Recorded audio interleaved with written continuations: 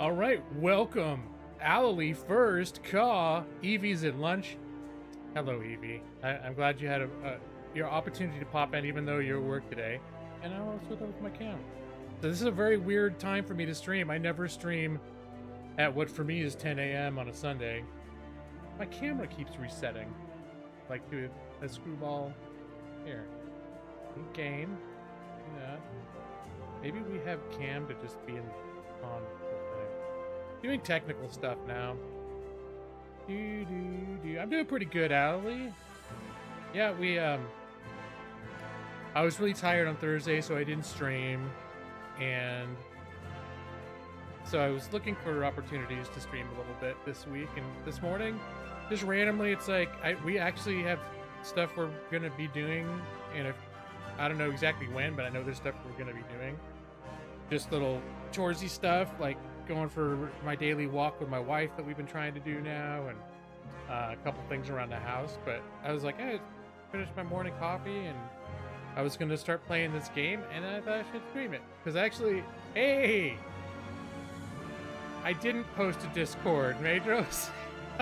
God, how did you know I was on right now? It didn't even cross my mind. I just like literally started my thing, and hello, Mike. And Madros, if I'm not mistaken, I think I noticed on Steam that you bought this game, Valheim. Give me 1 second here. Where's the thing where okay. I'm gonna keep it active while it's not showing. Now I'm gonna change the cam settings, because every time the camera just seems to be changing its settings. It's a bullshit.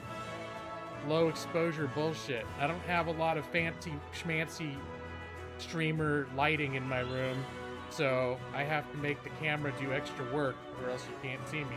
And I know y'all love to see me. Why? That's why y'all come here. I should have my face take up the whole screen, and then in a little corner that'd be the game that I'm playing. Nick, present but puttering. You're one of those that I wasn't sure would make it on a... Well, I guess it would be 1 in the afternoon. But, Nick, it seems like you stay up until, like, 4 in the morning, your time. So, I don't know. I never know when you're going to get up. But I figured by now there was a good chance that I would be able to catch you. The person I don't think is going to be available is Brad. I don't think Brad... I think Brad stays up till 3 in the morning China time. But who knows? You never know with Brad. Anything's possible. Ding. Oh! Allie. Allie posted it? Okay, Allie. Dang it, Allie. You're so awesome. Thank you for that. Because that's the sort of thing that I forget. Like, I've gotten so informal with my streams. Although I still obviously do, like, I have the special Valheim set up that I put my screen in the back. I still do that every time, or a lot of the time, unless I'm not sure what I'm gonna play. But yeah, I got this game on... Did I get it Friday? Thursday? I think I picked it up Friday morning. Like before I went to work, I was watching videos, and this keeps popping up on Steam. It just released this week, and it's got overwhelmingly positive reviews, like thousands of them already. Like, holy crap! Because there's so many crafting survival games, and I read the description. I'm like, okay, well, I've kind of been in the mood for one, and I kind of wasn't in the mood for any ones that I had already. I wanted something, I don't know.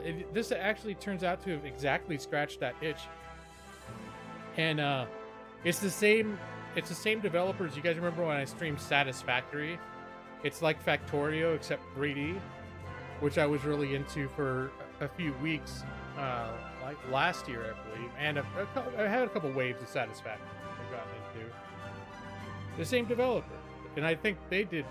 I really, even though I don't play Satisfactory all the time because it gets to be too much, it's too much organization. I think that they're a really good developer. So, yeah, I decided to try this game, and I've been enjoying it a lot. I mean, obviously, I've only been playing it for a couple days, but And yesterday, literally, like, I started playing it. I was just gonna play it like when I got up with my morning coffee, played a bit, and I ended up playing it almost the whole day. So, hey Stone, I know it's weird that I'm up at this time. It's just a random. It's like an attack of opportunity. It's just the time that I happen to be up. So Saturday night, and I was gonna start playing this game again, and I was like, what the hell? As long as I'm playing it, and I show it to you guys in case you haven't seen it. It's like a PSX or PS2 version of Conan. Oh, and Ethan, hi. I didn't say hi. Hello. Uh-oh. Well, Stone, Allie, tell Stone to dislike the stream. Tell Stone specifically to dislike the stream. We're gonna outsmart him and get what we want from him. All right, for just Stone, forget I said that though. We don't want you to like the stream, Allie.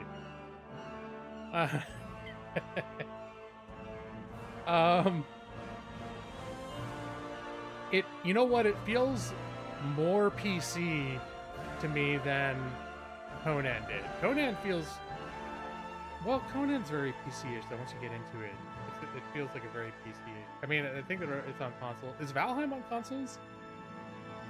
But that was my first thought when I'm thinking of trying to explain what Valheim is to compare it to Conan, but it's very different from Conan. The world is procedurally generated, but it still has a progression of like going to the next.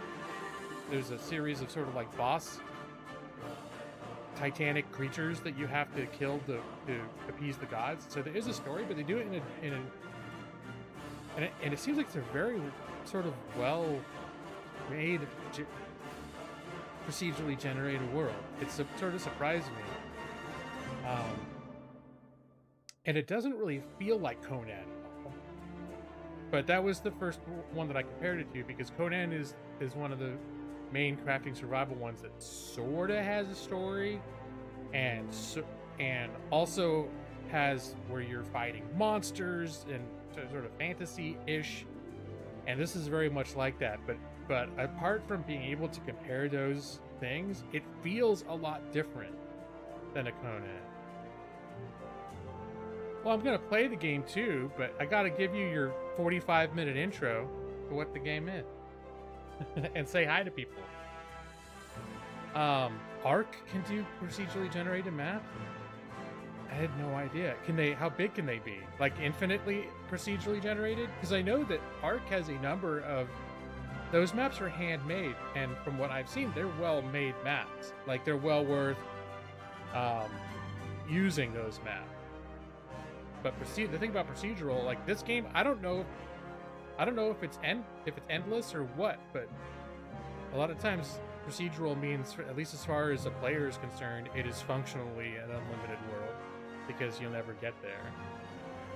I had some problems with Ark. Yeah, Stone, that's one of those games that makes my computer rev up real hard. Like, my computer's like, yeah, I'm running this thing, but if you see smoke coming out, then turn me off. And it chugs a little bit. I did play Ark for a while though. My system is capable of running it, but it felt a little bit choppy. I mean, it's kind of weird because there are games where I can see if I can measure the frame rate. The frame rate is still pretty solid, but it just feels unsmooth. Like even if it's running at 60 frames a second most of the time. Yeah, okay, I see what you're saying, Madros. The graphics, yes. Now, it's weird because in some ways the graphics are very modern, like lighting and different effects. But the actual textures do look like PS2 era textures.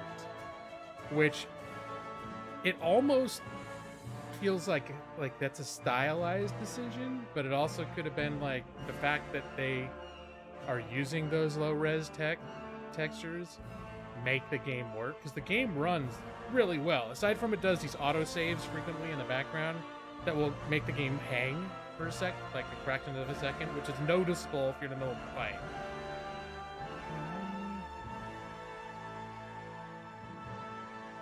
If my PC can't handle it, yeah, no, my PC's doing fine with it. I haven't tried streaming it yet. So sometimes games, once I have a streaming software going, that I'll realize, oh, this game does not get along with my streaming software, and all of a sudden, it won't run well, or the software won't run well, etc. It's Sunday out here. Hey, Matus, it is a random Sunday stream. I still have my morning coffee too.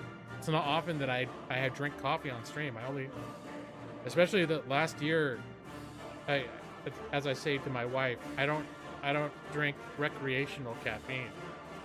So in the morning, I have my cup of coffee, which I have to have. But then the rest of the day, there's no coffee. And if I have soda, if I do have soda, which I don't have all the time, I try to do decaffeinated sodas. Yeah, the player seems low res. But it's not super distracting to me. Like, I will look right at the low res and be like, yeah, okay. and overall, the look of the game to me is, I think the world and the overall game is beautiful, and the graphics look good. It's not like, well, like Minecraft looks clunky, but it's like, that's its style. But but if you look at, you're gonna be like, oh, does Minecraft look realistic? And it's like, no, but the world feels, and part of it, I guess, just the assets themselves, but part of it's just the way that the world looks, like just the way the trees are generated together, and the different, it just seems like they did a really good job of, when you look at the way the world is generated and the way everything is laid out, it just, to me, looks really good. Oh, you've only played it for 5 minutes? Oh, gosh. Well, it's a big cup. It's technically like what would be 2 cups of coffee for most people. And our coffee pot, has all the little ticks for how many cups, and I don't know if there's a cups for leprechauns or what, but the little, whatever they measure as cups on the coffee maker ticker, that's not accurate at all to what real people drink. But I know this is about 4 coffee pot cups worth of coffee in here. I'm kind of curious now to see how much I've played this game, now that you mention it, because I basically turned it on yesterday and I just had it on all day. I took a few breaks, but I'm probably going to be embarrassed. I'm probably going to be embarrassed when I actually see how much I played. 14.9 hours. Now that's just starting playing Friday night and yesterday. So, yeah, that's not good.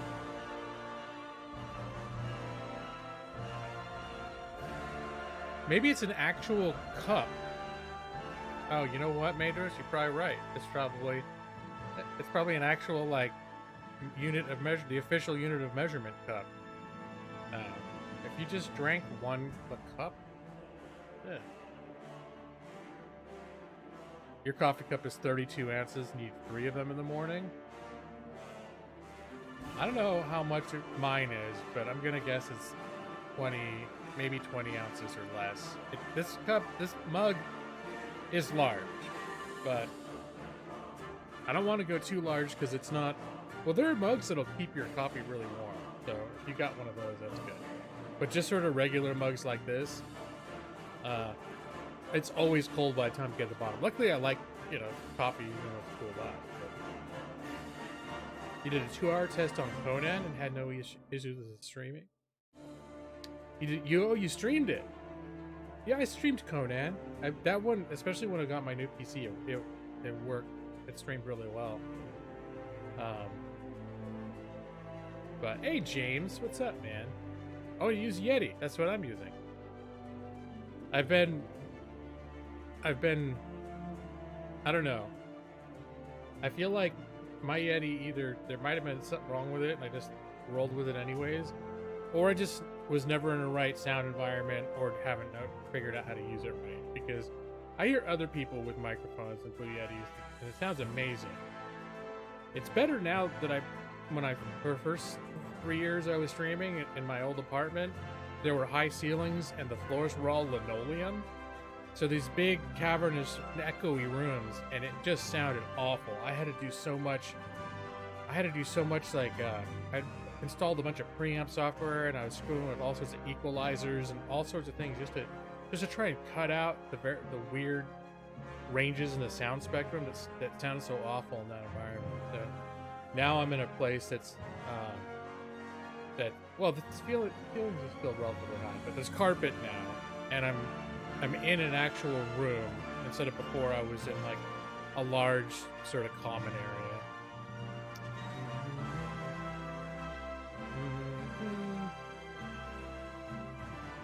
So, and the other, for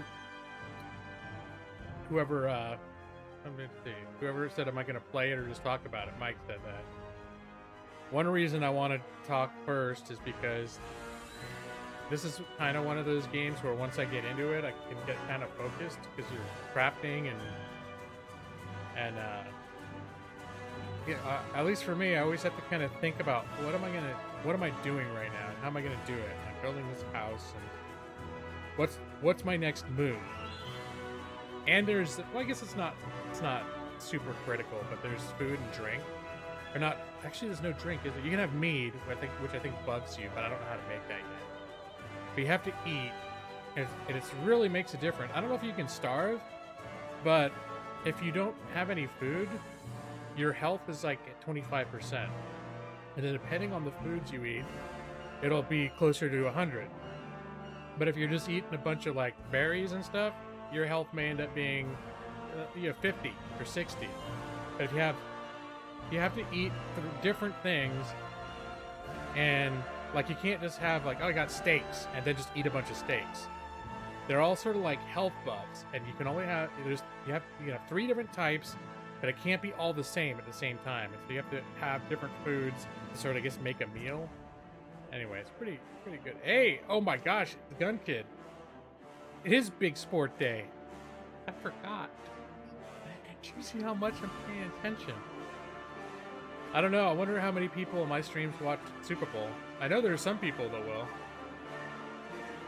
Oh, there are definitely games that do the food simulation a lot more accurately, to where, like Green Hell, you remember when I streamed that, and some other ones where it keeps track of like how much fatty content versus protein versus carb, and you had to have a certain balance or you'd be like diet deficient. This game's not like that, but it definitely has an interesting food mechanic that does make an impact on, it's not necessarily realistic, but it does have an impact, a very big impact on your ability to survive in the world. If you let those, they're like buffs basically, but if they run out, you may go from 100 health to 25 health just because you let your food run out in your system, your body running out of gas. The vector settings and the noise cancel features. Was that right on the mic? I know they have the vector settings. I can't remember if it comes with noise, because I use like the built-in. At this point, all I really use is the built-in. No, it's not OBS's built-in. It is still the plugins that I use, but I use a noise reduction, which sort of eliminates whatever, like a hiss or whatever background noise might come up from, just the environment I'm in, which at this point is relatively quiet. But there still be a little bit of white noise, and then also I use a noise gate, which I have set, I think, mostly not very aggressive, but enough so that when I'm not talking, my mic's is not transmitting anything at all. And yeah. Happy Funny Commercial Day. I can't wait to see on the internet, on YouTube, which commercials came on during a Super Bowl that I didn't watch. You know what? I think I'll jump into the game. 45 seconds of gameplay. And I'm now launching the game for the first time with streaming software. But yeah, I think that was the clincher. I saw the good reviews. Even though it's an early access, it's like feels very feature complete. Although I have come across some stuff that I hope they improve. Is OBS? You gonna pick this thing up? There we go. Thank you, OBS. It's only 21 minutes in. Well, here's the thing with today, Madros.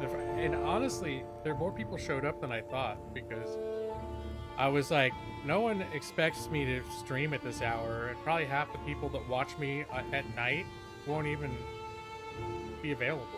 But here we're like 13 people watching. Oh yeah, a lot of COVID-related commercials. That should be fun. But yeah, it is Super Bowl Sunday. Huh? Forgot about that. So, but yeah, no, my main thought was like, I'm gonna play this game, and was already concluded as of yesterday that next time I stream, this is gonna be a streaming game. Kind of wanted to like show it to people who hadn't heard of it before. Although if you're a gamer and you pay attention to like games that are coming out and buzz about games, this game has gotten it's gotten a lot of attention. It's got a lot of a positive attention so far. This is G-Law Sunday. Oh, by the way, how's sound balance? Because I just realized the music in game is a lot higher than what I had in my OBS like welcome screen. If I need to turn that down, I can do that. The meters make it look like this game music might be a little high. In fact, let me just bring up complete. No, volume's already down to 50. Anyways, let me know if it's loud, because I can turn it down a little more. Also, I think music will be less overbearing once I get into it. A lot louder. Okay.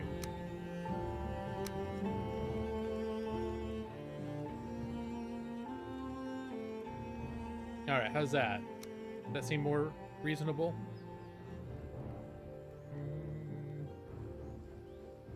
Hokey pokey, but then you turned yourself around. Oh no, that's ridiculous.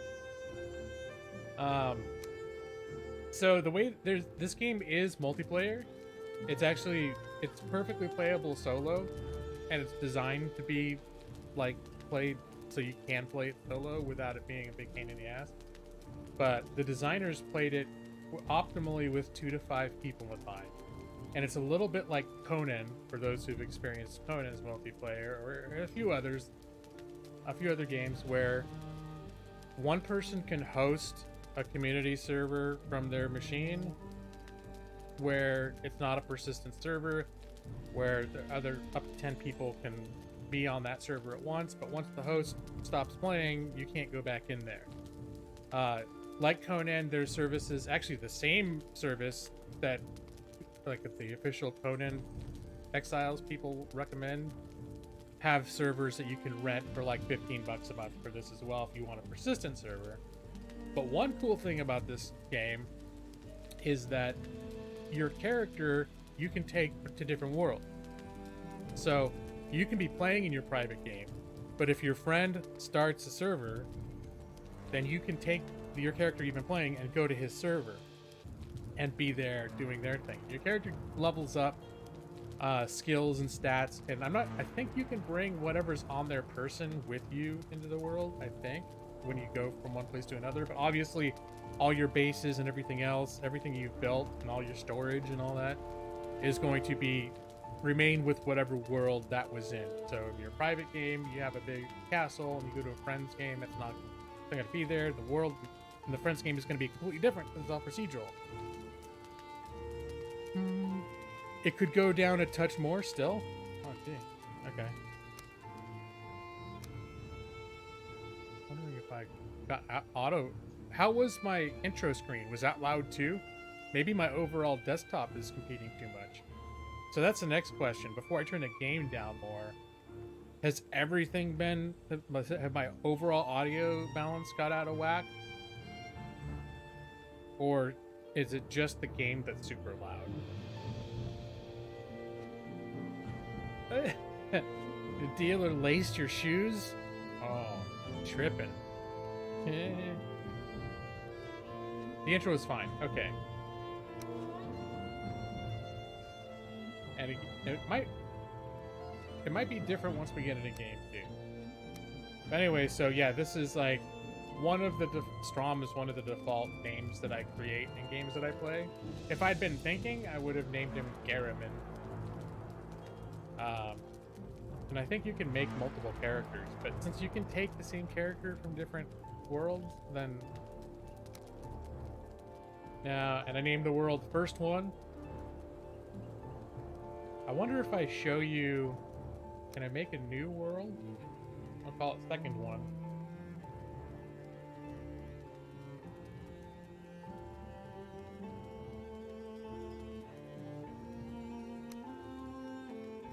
So see, I select the character and then I can choose which world I'm gonna be in there. So I wonder if I enter a new world if it's gonna show me the intro to the game too. Or if I have to create a new character for that. I'm just curious. I think what I'll jump in here so you can see the beginning if it'll show me, and then I'll jump into my game that I've been playing. So I got like a whole plan going on in my game right now. It's the kind of game where it incentivizes you, like you pretty much to progress it, you have to hunt down and find these boss monsters. And I recently found out where I killed the first one already. The first one they made very close to your starting location. The second one was very far away. So I've been collecting resources, and then I decided one morning my character got up and I was like, okay, I'm gonna run to this icon on the map.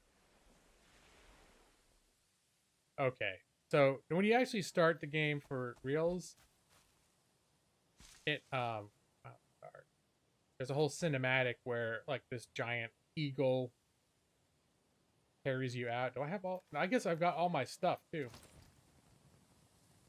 So, character started me out at nighttime.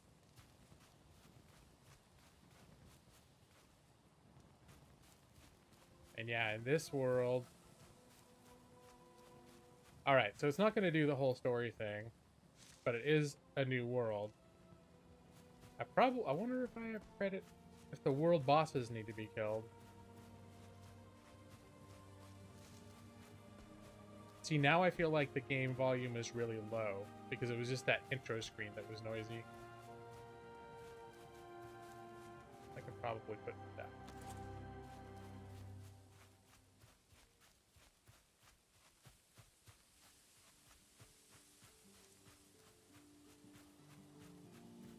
But yeah, and I've turned off some of the graphical options. I turned off depth of field, and I turned off bloom. But aside from that, like, now if you look at the character, you can't really see him that well. You see we were talking about this, his textures are really bad. You get a close-up on the grass, and you can see the grass textures they're not super advanced. But the overall impression, the overall world, taken all together, looks really beautiful, I think.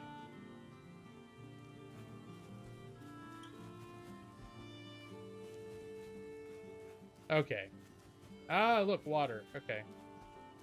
That was the main thing that I wanted. I didn't want to set up a base until I knew I had access to water.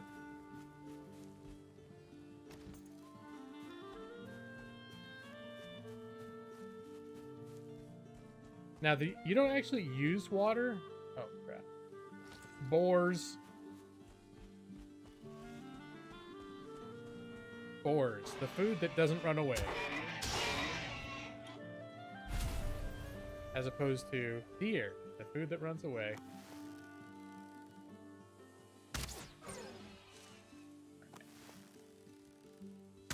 Nope, that one. Once they get spooked, it's almost impossible to get the deers.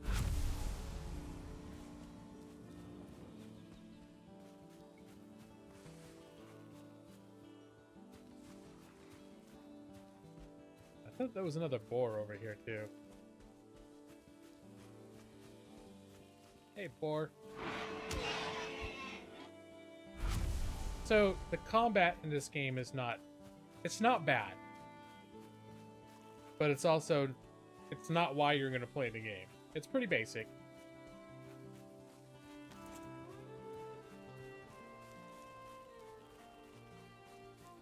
The other white me.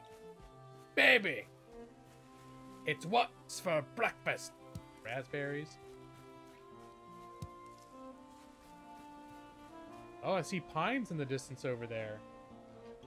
So where you see pines, that's considered a different biome. So the biomes I'm in right now is the meadows, and it's basically ideal. There are some baddies, but they're not too many. And killing birds is good because you need their feathers to make anything other than the most basic arrow. Deers have just leather and meat.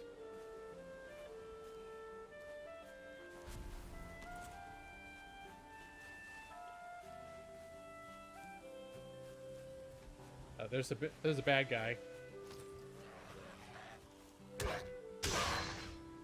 I have a leveled up club. So there are some buildings that are, I don't know what they're supposed to be, ruins of. I think this whole place you're in right now is supposed to be some sort of version of purgatory. I thought maybe there'd be a chest up there.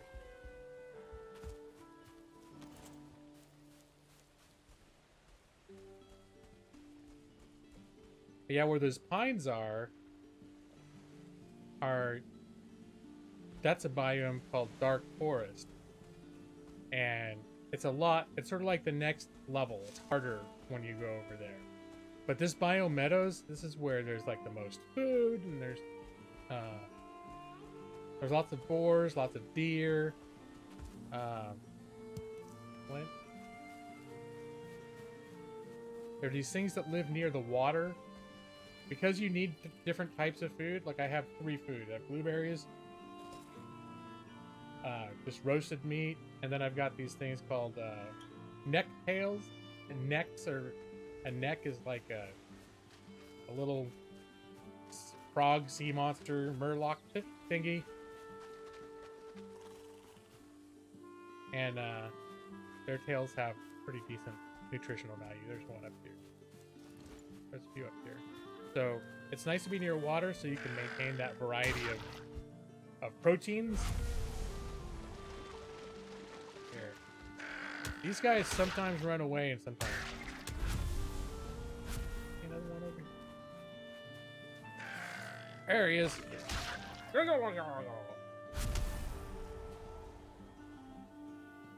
It does look like a nice place to settle down and write a novel. I agree, Dane. Yeah. No, I think this game is beautiful.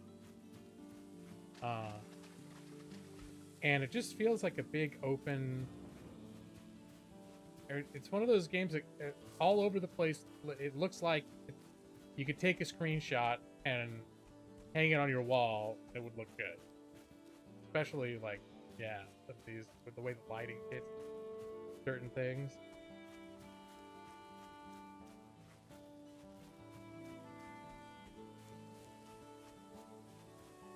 Well, I made the murloc sound, but they do seem like they're little murloc-y. Wow, here's a whole family going down. You swing. I feel like Charlie going after the rat and Always Sunny. I took out whole generations. Fathers, children, grandfathers.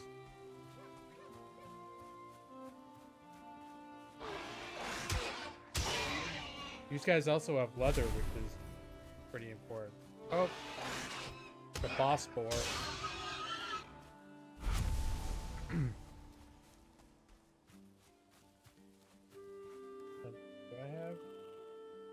Oh, I could pick up more flint. Why not? But this world seems almost nicer than the one I've been building my stuff in.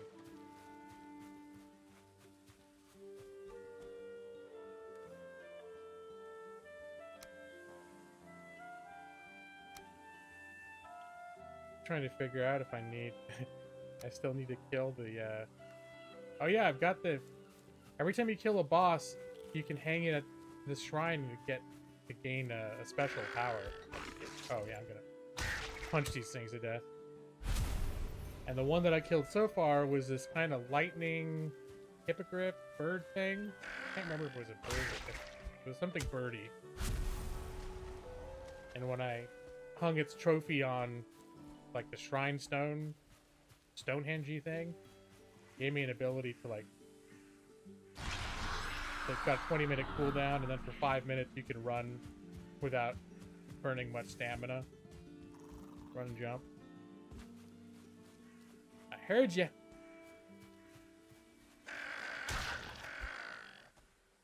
Whole generations of necks went down that day.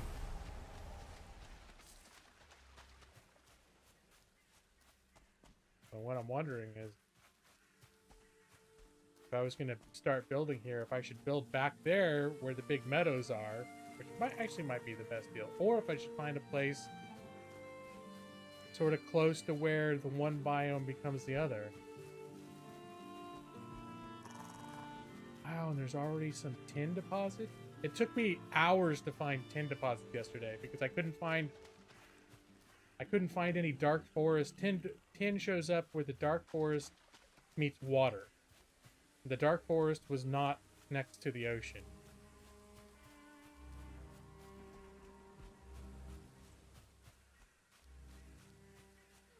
But yeah, where the pines and the conifers and the firs start. Yeah, already there's like more hideous monsters. More advanced monsters. Gray dwarves. Creatures of the darkness.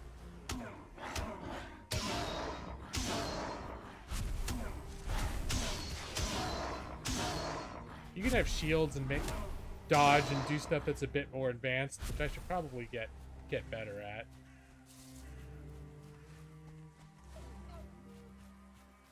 Alright, what does this thing say? Beg to stir the elder. Oh! So this thing just gave me the location of where the next boss thing is to fight. Alright. It's a crossroad of biomes out here. It certainly is, Matus. Wow, this world seems like it's much more generous than the one I've been playing in. They update the game and make it better. Like, I almost don't want to go back to my other world, but that's where all my stuff is.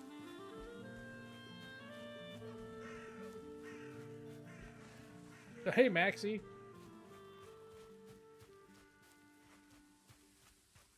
I can do hunting in this game. It's not quite as realistic as Call of the Wild, though. Alright. Now I think I'm gonna head back. Hey, it's these guys. Like one swing just takes a whole family out. There's just a couple of Murloc things just walking along the beach together. All of a sudden I run up. Just because I like roasting their neck, their neck tail. Neck, is that what it's called? Neck tail. I didn't realize that the anatomical little play on words there. Because what the whole thing when I think of neck reminds me of The Witcher. It has a whole classification of things that are a little bit like they're like sea monsters and they're called necromorphs. So, I think it's for necrophages. Oh, this is like a 2-star. This is like a. Luckily, oh, I hit hard. All right. Also, I'm losing. My health is down because I'm almost out of air. Catch up on food.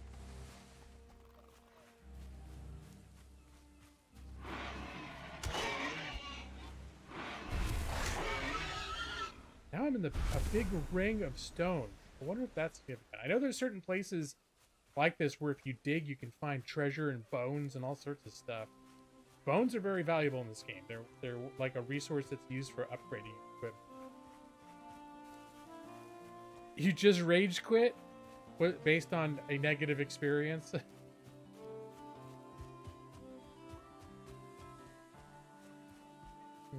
Oh, there's pines right over here, too. I guess I didn't have to go nearly as far as I thought to get to the dark forest. Alright, so maybe I don't need to come all the way over here.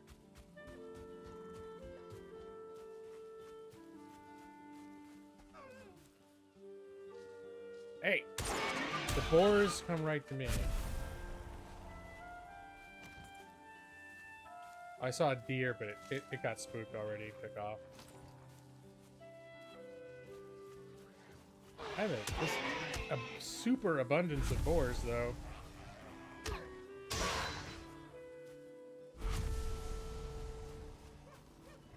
Yeah, the looting thing in this is when they die, they explode a second later, and whatever loot they have kind of pops out of the explosion. Little Zelda-y. Isn't that like Wind Waker? I think had that mechanic. I haven't played all the Zelda games, yeah, so maybe that's carried forward. But I specifically remember Wind Waker. Cloud of smoke, and then that thing popped out. Now, what does this say? Land is hard and wild, but we who are brought here are harder still. Take comfort, traveler, in the gifts before you, the good wood and stone, the fruits and the flowers of the forest. Look also to the wild boar who roam these lands. They fear fire and the hand of man, but they can be taught to obey it. Go quietly to them and look at the heat of your stalk. Roots of the ground are their pleasure. So I've actually looked up what it takes to tame boars, and it seems like quite a production. So I just haven't done it yet. It seems like it's probably easier to just run out into the woods and hit them with a club. Even though I can't predictably say when they will show up.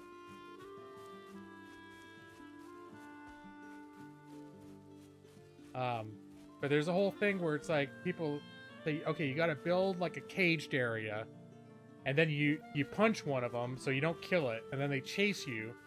And then once they're in the caged area, you throw a bunch of berries down and then run out and close the door.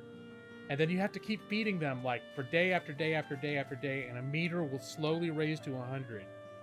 And then the whole time they'll be trying to attack you, break out of the cage, break your shit.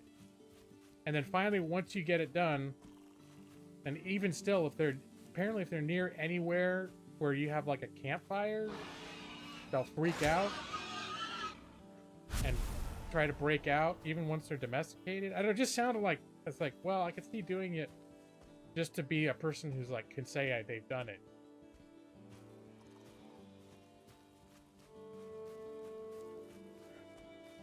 Hey, boar.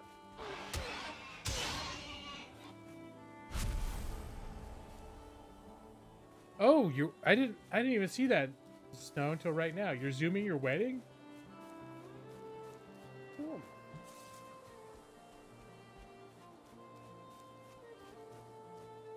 Here. Sometimes there's chests in these buildings.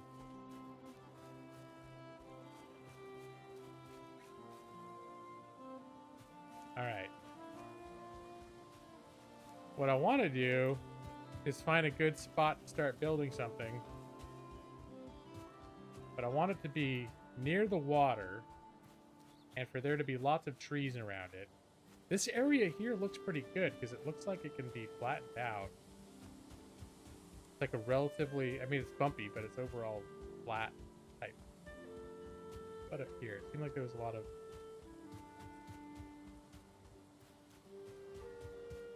Like this area up here is a sort of place where you could flatten it out. Now, I don't think you could do full-on like mining, tunneling in this game, but you can flatten and raise the earth to an extent.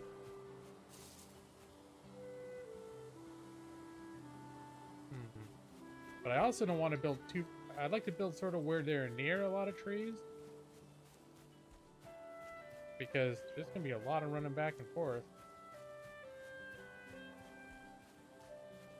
So maybe I like where we were first.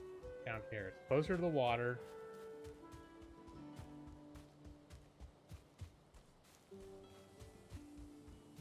Maybe I can even start. I don't know why I'm putting so much thought into this, because this is not even the world that I'm developing, but I'm actually really digging this world right here. So.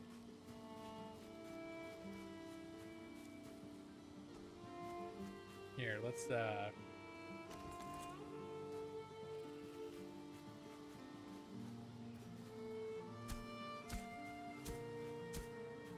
do a little bit of flattening here.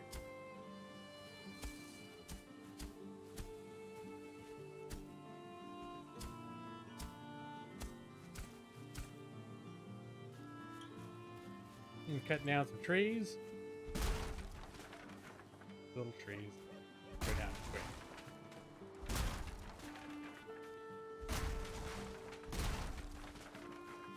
And when you're first starting, you don't have anything. You can actually punch these smaller trees with your hands and get the wood. But the bigger trees, I don't think you can. Well, let me see. Can I damage it with my hand? Nope, 0 damage.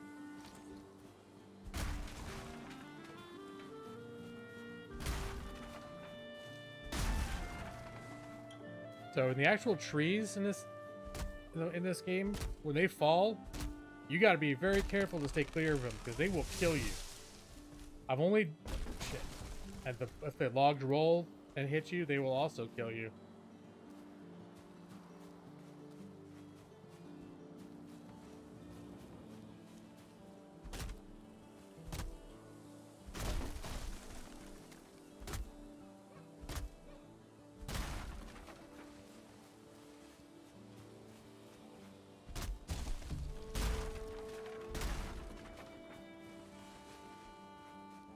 Yeah, I've only died in this game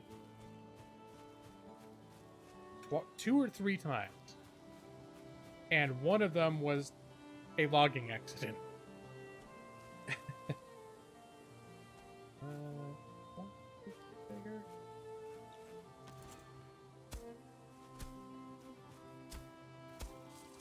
All right.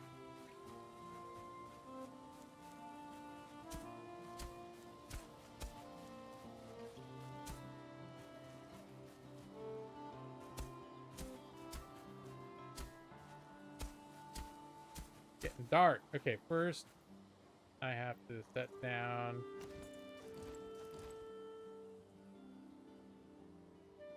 a workbench, right?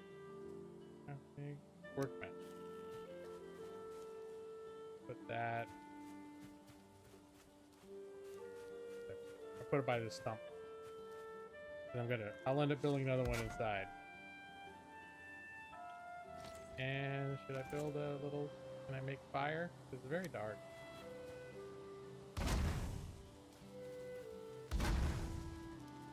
There we go.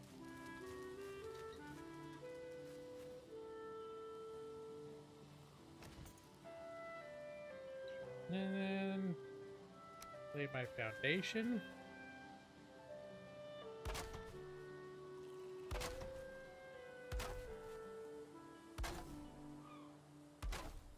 Do a 5x5. So the crafting in this game,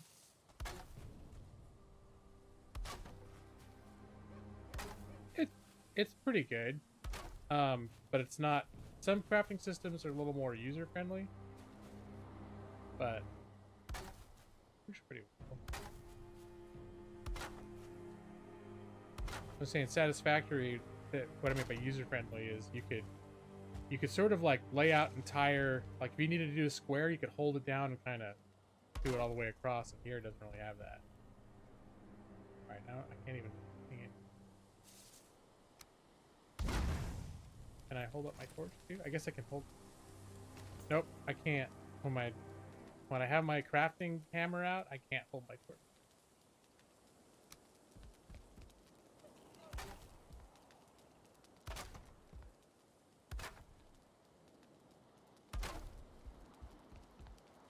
So when you build your place, you get cold. You can see it's just said you're cold. You build a little fire in there, and that can you warm. Being exposed to elements doesn't hurt you, but it impacts your stamina. I think your stamina can drain or go away much more quickly. Hey, the bird. Get some feathers.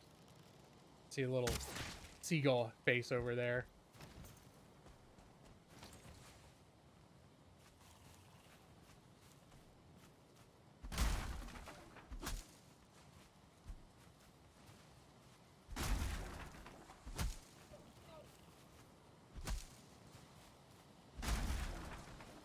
It occurred to me I should probably chop down the trees right next to the house first. Because if you chop down a tree next to your house and it ends up falling on your house, it will wreck your house.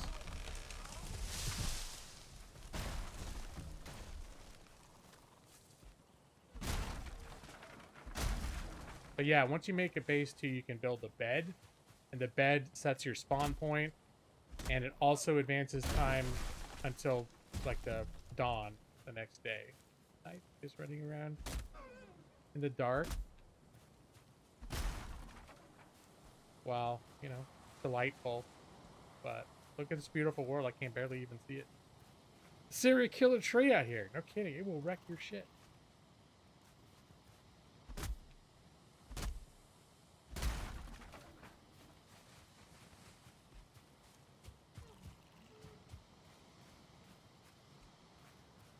All right.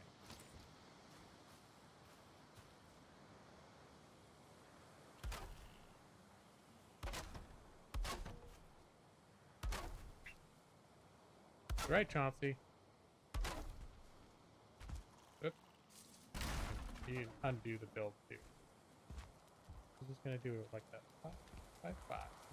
Okay.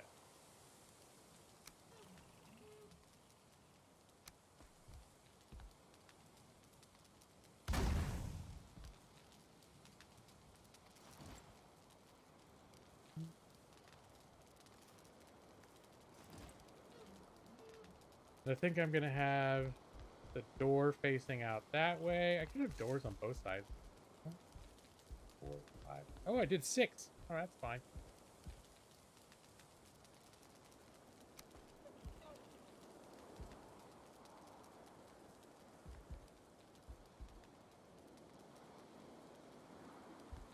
Yeah, the walls.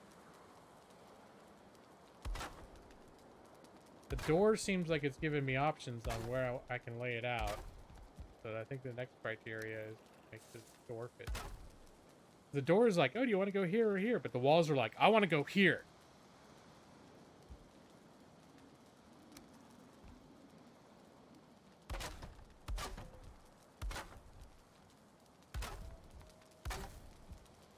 Oh, that's another thing about this. You need to have one of these work tables built, and then within a certain radius, you can see this this dotted line appears around it. That's the area in which you can build. And if you try to go outside that circle, you have to either build another one or you just can't do it. But the workbench itself has to be indoors or at least in shelter. It needs a roof. So that's why it's like first I'll build it and then I'll build like the beginnings of a house and then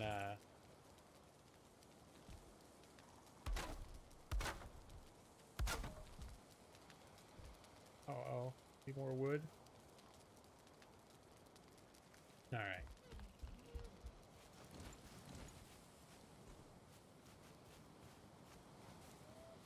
There's a log.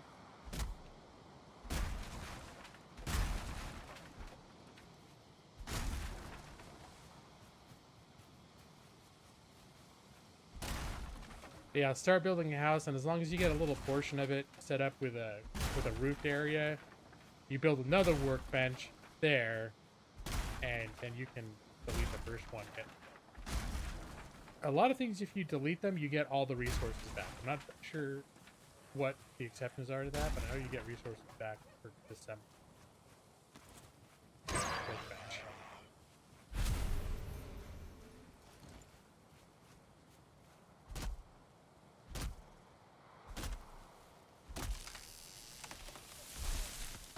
It does seem to have the trees fall away from where you're chopping, so that's good.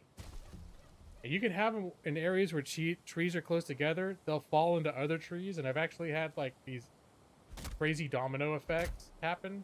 But that's also the times when unpredictably a tree can bounce off something else and roll or come back towards you again.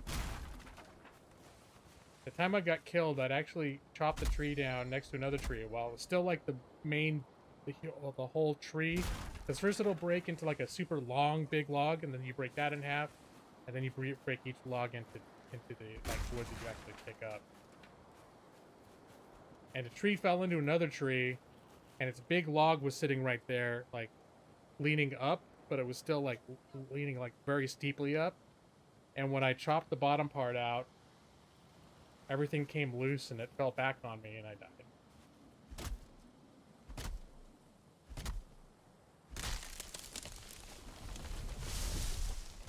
Oh God. It hit the house. That's what we were trying to avoid. Yeah. Okay, what? Okay, stop hitting the house now.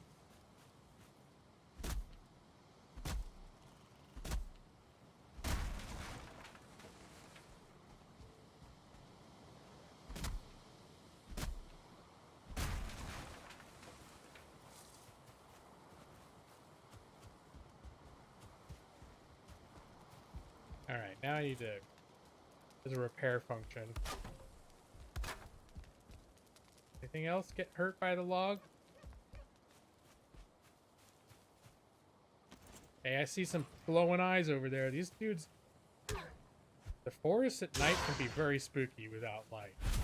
Like, it's that stereotypical glowing eyes out in the dark forest. Yeah, those things are out here. They'll try to kill you.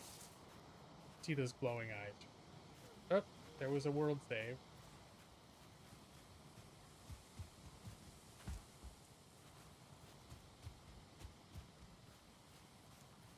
Am I full? Oh, I've used up all my slots. That's one thing that I feel like they could add to the game. So there's a weight allowance of 300, which I'm close to. It fills up fast when you're carrying wood. But there's also just flat out the number of slots that you have, and when that's full, you can't get any more either. And it seems like, you know, this is still in early access, and that's one of the things that they could improve is allowing you to have bags or backpacks or skills to lift more, or containers so you have more slots, that sort of thing. But for the most part, the game feels pretty feature rich. Maybe I haven't played enough to like. Maybe if you get through where you kill all the bad bosses, and then the game just is like, all right, stay tuned for the rest of the game. But so far, the game does not feel at all like an unfinished game.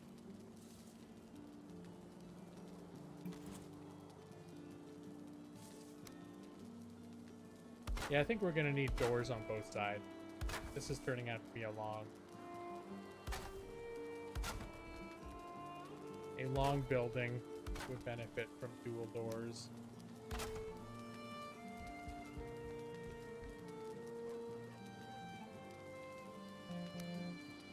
We'll put the workstation over here, because if we build out, it's going to be in this way or that way. Oh, let's do a steep roof.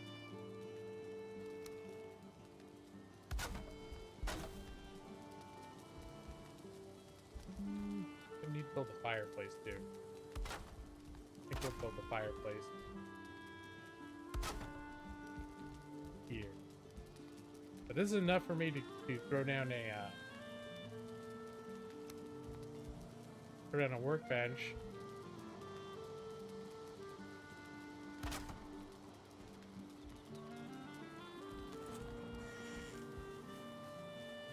And get rid of the old workbench. Oh, nope, that's not how we do it. It's not how you reclaim stuff.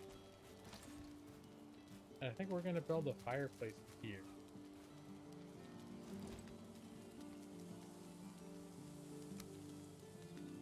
So that's another thing is fire is a little, they could expand the options. Fire has to be on dirt. So the way that you make fireplaces is you actually have to open up a place in your home.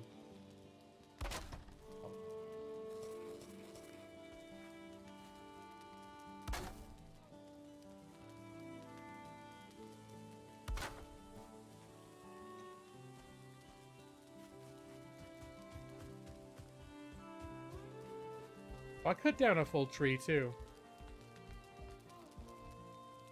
I always feel like I'm running out of wood, but I guess when you look at how much I'm actually building, it might.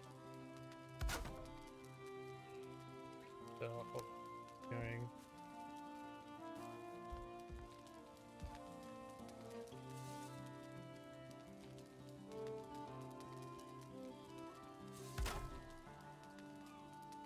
Okay.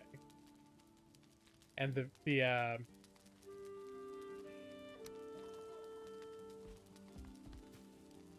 fire will go out in rain if it's not roofed, too. So that's how when you're building your fireplace, this was generally accepted as the best one, or some sort of roof up there.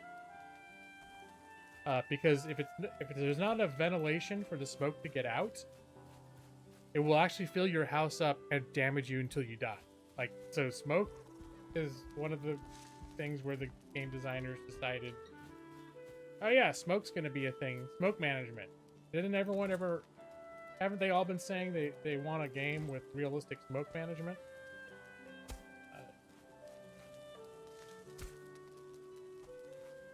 Let's see, let's raise that cat.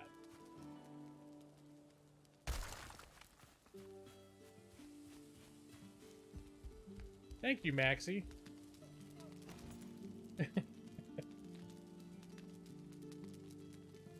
Let's see, we'll build our little fire.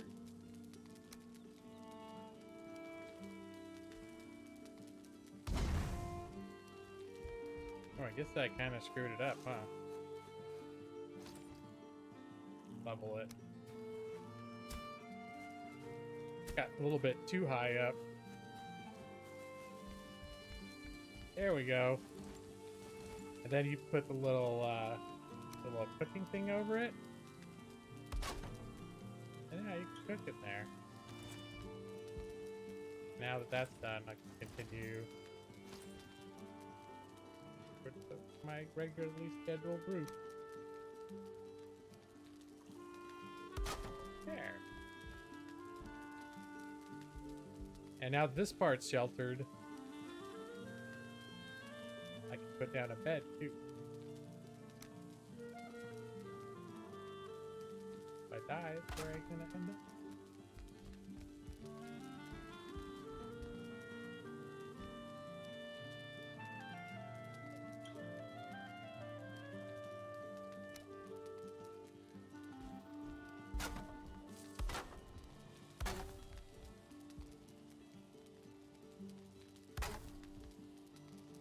Oh. Luckily, if you screw up, it's free, so to replace it. Do I keep going up with the steep roofs? Make it like a super high. Yeah. I've been doing. There's a less steep roof, and that's what I've been doing. It's the first time I've used the steep roofs. Oh, I'm out of wood. But now, because there's a fire and the bed is here, back to flame.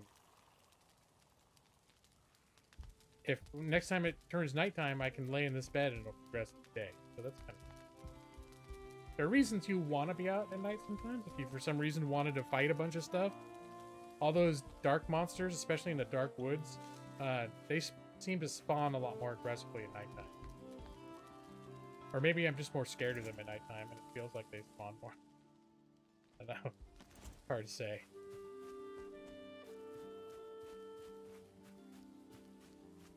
I know this is one of those games where at night I can end up getting a little spooked. Alright, let's try to get some trees falling into other trees. That's always fun.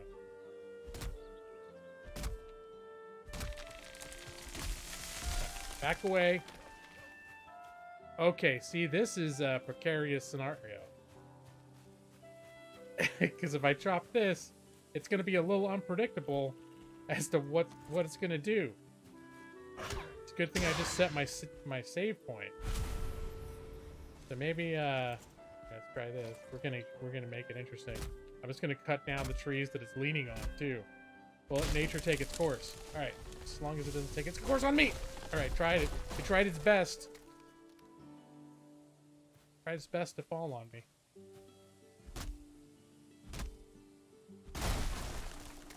Not today, tree.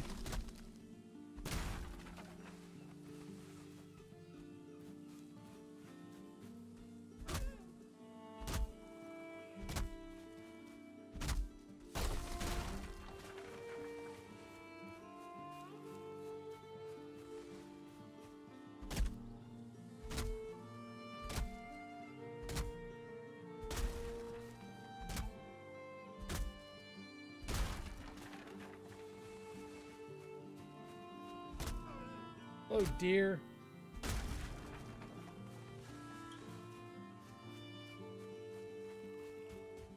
I think I saw another tree that was already fallen over. Is this just a sideways tree? I think it's just a sideways tree.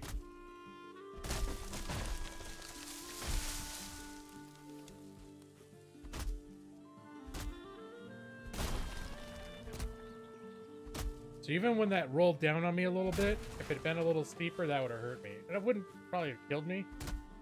But when that tree was leaning up really hard, if I'd hit that and it became unstable and the whole weight of the giant tree hit me, that probably would have killed me.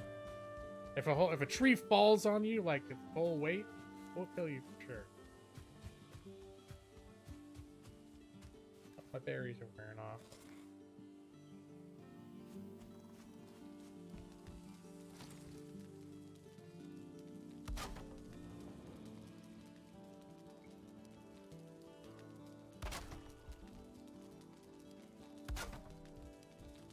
Gotta be careful.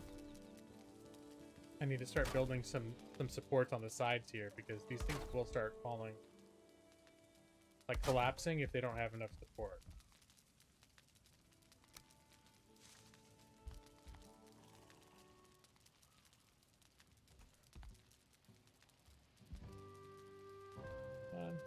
There we go.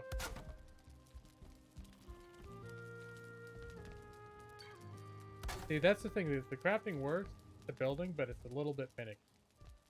Getting things to exactly the right spot. Think you're mad? Too unstable? Cutting down trees? Building tables? In a restaurant in the West End town? Call the police. Wait, is that a song? Is that part of the Pet Shop Boys? West End Boys?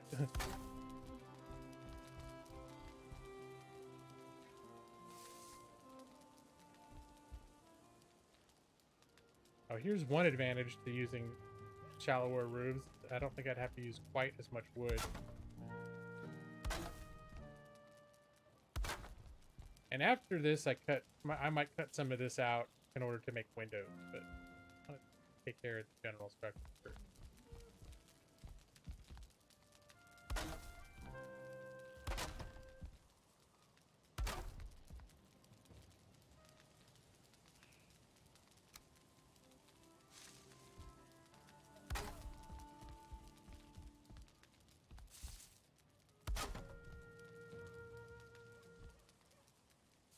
Dude, riveting gameplay.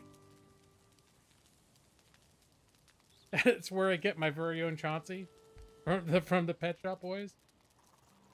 I wonder if this actually ever. I imagine there could have been, or would they get copyright strike if you actually opened up a pet shop called the Pet Shop Boys?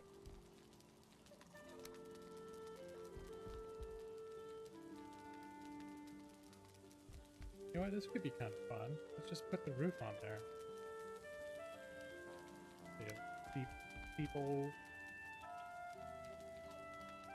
Oh, I don't want me to. Let me. No.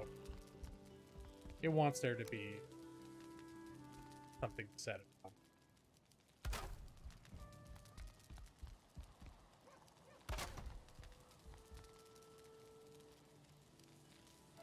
Although I'd probably take it out after the fact. I just couldn't get it to snap, but it's still gonna have support, right? What do you mean I can't stick it up there? What are you telling me? Are you gonna make me climb up there? Don't make me climb up there, young man. I think I need to build a ladder.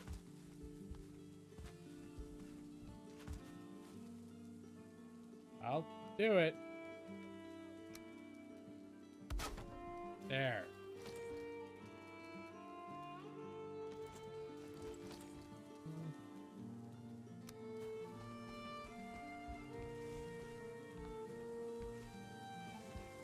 Son of a bitch, it's too unstable for me to...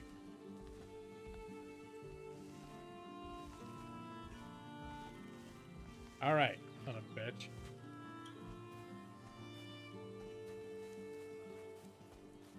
I haven't had this problem before.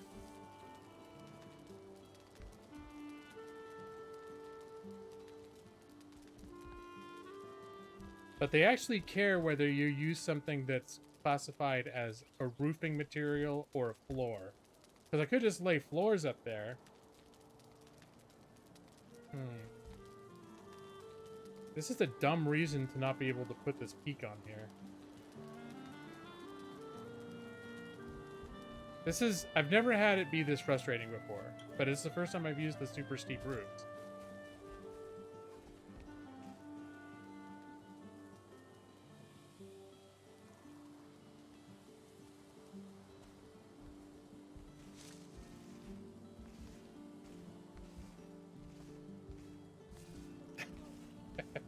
Alright, maybe this is one of those parts of the game that they may be able to improve upon.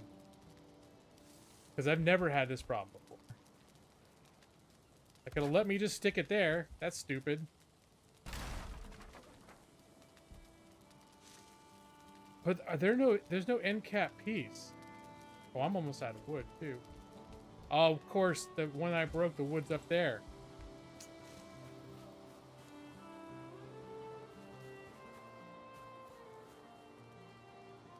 Alright, I'm gonna grab some more wood.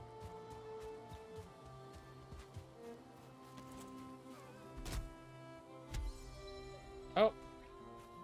My axe broke. Now, I'm sure this is something they're probably going to improve later, too. But right now, as long as you have a workbench you can use, you just spam this, and it'll repair everything, and it doesn't cost you any resources to repair stuff. So, that's kind of nice. It's not like Minecraft where when your durability wears out, you have to build more. But it does give you an incentive to not wander too far from a home with a working workstation. Oh, bird. Bird! I missed. Time to... Well, I did for a second thought about making the second part like a less steep version, so I could actually climb up there, but that's a dumb reason. You shouldn't have to do that. That's kind of stupid. Alright, bird. Stay still. There we go. How's that for Call the Wild?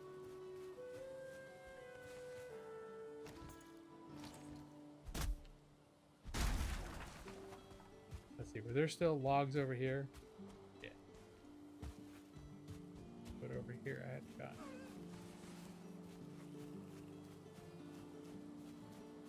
And this tree probably took some abuse from the other trees falling around it. It's probably ready to go. Yep, only took 3 chops. No, don't hit that! Okay, I thought I was right next to the house still.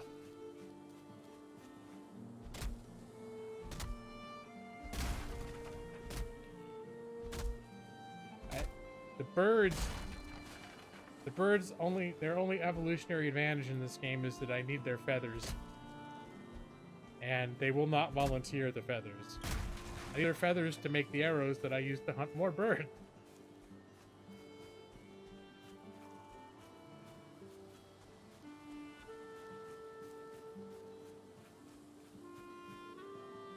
Speaking of arrows, there's an unsuspecting deer.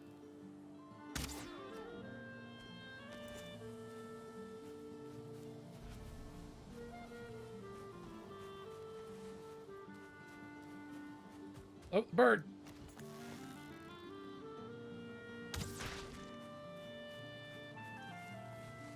Got those feathers.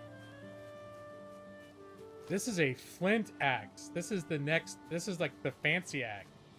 I'm way past stone axes these days, Maxie. Which tree? Oh, I'll just back.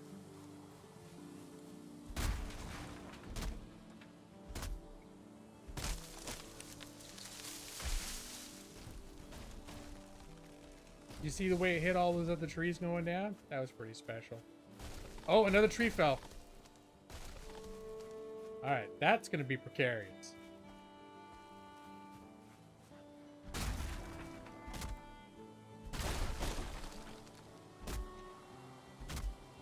Well, it's a better kind of stone than the kind of stone that I was using.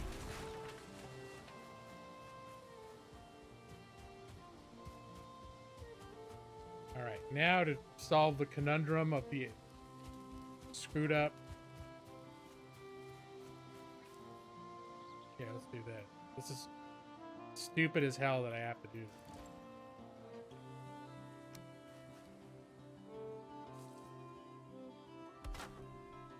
There, have to. I will place a roof up here.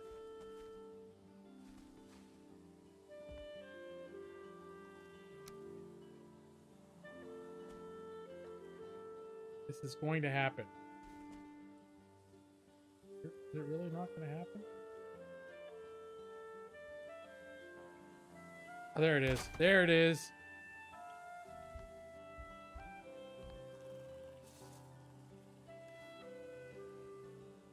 Let's eat another bite.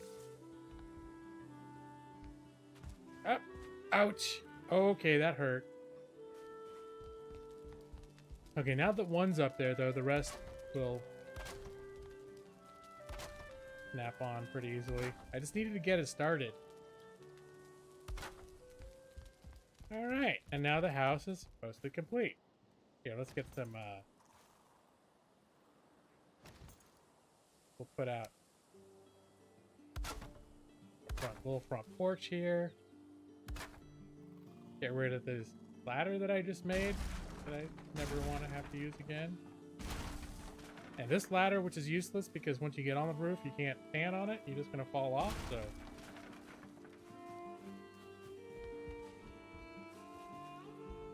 And let's make it.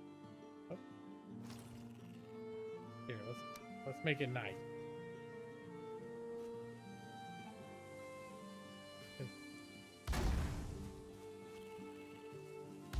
There.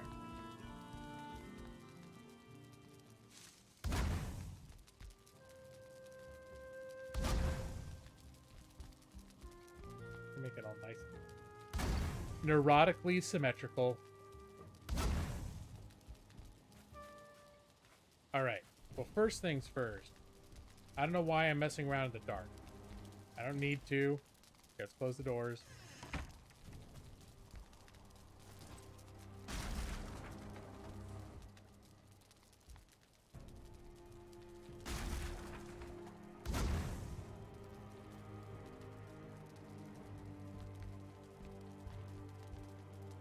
Actually, I like it in the dark because I'm putting lights down.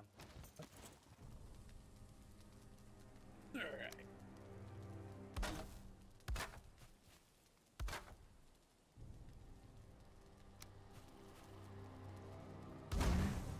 There.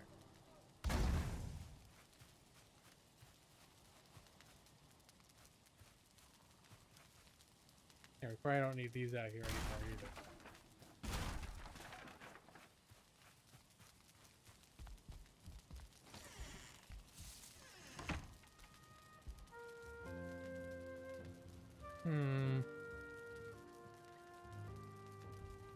I'm gonna build.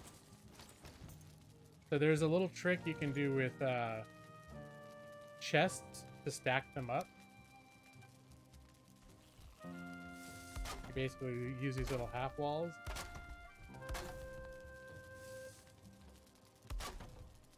And then you put roofs on them.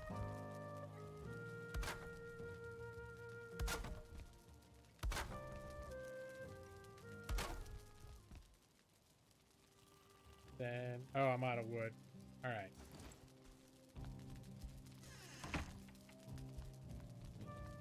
Yeah, raging torch next to the wood. What's the problem, Max? Totally legit.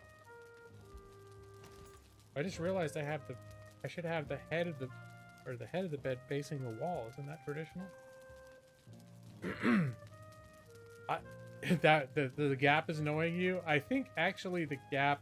I don't think there's a piece to fill in that gap. But let me check to be sure.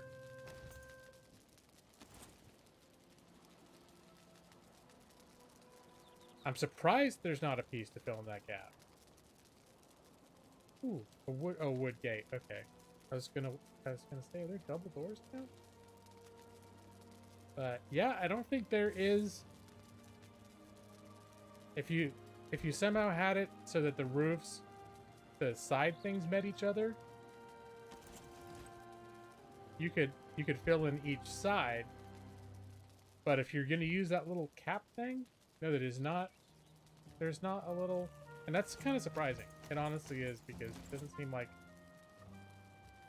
like it'd be hard to put into the game, and it also seems like it is something the first time you build a roof, you look for, like, oh, where's the piece to fit there? And then it's like, what? There's no piece.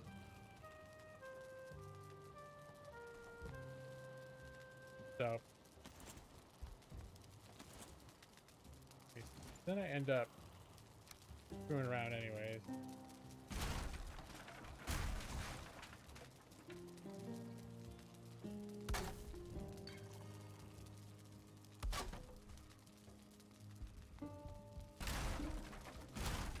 Making more holes in my house.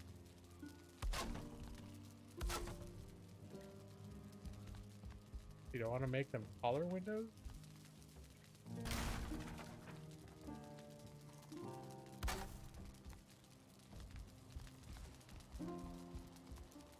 Or does it look better shorter? I can't tell. I've been doing the little shorter windows in my other house.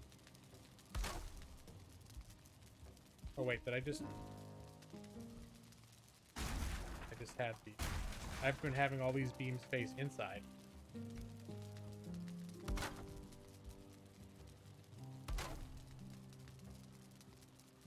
There. What looks better? That? And...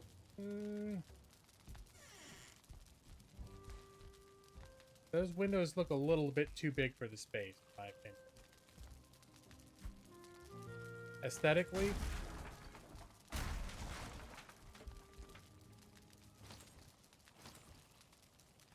Alright, okay, let me get that.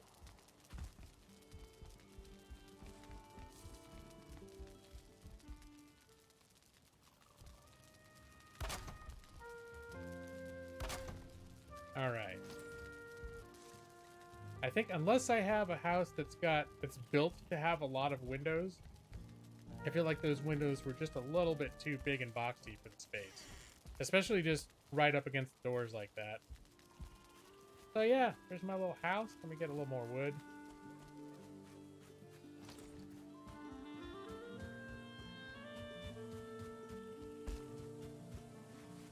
So for the most part, you can see this is I've been wanting to play a crafting survival game that's kind of chill.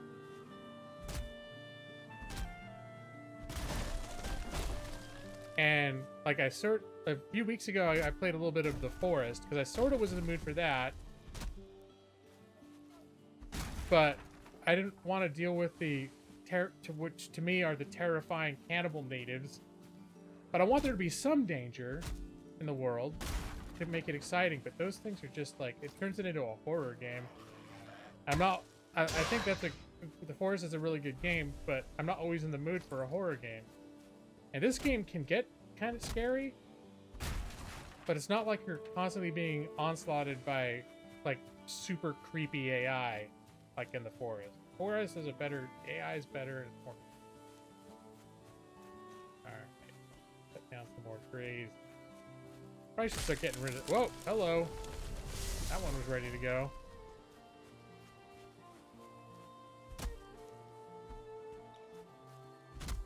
"45 minutes of out of jail."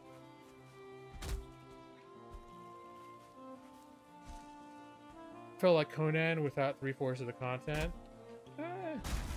I mean, I agree. Conan got a lot more content overall. The Forest is a somewhat more focused experience, and it does atmosphere really well. Like I'm not kidding that I would consider The Forest a horror crafting survival game, especially once you start delving through the caves and tunnels and some of the mutant creatures that start coming at you. It's just horrific. I mean, it's really freaky. Oh yeah, I was gonna make yeah, let's do the rest.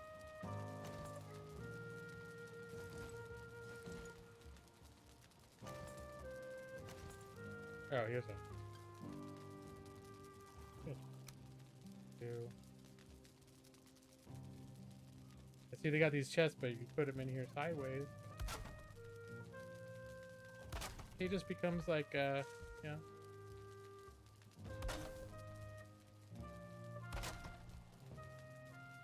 It's like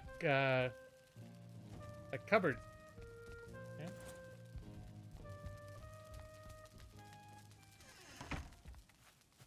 Yeah. Joss? With Joss? And hello, Joss. I played The Forest a little bit with Joss and Nick a couple months ago. But Joss, you were the one who was like, let's go down these caves. And like, I was more scared to go down in those caves. Joss is like, let's... Like, what did... we're sitting there trying to like build part of our base or whatever, collect wood for our base, and where'd Joss go? He's like, I found this cave. I'm gonna go into this cave now. Like, dude, that caves are terrifying, man. What are you doing? I thought you didn't like horror games. Wait. He's like, nope, I'm in the cave now. Homework galore, okay. Maybe add a little more. So, whereas this game, when you get like into the spooky forest, it starts getting scarier, more atmospheric. But even so, the monsters in this game feel a little bit more like World of Warcraft monsters than give you nightmares monsters.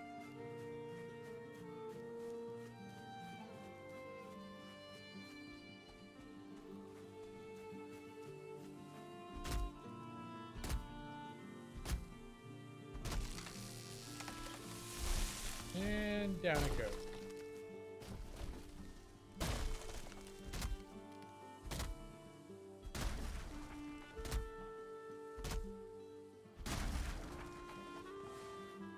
Wow, that thing rolled a ways.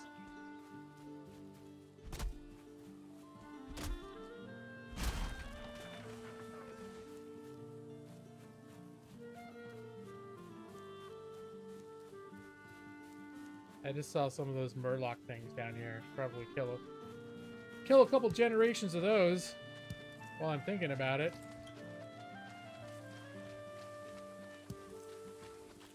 They don't consistently drop their tails to eat, so you gotta kill a lot of them. Okay, got a tail. Where's the other one? There was like 3 of them over here. No, he's still here. He's probably just blending in with the bushes. Sometimes they run away. Ah, yeah, I think that one took off in the water.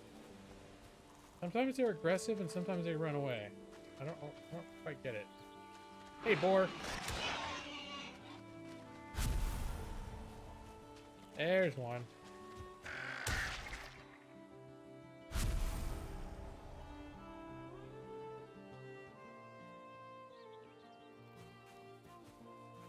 I had a hard time with Dune. I probably read/listened to the audiobook maybe about halfway through, and there were things I really liked about it. But I was having a hard time feeling invested in the characters. I thought the characters were interesting.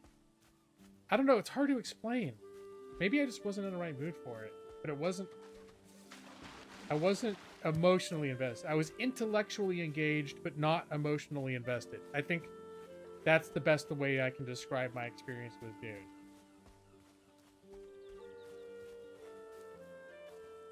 I've heard some say that the first one is the only one worth reading.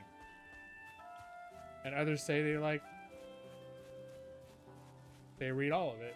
They like all of it. But a lot of times they'll say, yeah, but you really only need to, you don't really need to read the first one. Like, you can stop after that. Oh, I'm almost starving here.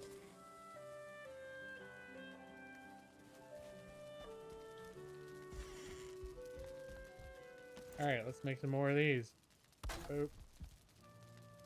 Boop. Boop. And you can make another layer of them up here, but I'm not going to do that. Because really, this base, I was just going to show you, like, how you start with nothing. In fact...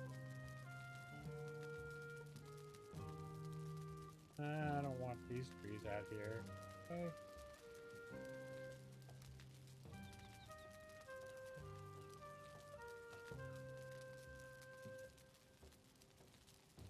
I think we may go back to my real world now. 3 or more you could see ignoring. Okay.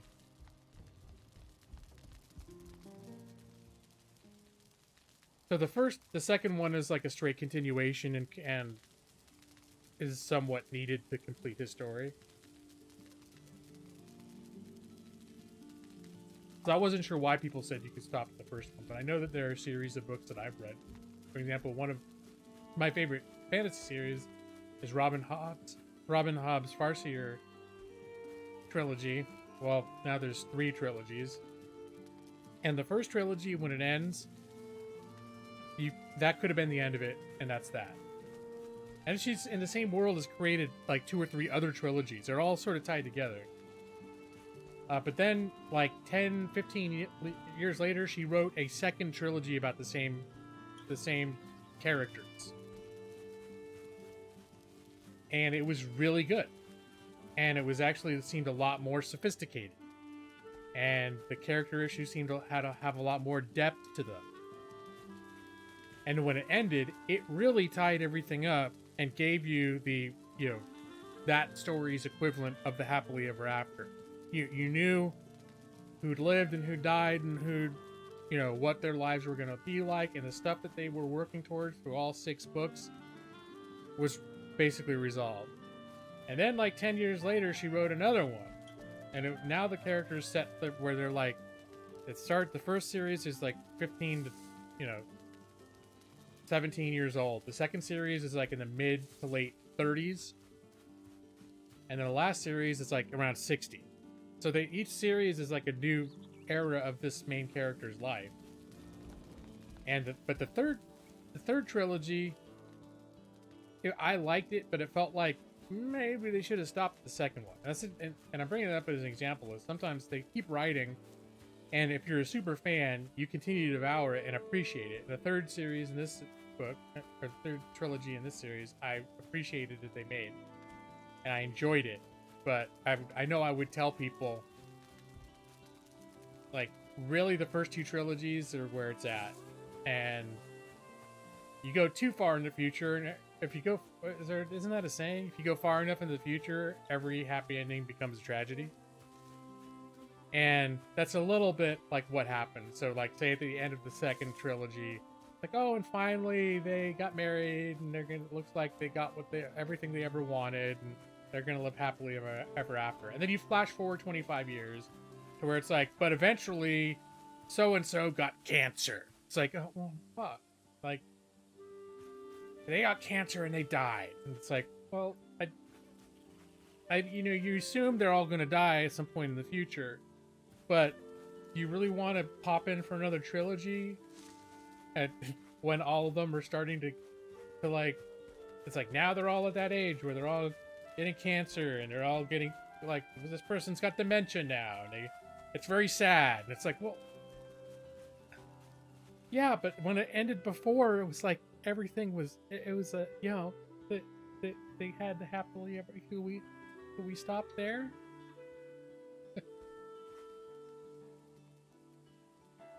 Didn't care for the characters.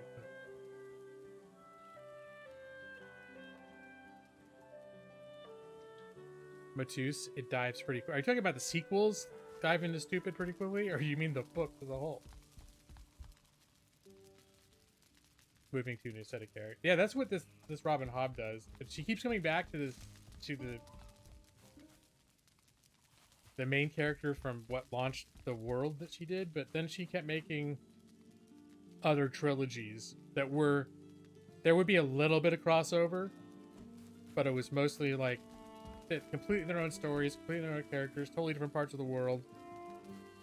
But then at the last of the trilogies from the sort of the what I consider the main character that launched her setting, they sort of had like a major crossover that tied a lot of the characters from all the various trilogies together. Oh, you're talking about Robin Hobb. Okay. The character. So you're talking about the character storytelling in the third Farseer trilogy. Yeah. All right. You know what? We're gonna close this up, and we're gonna go to the world that I'm actually working in. Although I'm kind of loath to leave this one because my initial impression of this world is it's much more conveniently laid out than the other one I was in. Even this thing is flipping closer. Like, I got the second monster set up. You can't see it in my map. Hold on. There. This guy over here. In my world, where I found something indicating where the next creature was going to be, and it was like, oh, it's like over here. And then I got about this far and reached the edge of the continent, and I can see in the distance looks like another continent. It's like, well, now I'm gonna have to like build a ship. And as far, I built a little raft, but it was real slow, and there's supposed to be monsters in the ocean too. I don't know if the raft is intended to go like across the game equivalent of a sea. Is a trilogy a trilogy?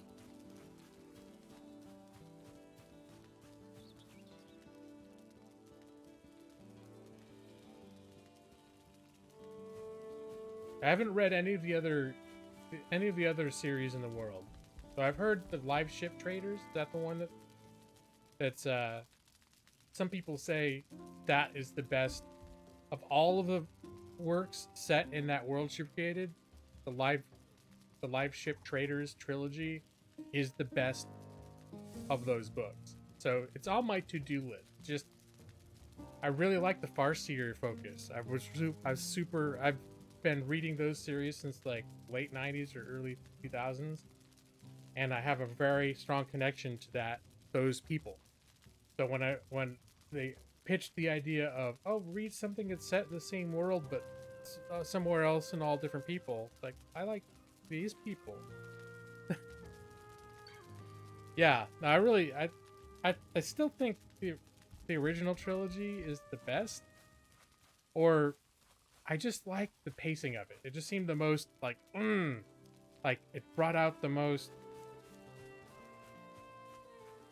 feeling. Like, oh, the villains you really hated, and you really wanted to see the justice done, and all this stuff. Felt like the first trilogy, the first 3 books of Game of Thrones. I mean, it's obviously considerably different than Game of Thrones, but Game of Thrones is one where if you ever read the books, it's the first 3 books. It's like, oh yeah, and then when it hits sort of like a climax and resolution in book 3 of Game of Thrones, it's like, oh shit, this is fucking crazy. What a payout. And then book 4 comes out, and it's like, sort of like, well, I guess there's a bunch of things we still need to, like, we set in motion that didn't come near to resolving. So we're just gonna keep doing. Alright, let me eat another one of these tails. And then we're gonna get out of this world and go to the main world. Oh damn, I didn't mean to close the damn, can't I go to the main menu? Oh well.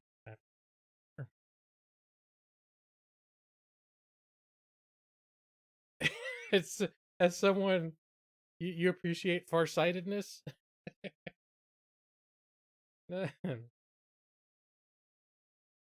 Game of Thrones is not the series. Well, I understand that. yeah, the Song of Fire and Ice. But I think it's become,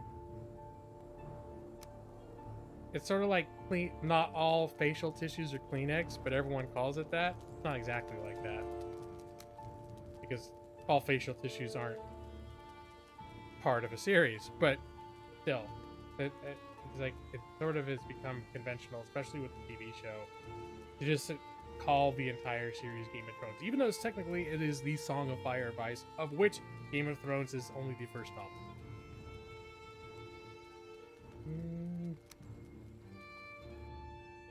Oh, Ice and Fire. Whoops. I even got that wrong. You can say how seldom I reference it as that, because if you go up to people, if you go to people Reddit, they'll know what you're talking about. But if you go to just in general, if you're going to talk about that series to people that are only familiar with the TV show, and you say, "Oh yeah, but you like a Song of Fire of Ice and Fire?" And they're gonna be like, "What the fuck are you talking about?" All right, so this is the house I've made on the edge of the dark forest. And I've second guessed the wisdom of building this here. It was the first place I found in this world where dark forest met with water. So in this world I started here. This was sort of the equivalent of the area that I'm building in the world I just showed you. The first boss was here, very close. And then a thing said, "Oh, you have to go to the dark forest to find the next one." The dark forest like starts here, and like there's a line. This is all like meadows, and then this line around here represents where the dark forest kind of starts, and then it's all dark forest over here. Well, I haven't been all over here, but my assumption is that that's what it is. And the next boss I got is here. So it's a bit of a hike. And then there's certain resources that I couldn't get over here. Like tin that I can mix with. I have copper ores, but no tin ores. And I didn't find tin until I came over here. So I built this house. But because I've built a house which is essentially in the dark forest, it's constantly getting onslaughted by these gray dwarf dark creatures. It is true, if you go into a light forest and close your eyes, it is a dark forest.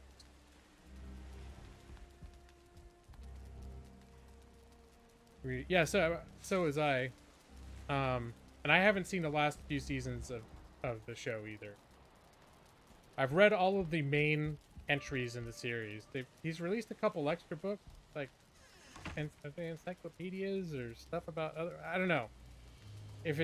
I know he's published a couple things or been involved with the publication of a couple of things that are not continuations of the series, and it's like, dude, you put out a book every 10 years in this series. Like, write the next book already. Finish it. Don't jerk around with this other stuff.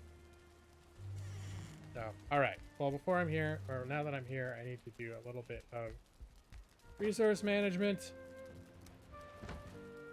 And I have a screwball way. That's a one problem with this, me streaming this sort of game, is I get kind of meticulous about resource management. And then these chests are so small that I end up making a ton of them. And then I've got to try to remember, like, oh, where do I put everything? I have different... Okay, now food. I think I'm going to do some cooking. I got those... I have a food box. Do I have anything else while I'm going to be doing cooking that I can cook? Yep, everything else is cooked. That.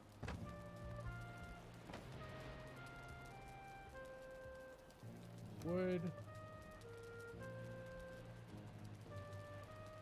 Strawberries I don't need on my... I don't need the berries. I don't eat those right now.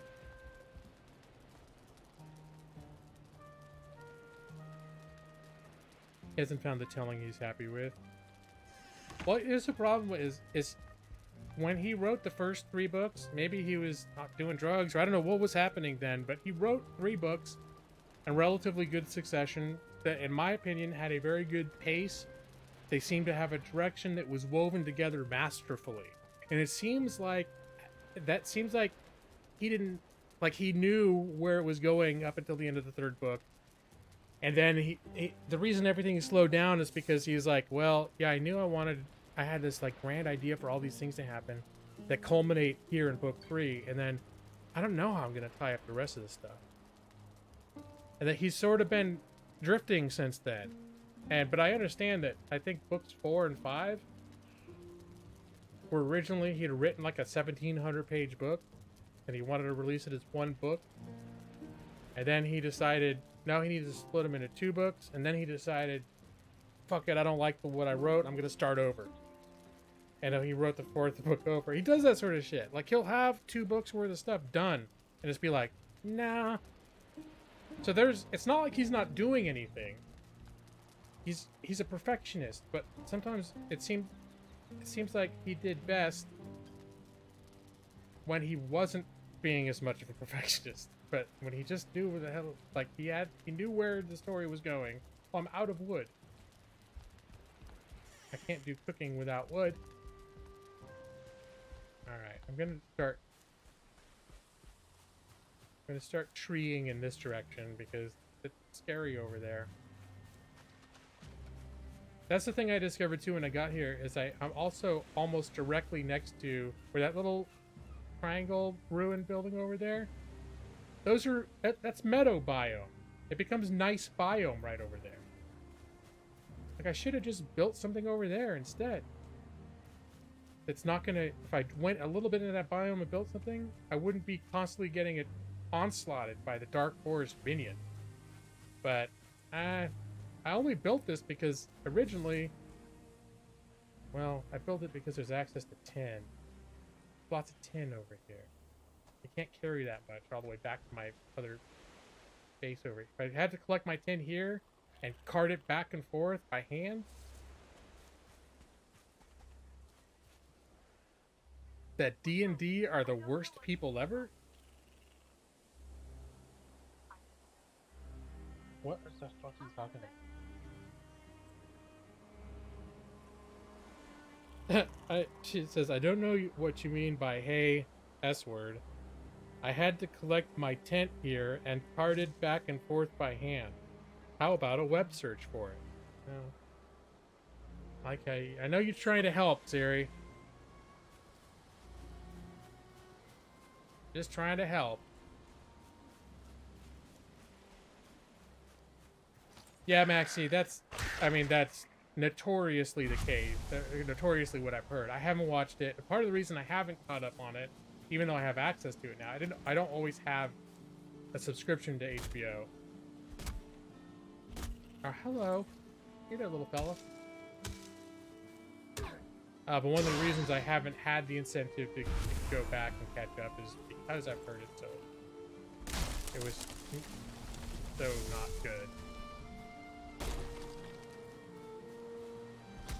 Which is really disappointing, and I'm somewhat confused as to whether that's considered the canonical end, because I know he's involved in the making of the show, or if it's just that the people making the show are like, well, we can't wait 10 more years to make the next season like you wait 10 years to make a book.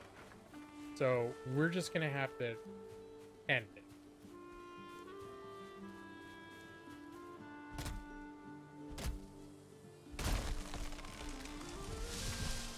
Okay, where's it falling? Okay. What are you gonna do, buddy? You come on over. Yeah, come on over and kill me. Oh, there, you found your way. There you go. Have a club in the face.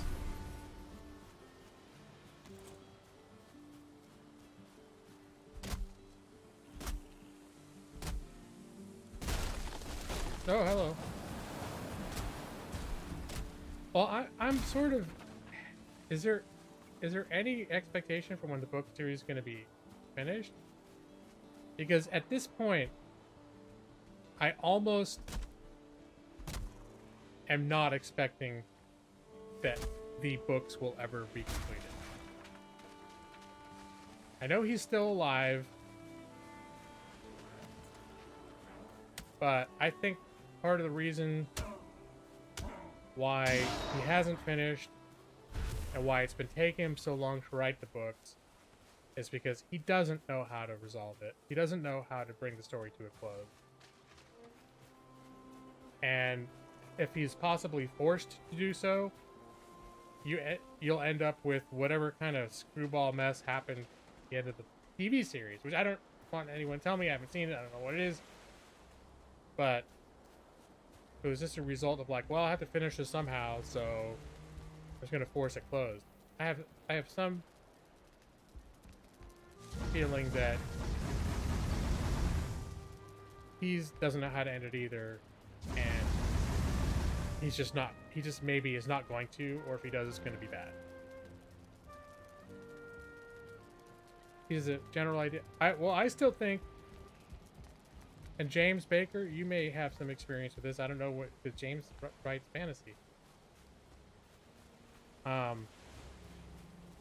think if you write organically in the story where you don't know where it's all going to go, you know certain points where it's going to hit, you don't know where it's all going to go, and as you're writing it, the story dictates its own directions to some degree, and for what feels right, or what seems like the most interesting, or what seems like would be the most realistic, like what these characters have done.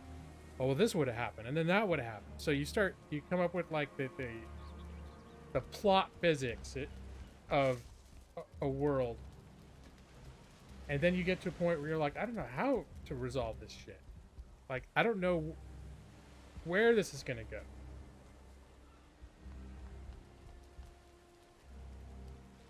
Let Brandon Sanderson finish it? Yeah. That's one way to do it. Alright, hold on. I was gonna cook. I came in here to cook. We got firewood. Firewood. Alright, let's cook.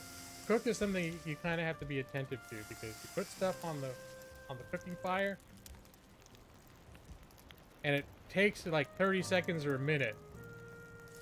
And then if you don't get it fast enough, then it burns and becomes charcoal. Which there is a use for charcoal, but that's only if you're smelting, and I'm not smelting here. I have a smelter at my other base.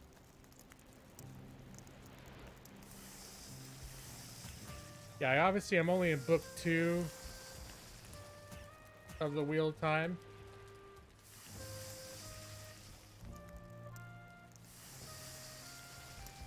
But by all accounts, Robert Jordan was having maybe a similar problem as not really. I was gonna say similar to George R.R. Martin is that in that he was having a hard time bringing it to getting it where it needed to go. Although I think Jordan always knew where it was going to go. He just was really like invested in the journey itself and what was happening on the way there. Whereas George R.R. Martin, I have a feeling he may really not know how to resolve all the wheels he set in motion. Because my understanding is that Jordan worked with, was it Jordan himself or his wife that worked with Sanderson after he passed? But that Jordan had an incredible amount of notes sufficient to let Sanderson basically to steer Sanderson, or to help Sanderson steer the story where it was always meant to go. So literally Sanderson finished writing it on his behalf. It was just his wife, okay. I can't remember how Jordan died if he was in such a state as to, like, he knew it was coming, so he passed it on her, but I don't know the circumstance of that.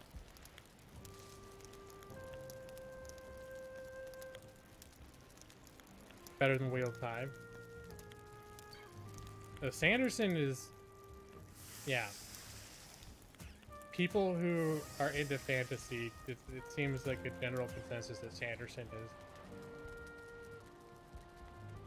He's arguably the biggest name in fantasy today. There are a lot of great writers in fantasy, and there's a lot of different, like, subgenres emerging, and not that there aren't other good authors, or arguably for different reasons, authors that are better at what they do.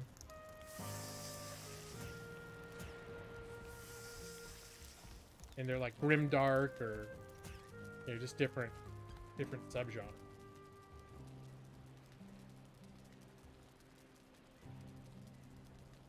We don't like Wheel of Time slanders. Well, Sanderson finished Wheel of Time, so it's not that bad, but that'd be more like a Robert Jordan slander.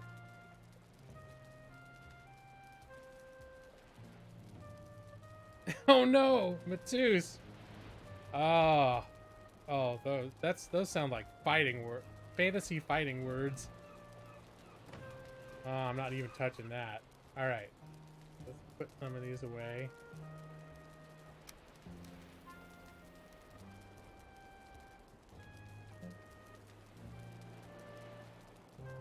I like keeping, for some reason, 12 is a nice round number. All right, I got a little backup food. Wait. I only have 8 blueberries? When did that happen? Alright, maybe it's time to go blueberry hunting. Just one more thing to worry about. My blueberry supplies are low.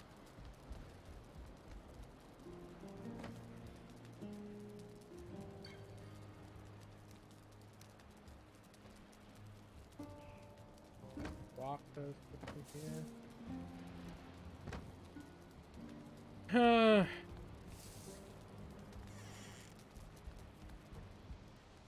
Yeah, there's some oddity here. You can see I've been chopping down 2 different types of trees because my wood doesn't match.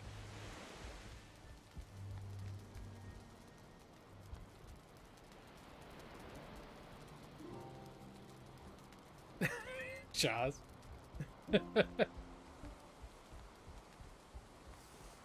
Oh, wait, is this... Am I standing on a giant copper deposit? No. That was the next question I had, is... Because copper deposit... Forever I thought I wasn't able to find any metal.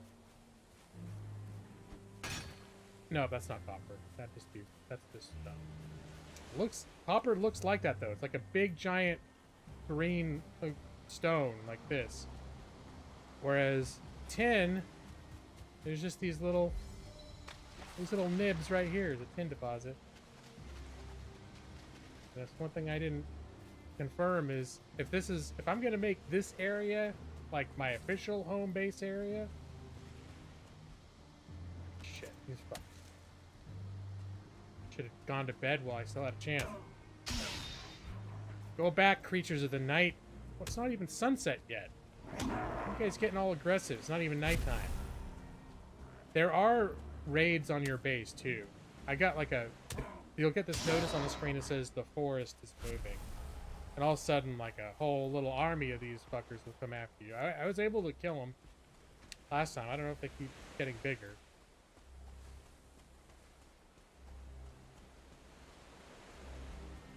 Did someone say, yeah, the topic of stone keeps coming up quite a bit. So, someone said stone.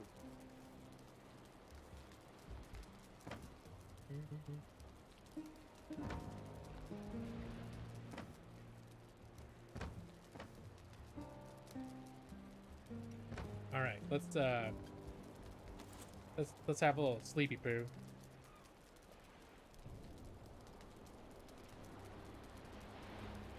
I'm not sure what the story is with that, Matus, honestly. And it's one of the things that's yet to be unveiled is whether that's part of the skybox or whether that's like the base of that is a thing I can actually get to. But yeah, one thing about this game is just the way some of the lighting works. Now we're in a storm right now, so now I can get cold and wet.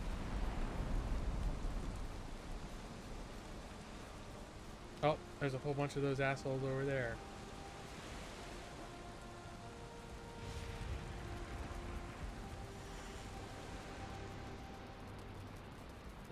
Maybe I'll mine some tin.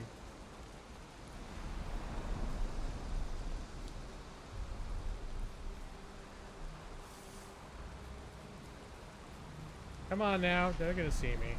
Come and get me. Gray dwarfs. A-holes. There, that got your attention. I started pillaging your precious dark forest of its natural resources. Luckily these... Oh, my... Was I attacking these guys? Oh, no. I wasn't attacking by hand. I just gotten far enough into the soup that my weapon got put away.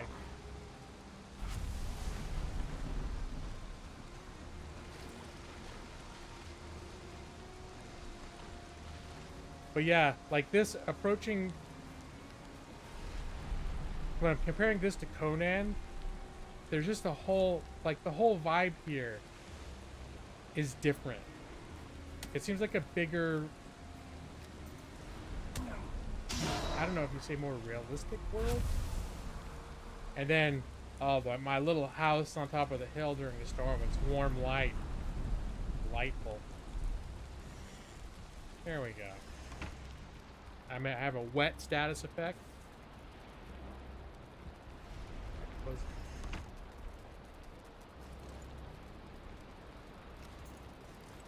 Oh, put it away. There we go.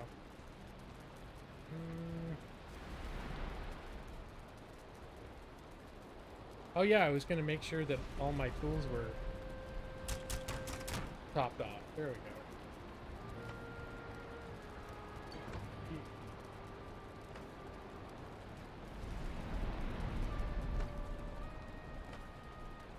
There's a weird thing. This is my weird thing box. I think I agreed to myself that I was going to make like a treasures box. Gold, jewels,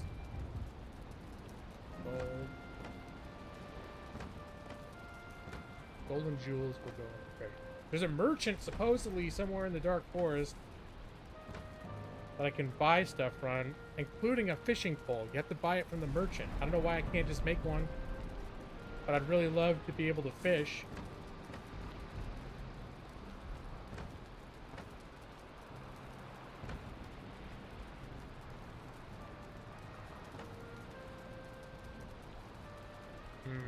That's not.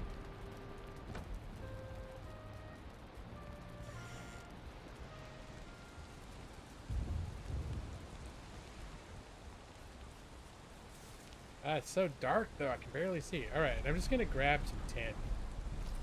That's gonna happen now. Because I know there's lots of tin around here, but when the weather and the lighting is like this, it's not the best time to go explore. To assess the area you're in. Oh, I better eat. I also need blueberries, huh? Speaking of eat, I'm actually getting real world hungry. Something about that too. My regular routine in the morning is I make breakfast smoothies. I use some protein powder and like fruits and stuff. I have that with my morning coffee. And then I'm not hungry for a while.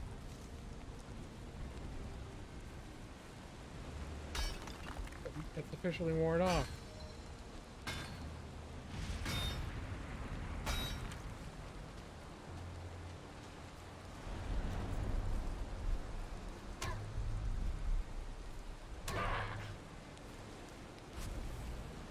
Alright, where did all these guys... Just a second ago, they're all little sea monsters. We're all hanging out right here. Hey, buddy. Give me your tails. Hey. Why don't you be aggressive? Be aggressive like you normally are. I like food that runs towards me.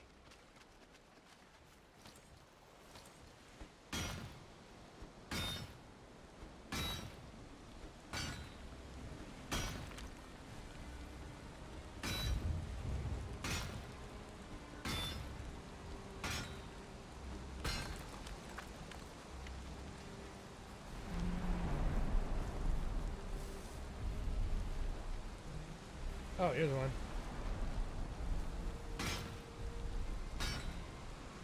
Now the downside is where I'm at now, building smelters and forges and all that stuff takes these special resources that are very rare, and you can only find them in dungeons, which are not always easy to find. And once you've cleared a dungeon, that's it. Like, you have to find another one. Dungeons aren't that big, at least not the ones that I've seen. But, so you go into a dungeon, you'll find 4 or 5 of these things, these little resources, and you need 5 of them to build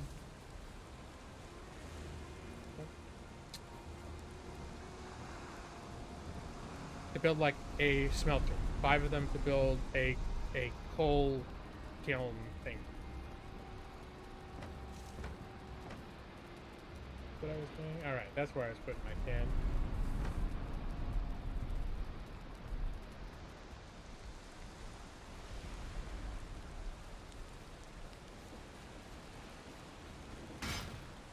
So that was sort of my debate where I was like, should I build in the meadows, which is the meadows that's sort of nearby here? That's going to be less a pain in the ass to get all these things that keep coming after me.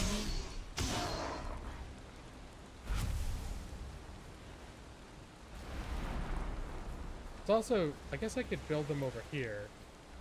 Oh, little bird. I started expanding this, and this was the idea was I was going to build the kiln, the stuff out here. They're big. They're big, so they don't fit inside like a like a workbench or something. I guess you could build an interior that was so big that it would fit.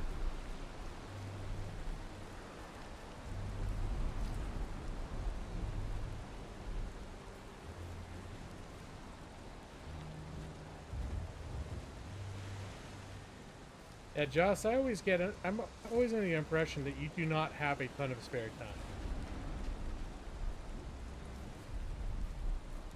But then I do see you launch RuneScape a lot, so come and get me, Grey Dwarf.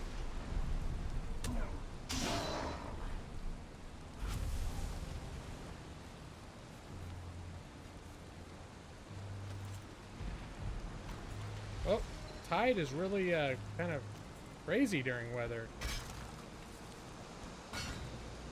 Like it rolls in and it gets deep enough all of a sudden that I disarm my weapon. When you consider swimming instead of walking, you put your weapon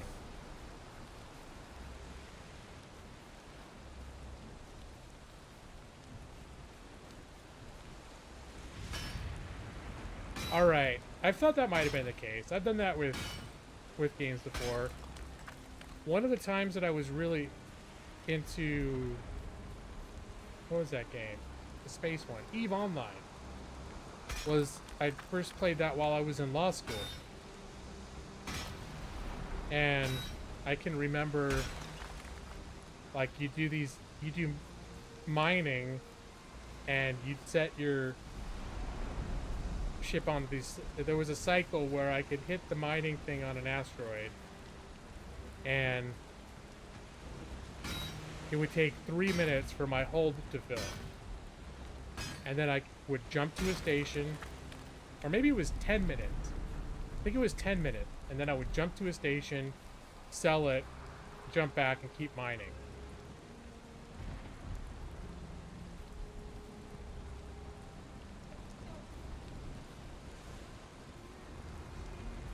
See deers. Snag one of these guys. There we go. The other ones are all gonna run.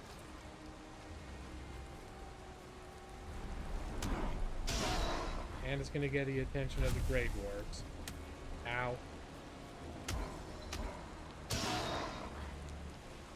Oh, I just skilled up in something. Probably one-handed weapon. Clubs.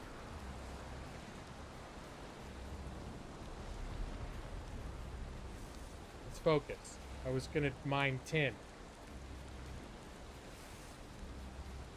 I think I want to slap these rocks a little bit just to make sure. I think this is stone. But it looks almost the same as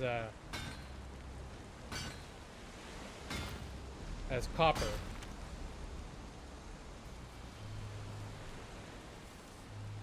Nope, it's all stone. Yep. Oh, Matus knows about. Very safe, very profitable. Yeah. No, it would have been in high sec space. And yeah, if you just, and I had one of the mining barges. I'd saved up and gotten a mining barge, and it had defense drones. I armed it with defense drones, so it's one of these things where every half hour or so, like, pirates would spawn and attack, but the defense drones that I had were strong enough together to fight off the low-level pirates that would spawn in those areas. You do eventually have access to stone as a building material. I don't know if it's as simple as, like in Conan, for example, I think you can just point at an existing wall and upgrade it. I don't know that that's the case here. My assumption is not. That you literally have to, like, tear down and rebuild. Hey.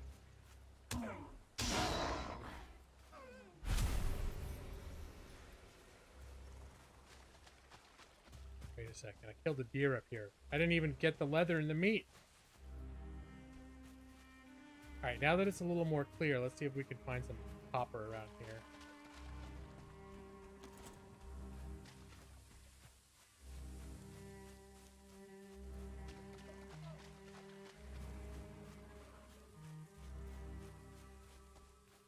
Because it felt like where I set up base before, there was copper everywhere. But I was also in sort of like the Dark Forest version of a clearing or a meadow. And so that might have been a deceptive perception.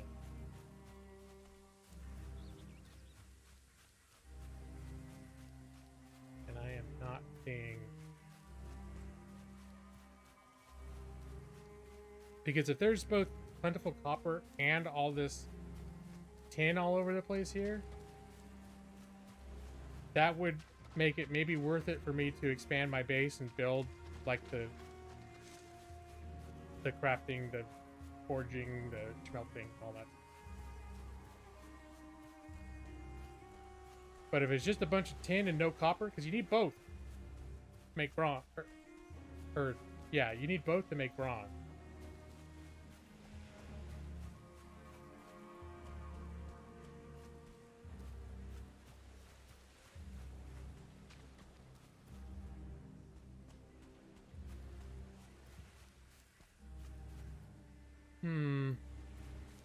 I have not seen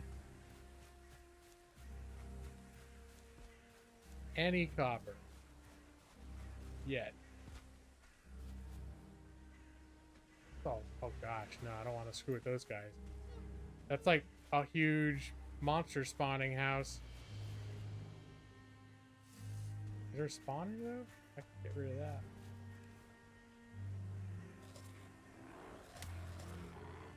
Alright, well, they found me anyway. Hey, come on, buddy.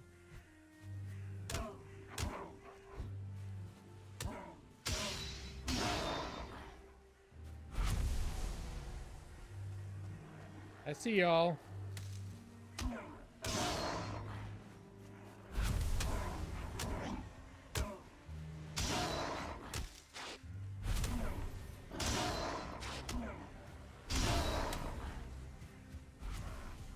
Hey, where are you going?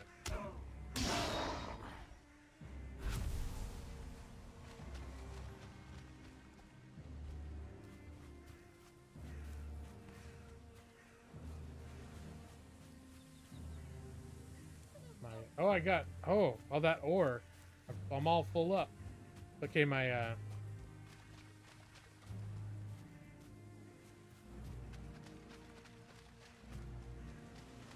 pickaxe. It's made of deer antlers, like really strong deer antlers. I'm still very primitive in terms of my, like, the things that I can build.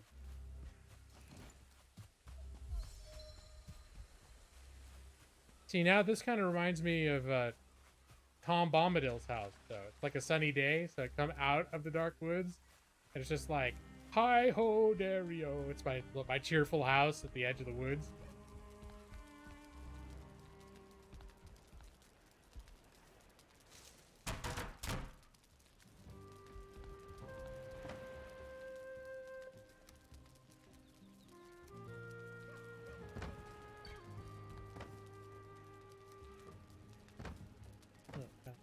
That, a little bit of that. I didn't look for berries while I was out there.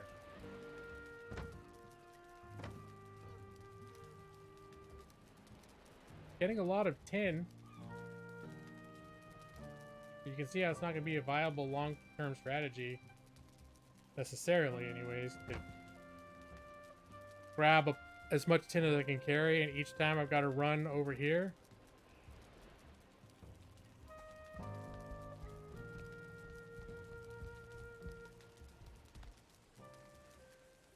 It's the Hobbit home.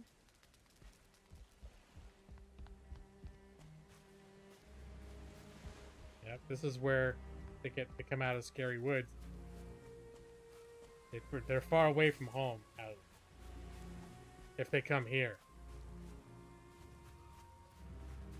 Alright, let me see if I can find any.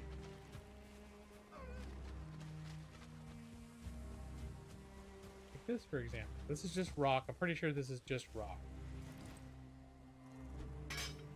Yeah. Because I think it tells you when you hit it. If it doesn't tell you already when you point at it, when you hit it, it'll tell you if it's sort of recent. And no, dear, I'm not going to stealth up on you this time. You bashful son of a bitch.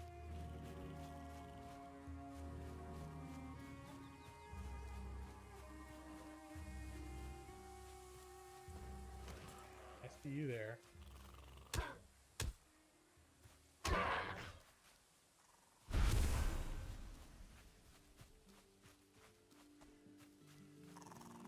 Unabomber cabin. Yeah.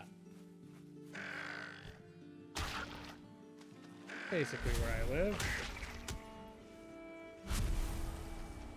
Okay, I think I'm officially out of the dark forest biome. Which means there will be no metal ores over here, so I'm gonna have to dump that. Oh, is it getting dark already? I just realized the day felt short, but it was because it's only been daylight. Or because it was raining and storming all day, so it was dark. Here, I'm just gonna punch you. Punch you right in the face, dwarf. You do have an unarmed combat skill. But never really seemed worth leveling since I can have weapons that work much better.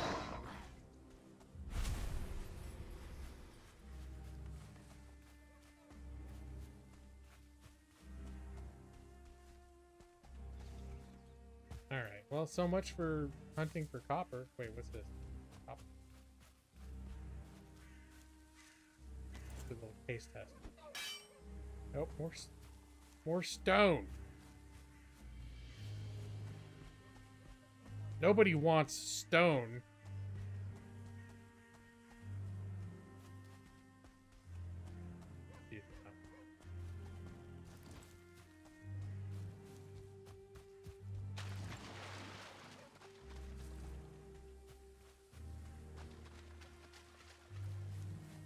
Yeah, I like how the light is like very golden, and then it gets a little purple, and then the dark forest area is like dark blue. Very the color palette for this game and the lighting in this game.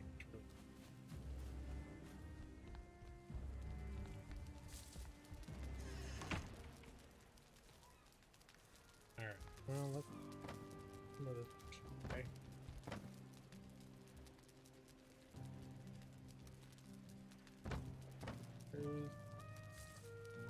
66 arrows.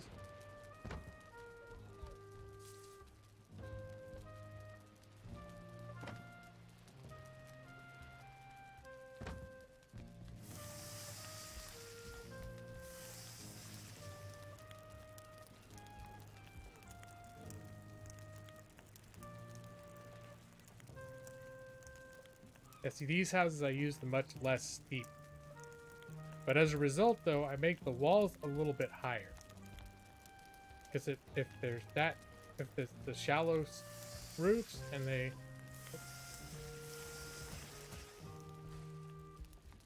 come out the walls, if the walls are low, then it really starts feeling crammed in here. But that's what I've been doing. Adding a regular wall and then a half wall. And then doing the shallow roofs. Then sort of standard build so far. Little bird.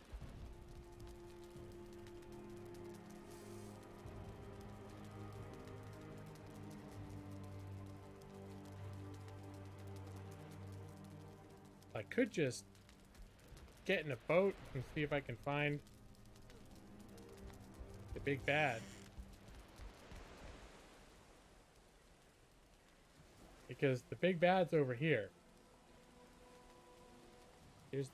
I'm at sea. I think I can barely see like a mountain over there. Clearer weather, I think I can see where the big bad is. Is there a way I can walk over there? You can make a little raft, but it's so unwieldy to use.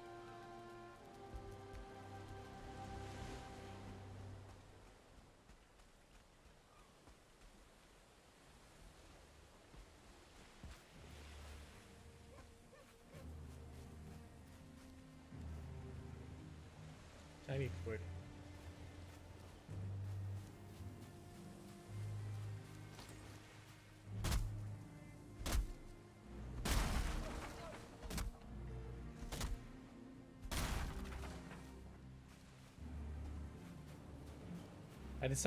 There was a bunch of trees over here. I decided to keep this one here just to maintain, at least so there's some trees around. Like, oh yeah, the big old fir tree by the water. Keep that one. There's one by my house I've kept up on purpose. Sometimes I strategically do not cut down. Just because I like there to still be some trees around. Decoration. Oh, my axes skill just went up. There's also a wood chopping skill that goes up.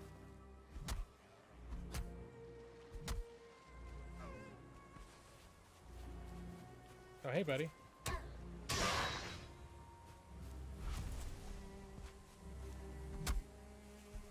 Is this tree considered inside the rock? First time I've seen that, which is, I mean, procedural generation. The fact that it's not happening all over the place. Respectable.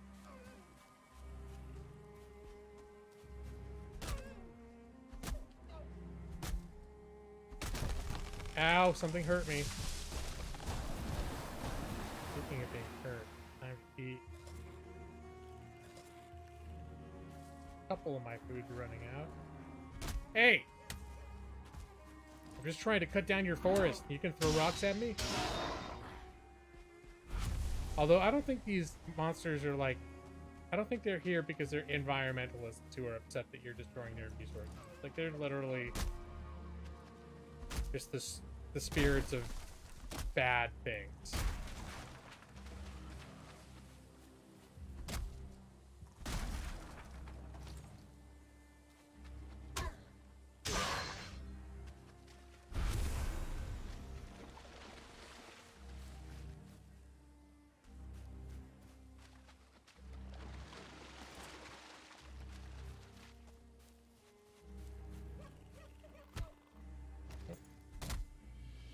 I don't think I can punch these trees down. Oh, ow, ow, ow.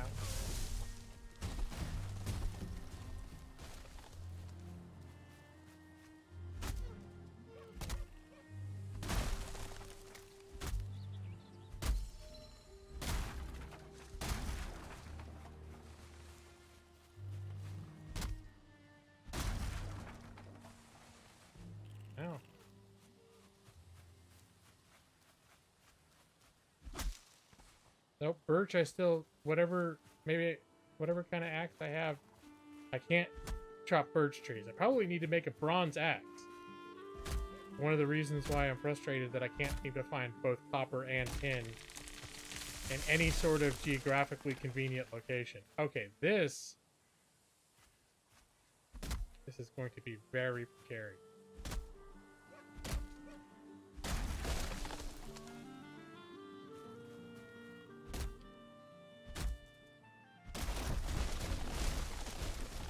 Let's see, I can knock down that birch tree with another tree, but now I can't chop it. I can't chop the log. This is too hard. They just chop down a bunch of trees, make it fall on there, and then I can get the wood.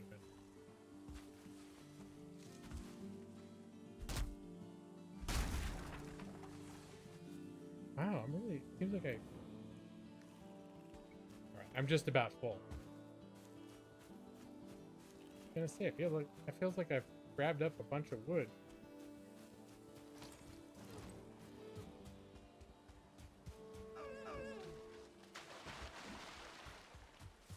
Here, I'm just gonna drop this off for now, but this is gonna be my shipbuilding wood for my little raft. The time is right.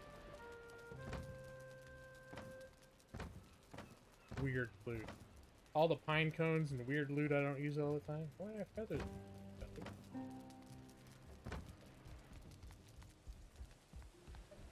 Speaking of feathers. Don't look, Chunks. Okay.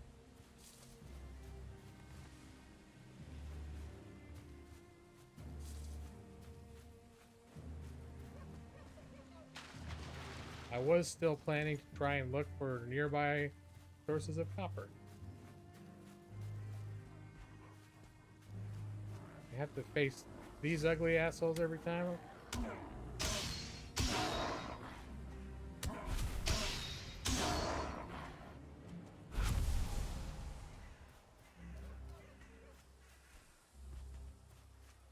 I have seen this in the distance. I've been wondering what it says. Oh, map art. Okay, that was how I found out where this is. And I think maybe finding this location, interacting with this, procedurally created that location.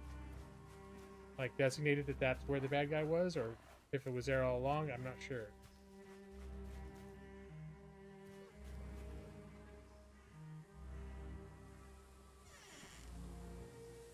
Hey, Grey Dwarf.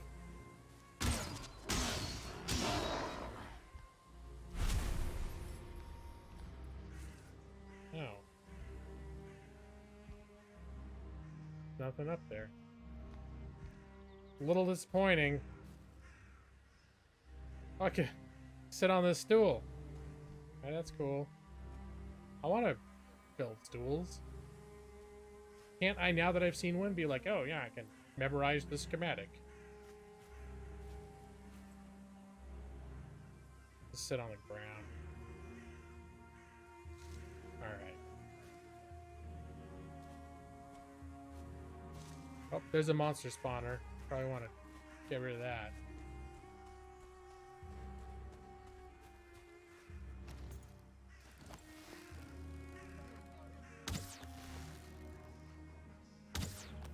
Be nice if I could take it out from here.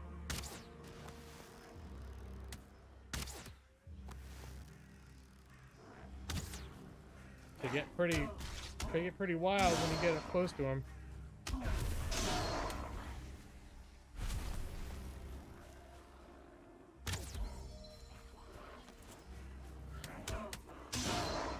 Alright, this is probably, I'm probably just gonna have to run up on that thing.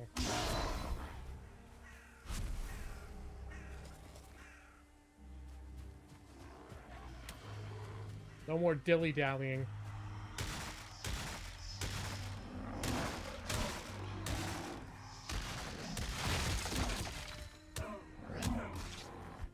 Okay, I'm getting hurt pretty badly here.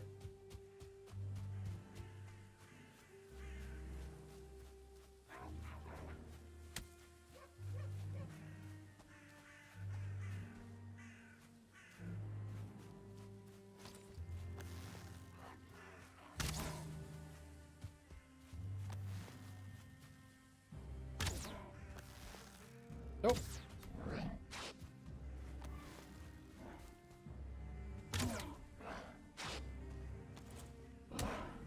Oh, no, no, no, no, no.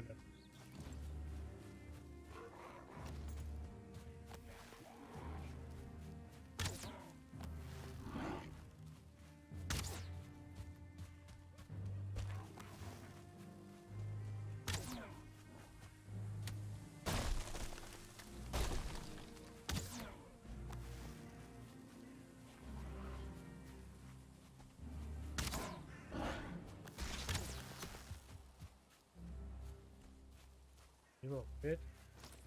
You little pest. I'm trying to kill your big brother.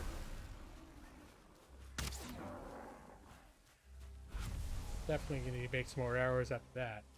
Those were not Hobbit people, Owly. Hobbits are nice. Those guys were assholes. Alright? Big difference. I only killed bad people.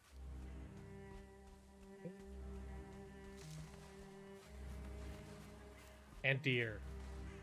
And birds. But that's... I draw the line at Hobbit. Hey, this is copper. Okay.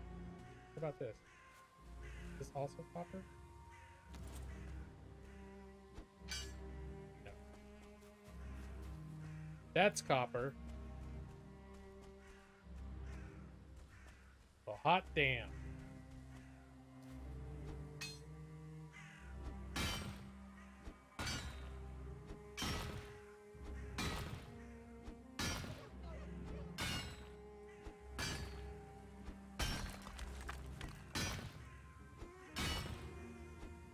Here, let me make a little note here on the map.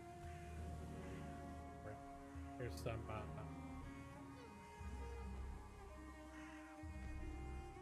copper.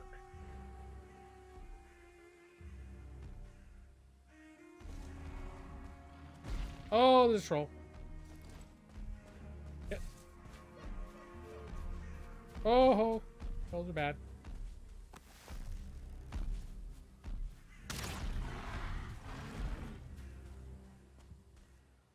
It's time to use my special running power.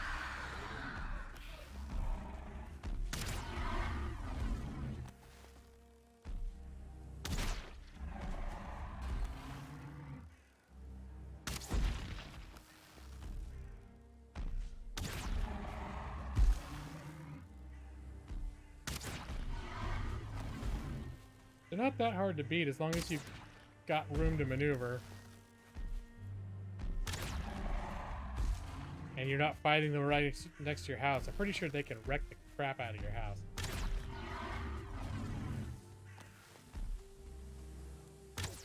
Ow!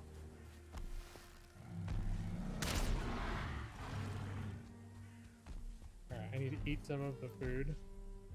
Yes, keep my health up.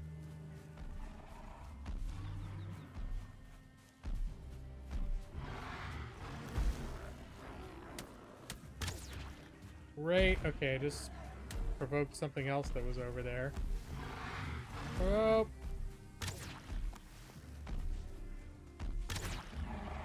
Almost walked off a cliff.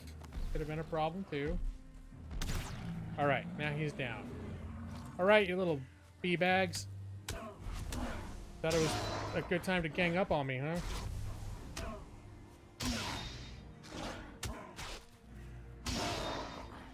Oh my damn it. Depleted.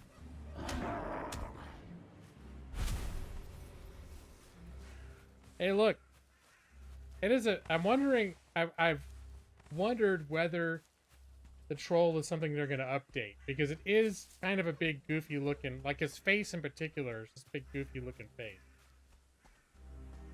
But also, like I said, the monsters in general have sort of a, they can still be spooky, but they have sort of a cartoony quality about them as well.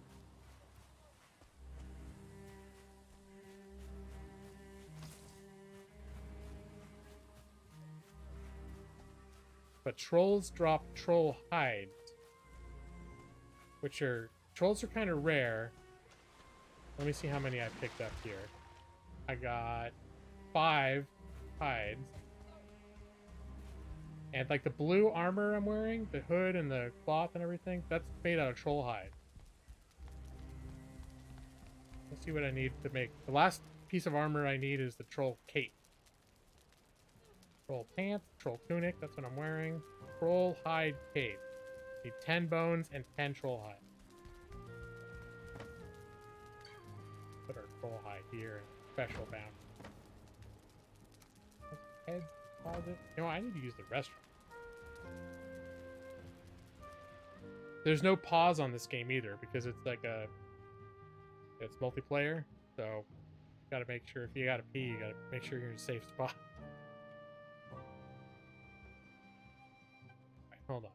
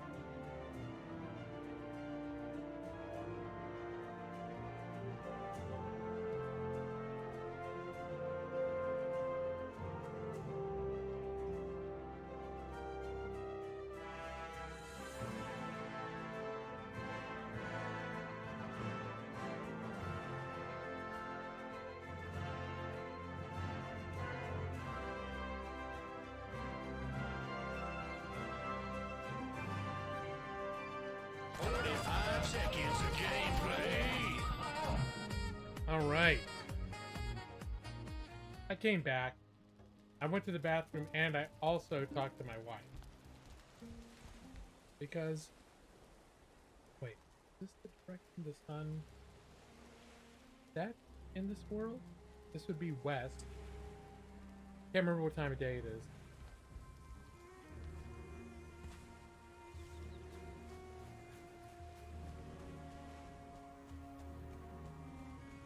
But anyway, yeah, checked in with my wife. We were supposedly, you know, we got some stuff we need to do today. But she's making a little lunch for herself, and then I had a banana, so I started to get hungry too. That'll tide me over. So I'm ready to make something a little more substantial.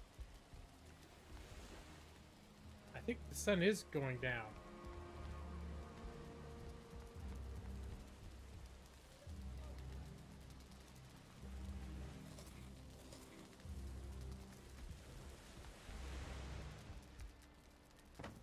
I know I said I was only using the restroom, and then I lied to you.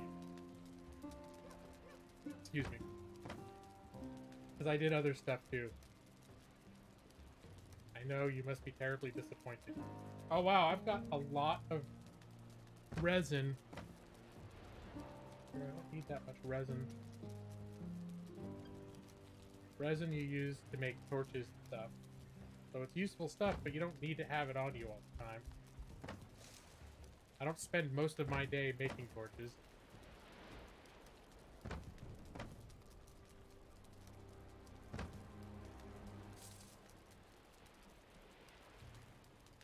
Well, I was eating the banana talking to my wife.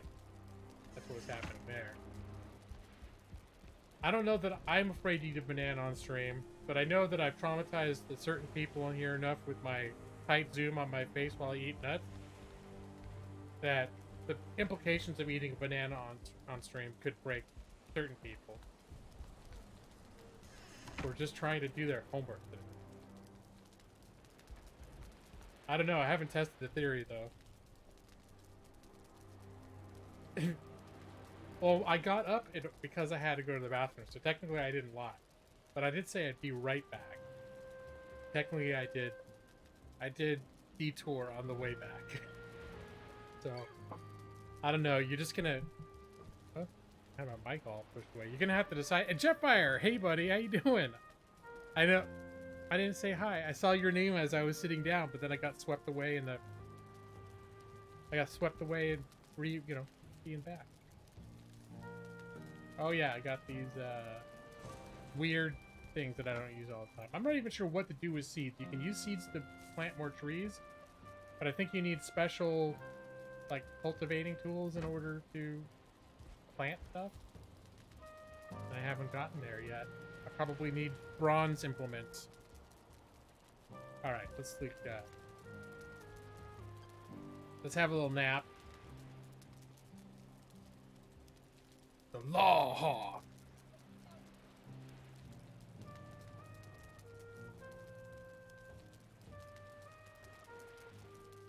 And now it says morning, the butt crack of dawn. Let's grab some of the wood. I'm gonna need other ingredients too. Oh my gosh, it's so foggy.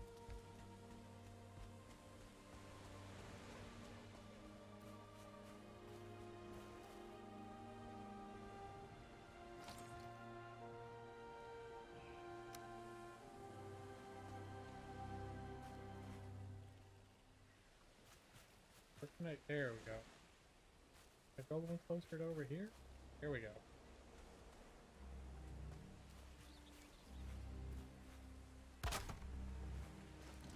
They just need to build that so that I can construct stuff.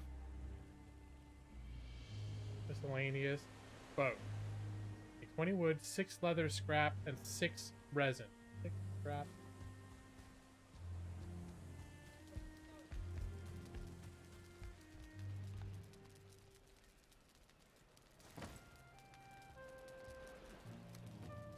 I don't need need all that. Here, it's gonna get very sick. And move 44 of those back to the pile.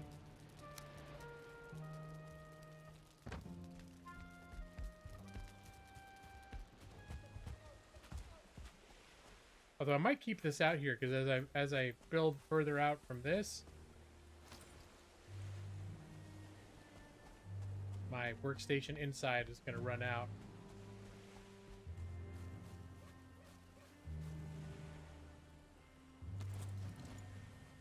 All right.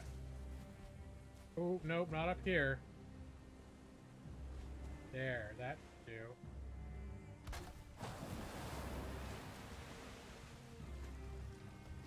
Although I don't think I want to try going to that other island until I can make something bronze. So I think I may actually need to figure out a way to make the stuff over here.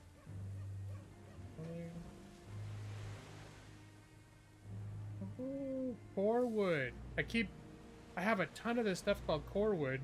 It's not used in regular construction, and I wasn't exactly sure what it was used for. But I've accumulated a lot of it. Hundreds of them.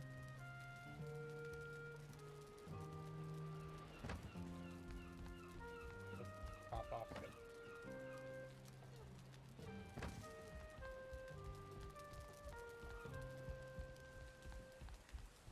Yeah, very foggy morning. It's a good morning to hang around the house and do home improvement projects.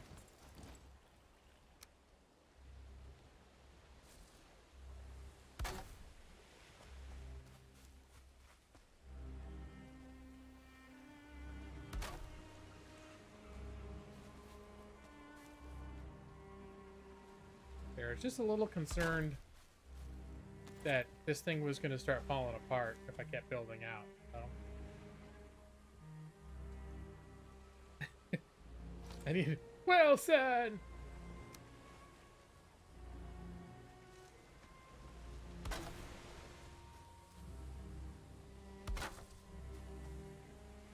That actually might be enough surface area to get the things that I need out there. Well...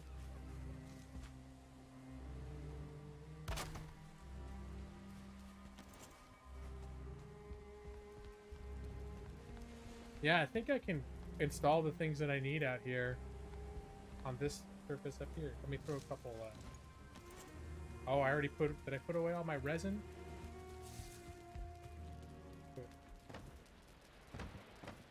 Core wood back.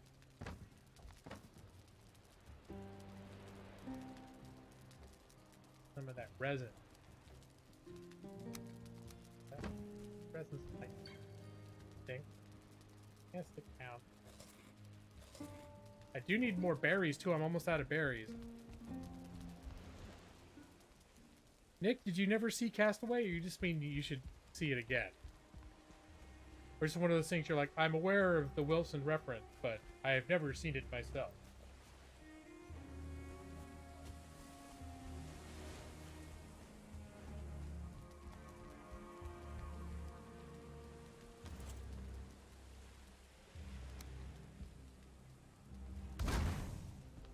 There. This occurs to me, I don't have any torches outside.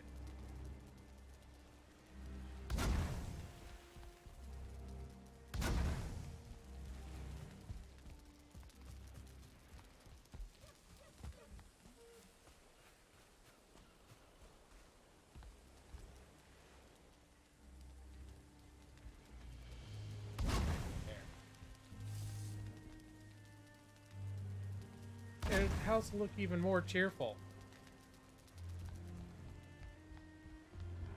Hey.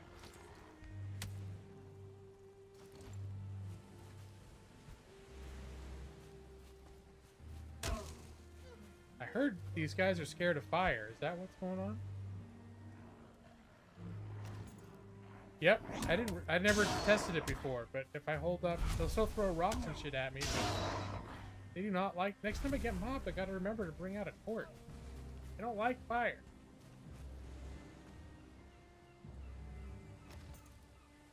Also realized I wanted to.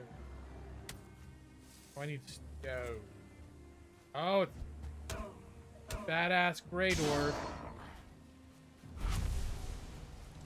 Here, I need some stuff. Ow!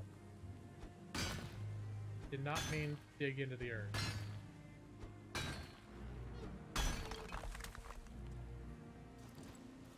Wow, you guys are having a little busy morning, aren't you, attacking my base?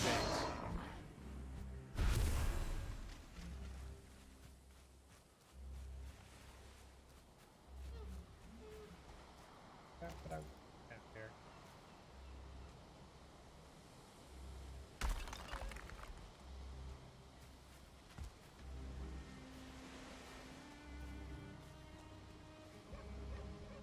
I just wanted there to be a little more land there, so I wouldn't keep snagging on the bottom of the stairs.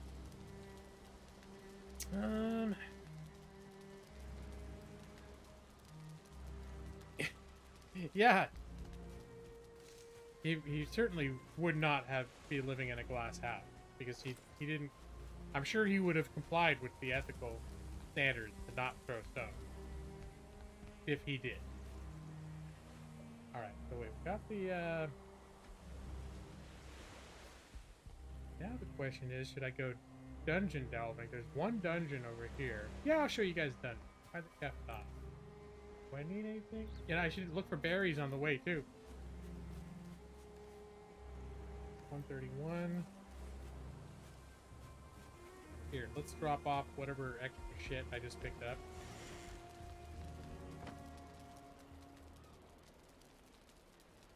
You can't repair torches. That's one thing that's a little bit weird.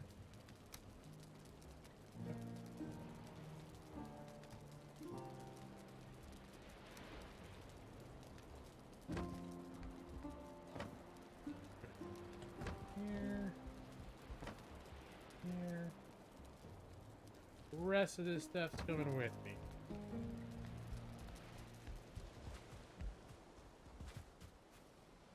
To get to the dungeon's a little bit of a hike.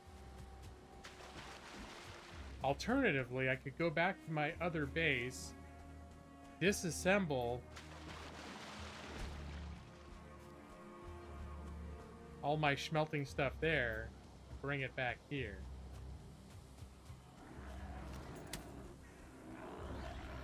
Ow.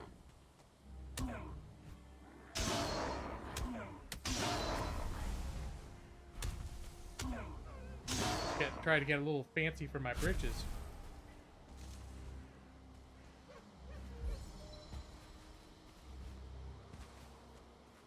Alright, I gotta remember, keep an eye out for blueberries. Or mushrooms. Blueberries and mushrooms both will serve the same function. It's just that mushrooms seem to grow more in the meadow forests, and blueberries seem to be more common here.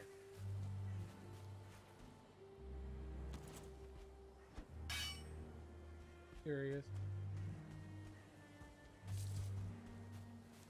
See if there's any more copper on the way too.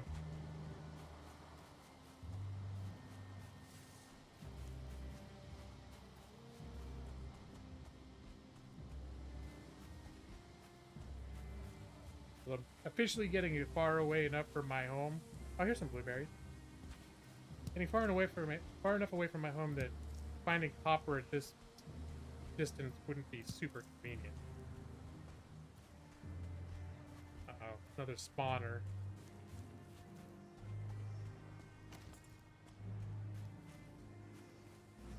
Here. I'm just gonna come in here and do it right the first time.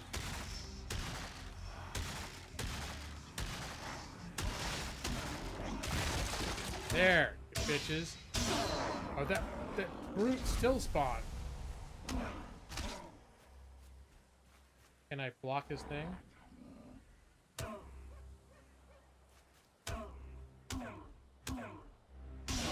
Okay, that was good. He just kind of AI messed up right off of me. Did I get those berries though? I know I picked a berry, but then I think I got sidetracked.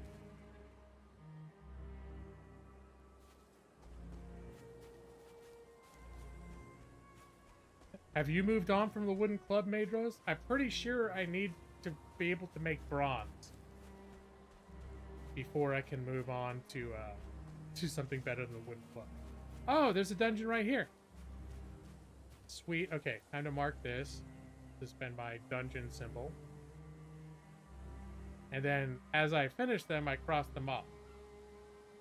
So I know where they are and which ones I've completed.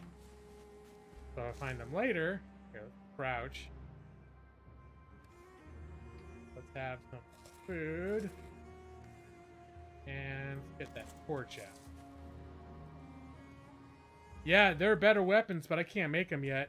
What kind of cave is this? This is not the kind of cave I've been in before. Fucking troll. I don't think I could kite a troll in here. Nope. There's not enough room at all for me to kite that son of a bitch. I have to wait. I'm gonna have to wait till I got better weapons. Or I just run right the fuck up on a troll and don't kite it. I'm not doing that with my stick. My stick hanging out. Hey, there's copper here too.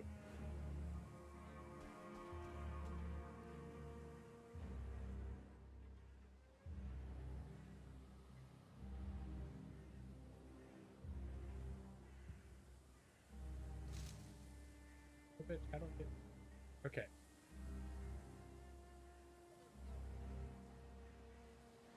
I'm gonna say troll cave.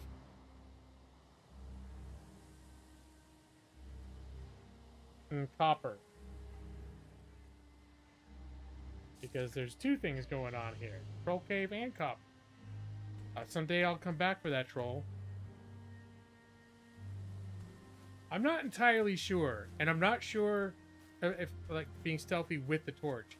I'm not sure what interaction the torch has with the stealth in this game, if it's taken into consideration and I just didn't get close enough. As a rule, when I'm sneaking up on stuff in a cave, I don't have the torch on. But I have noted when I'm stealthing and they're at some distance that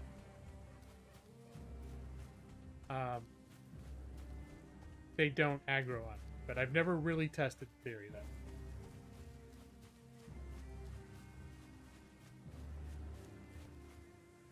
Cave trolling. Maybe I needed stuff out of that cave and he's the troll. Giving me a hard time.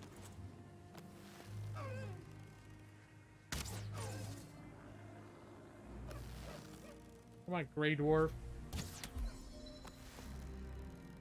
I need to make more arrows.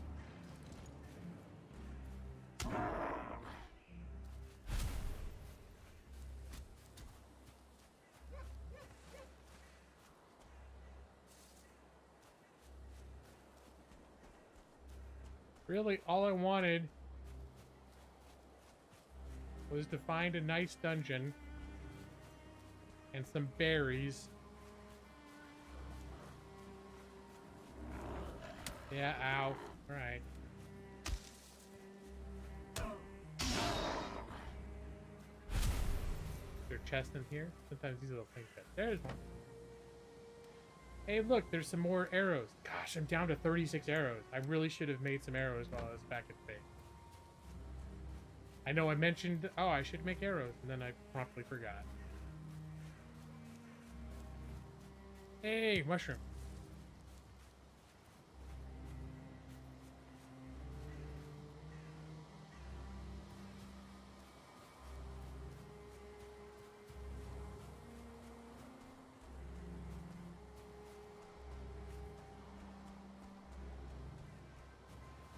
And some bloobs.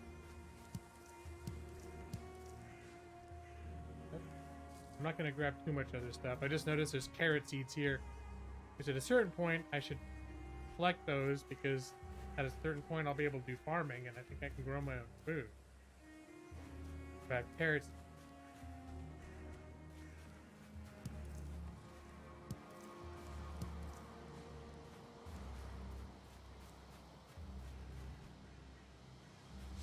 Find a nice dungeon, settle down, get married. have some little holes in the wall of my own.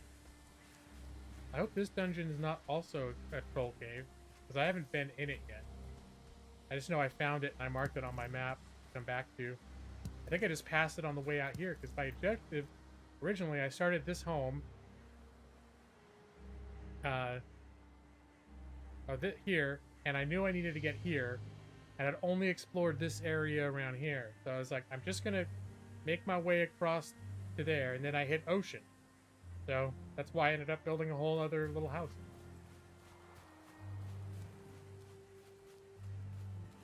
This might be another cave, another troll cave. I think it may be.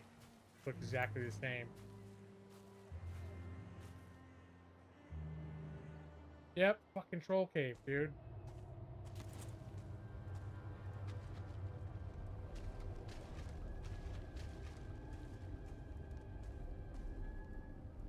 Oh, amber, that's valuable. Is there no troll in this cave?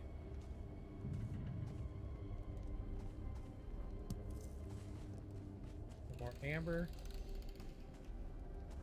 Some coins. Alright. You know what they say, when it trolls away, the Vikings will play. Some yellow glowing mushrooms. If I get enough of those, I bet they get used in some kind of potion or something I don't know how to make yet.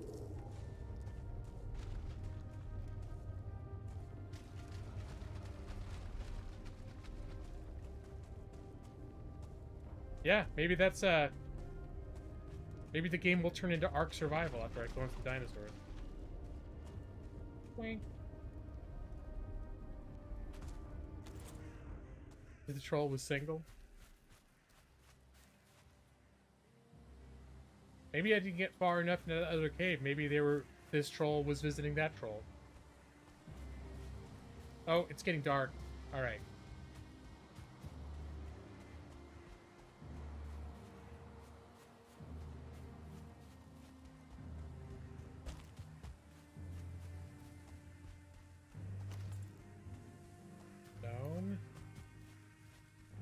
Stone. Just keeping an eye out.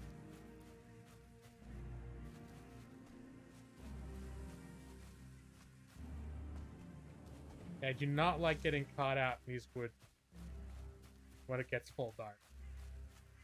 Bit much. But mostly the fact that it is more dangerous here than the starter area, and you can't see, and I think things do spawn more aggressively at night. I'm not 100% sure, but I think so. Alright, here's some copper.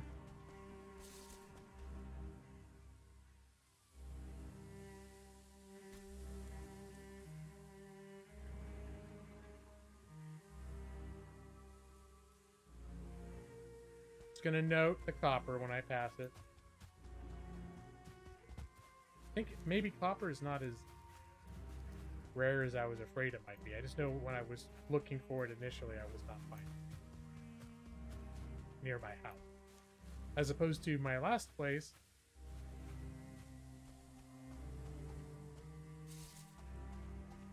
Oh. My other house, you can see like multiple, like 3 or 4 giant copper nodes right from my front porch. But no tin anywhere to be found.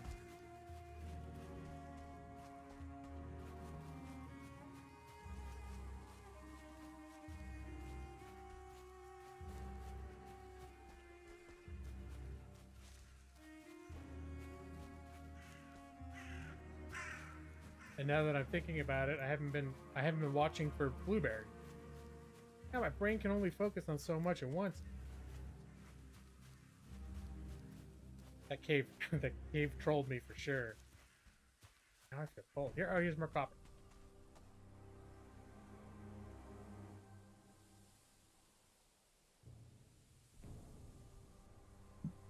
The thing about copper is it's like the tin, you find it, and then you mine it, it's gone. But copper, you find it's like you find a mountain of copper at a time. All right, damn it! It's not quite night, but it's getting flipping dark in there. Let's see. Look at how dark it is back there. Son of a bitch.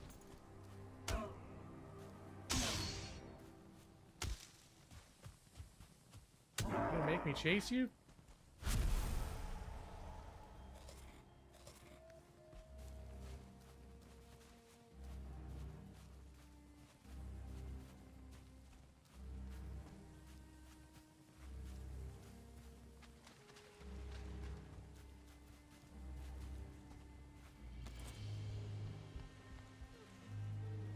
Here, I should make I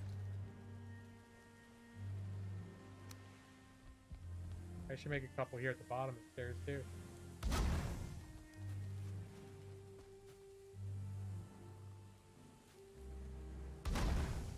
There, just to mark the beginning of my territory.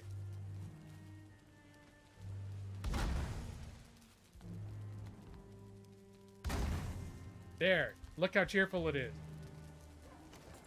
God, scary AF. Ow, it's one of those brutes.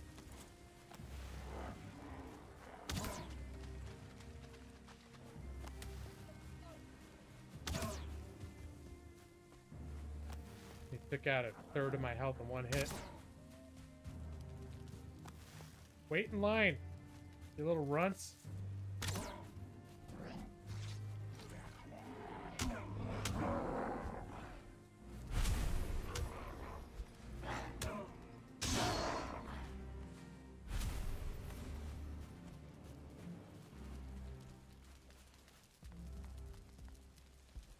My inventory is completely full.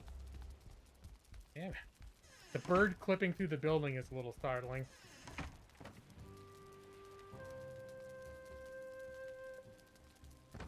See, weird flowers, seeds. I think we're putting amber in the treasure cave, treasure box.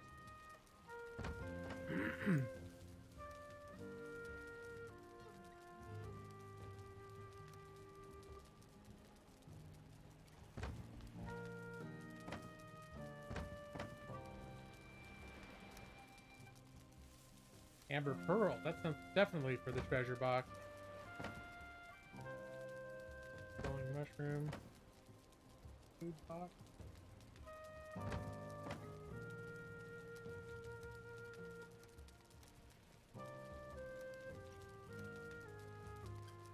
What's that doing in there? That's a trophy. I'm not quite sure what to do with these, but I think you can mount them at a certain point. Like these various heads that you collect, but I haven't quite figured out how to do that.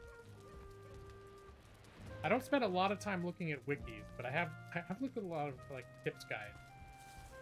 But there's quite a bit of stuff. A lot of times I'll try to figure out what I can by my own, but then when I'm presented with something I feel like I should be able to do right now that I can't do, I'll look up like, so what's the mechanic here? Why can't I do this?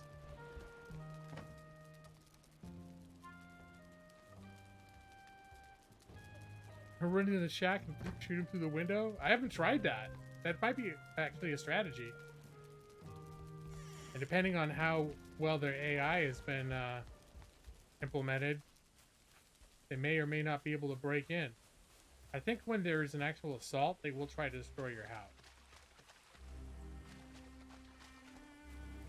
But I think so far, as long as I've been inside, nothing under normal circumstances, nothing tries to break in.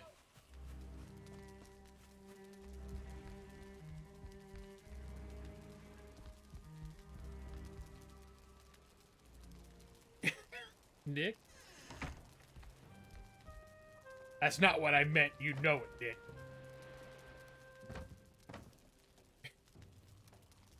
Yep, that troll head. Why? Those some squishy looking lips on that troll head. How you doing, baby?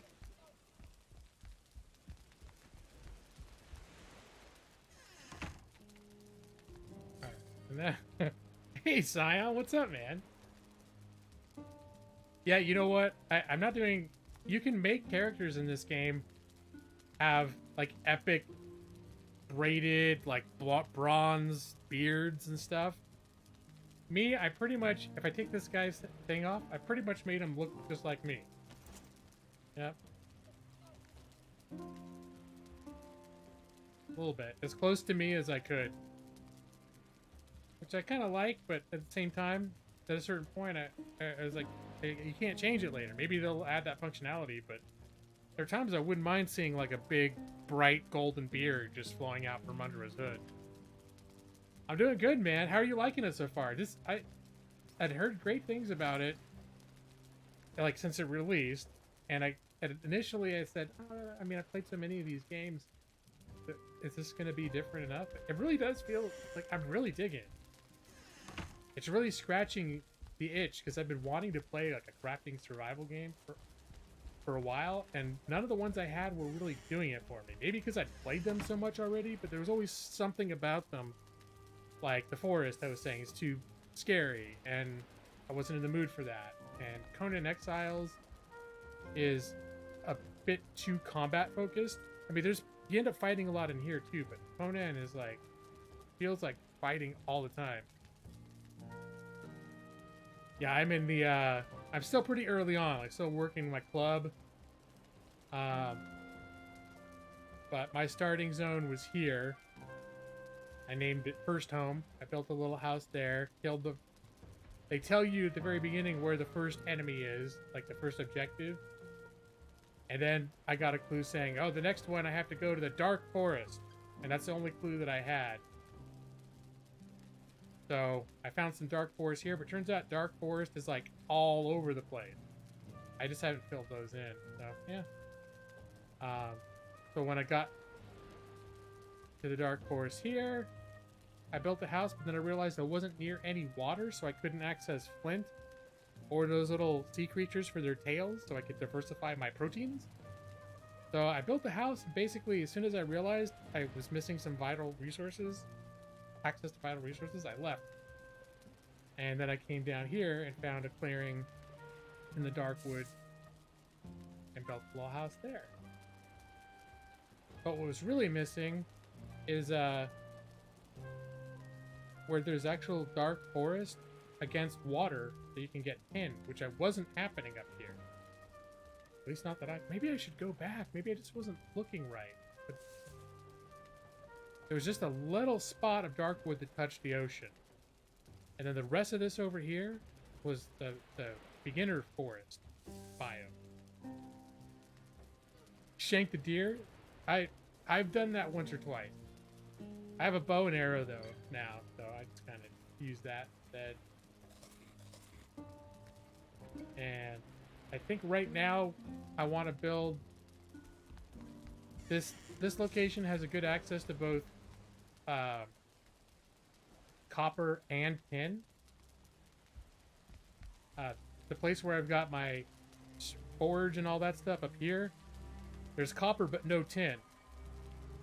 And I didn't find tin till I came over here, which is super far away. So I'm probably gonna either have to break those down and there's some rare materials you need to build that stuff and bring those here, or I've been trying to find caves. Back to me, that one I cleared. Ultimately, my next objective is I need to kill the next big bad that I need to kill is over here, and my objective was just to cut across and go. I didn't realize I was going to hit an ocean halfway there, so. Yeah, the boat's not that impressive. But I'm going to need the boat to get across the sea, but I want to... They're assuming that you're going to have created brawn, I'm sure, before you face the next enemy. And the fact that that's been my bottleneck is why I haven't pursued it more aggressively. Oh, it's time to grab some more.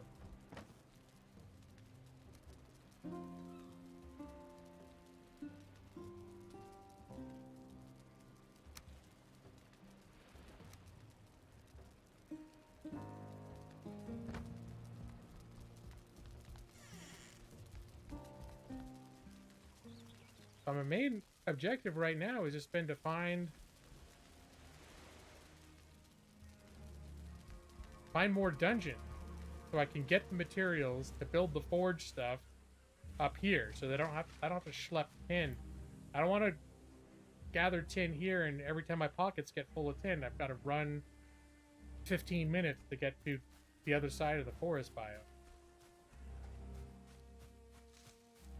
But yeah, the raft is like a weirdo. Well, it's not weird, but it's like, it's very delicate, and it's very contingent on the wind.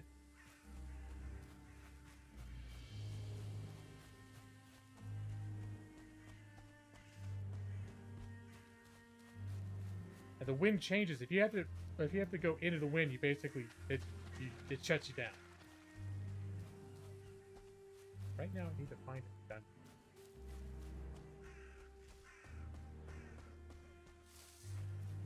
And it goes really slow too. Like at first, because in this over here, I built a raft here, and I thought, oh, this could be like a really convenient way because I could sail all the way to what originally I was going to consider my main base. But it's just so far from all the different resources I need that I'm branching out.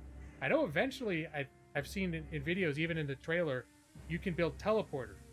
So you may not need to make bases every different little place, but I have a feeling that I'm far from the point of being able to do that. So, hey, skeletons!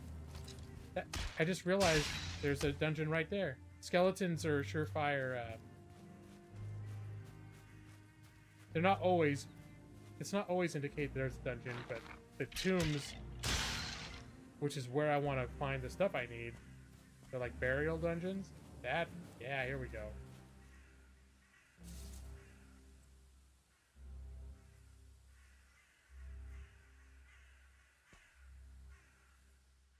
I should start naming these, though.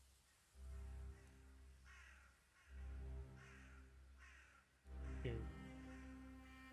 burial dungeon. Yeah, I don't think you can find...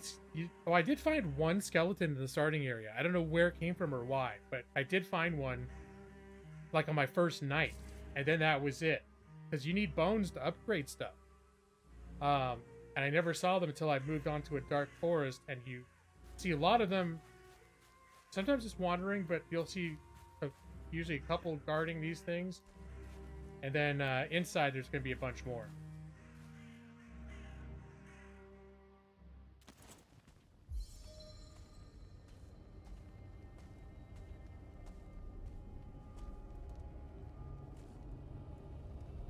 This one's open. Oh, there's one of those things right there. It's called a circling core that I just picked up. Those are the things you need to build the mining stations. Oh, this torch is about to go.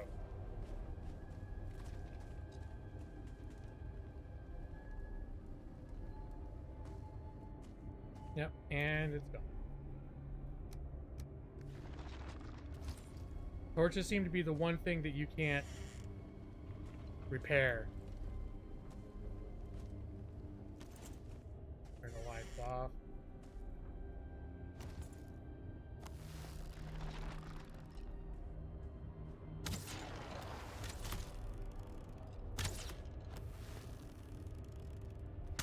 I forgot to make arrows. Okay, come here, you bitch. If I can't stealth kill you, what's the point?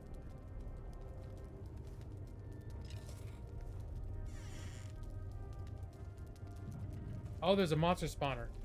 Alright, gotta kill this shit. Alright, maybe this whole stealth business...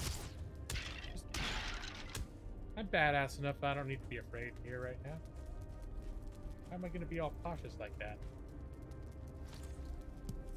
4... I think I'll need 10 of those things all told to make all the stuff I need. Ruby. 4.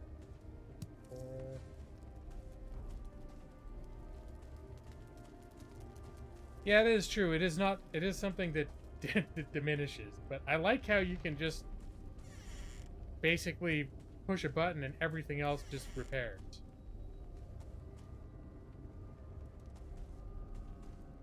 Dead ends.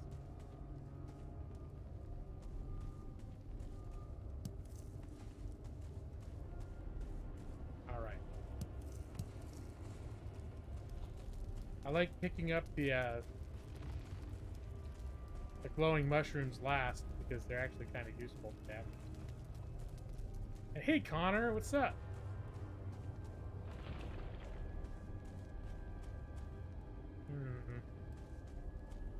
Was that it? Usually there's another tunnel the other direction.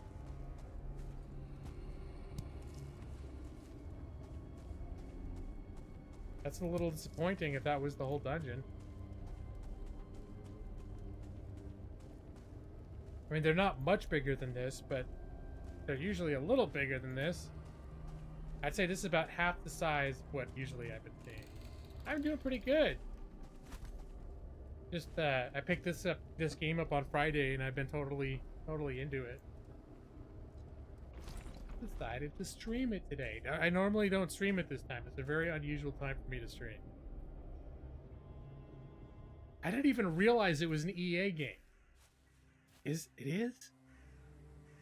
It's the same developers that made Satisfactory, which I also am a fan of.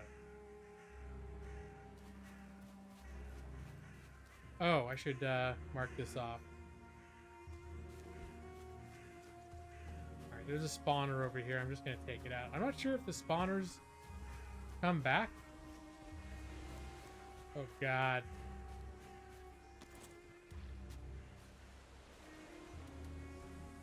Can I just take it out from over here without anyone noticing? Oh, they're noticing. I just don't want to fight the brute. It's like a...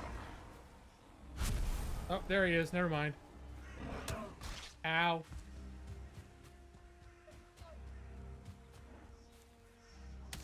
Use my my stamina power. Shit! Now there's two brutes.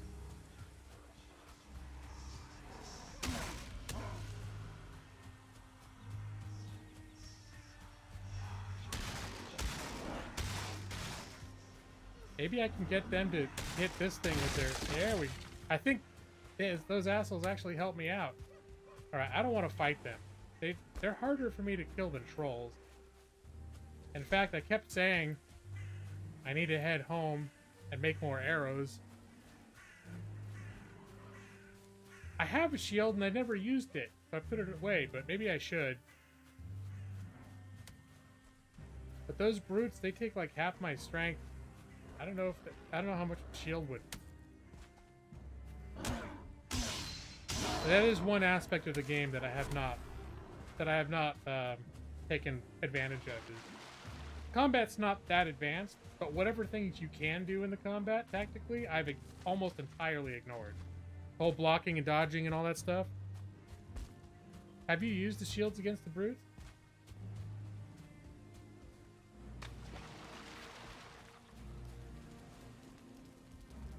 Maybe I'll take a chance.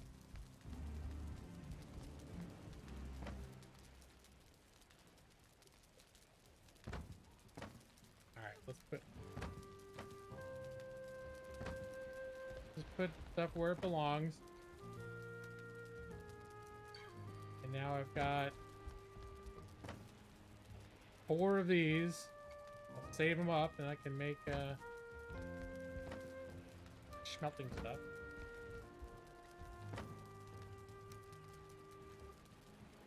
Alright, then I'm gonna... Yeah, I'll make a shield then.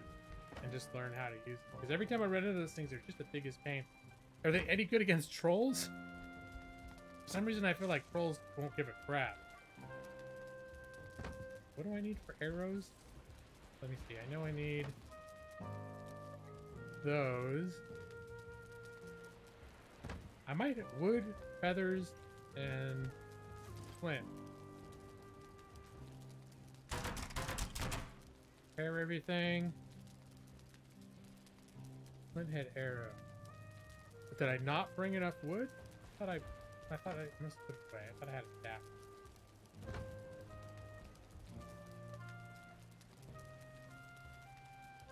No, not wood arrow.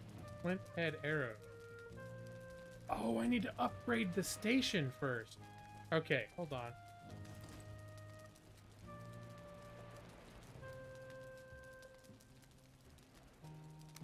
Okay, upgrade number 1. What is the next upgrade? Leather scrap and deer hide. I think I might have enough of that. Yep.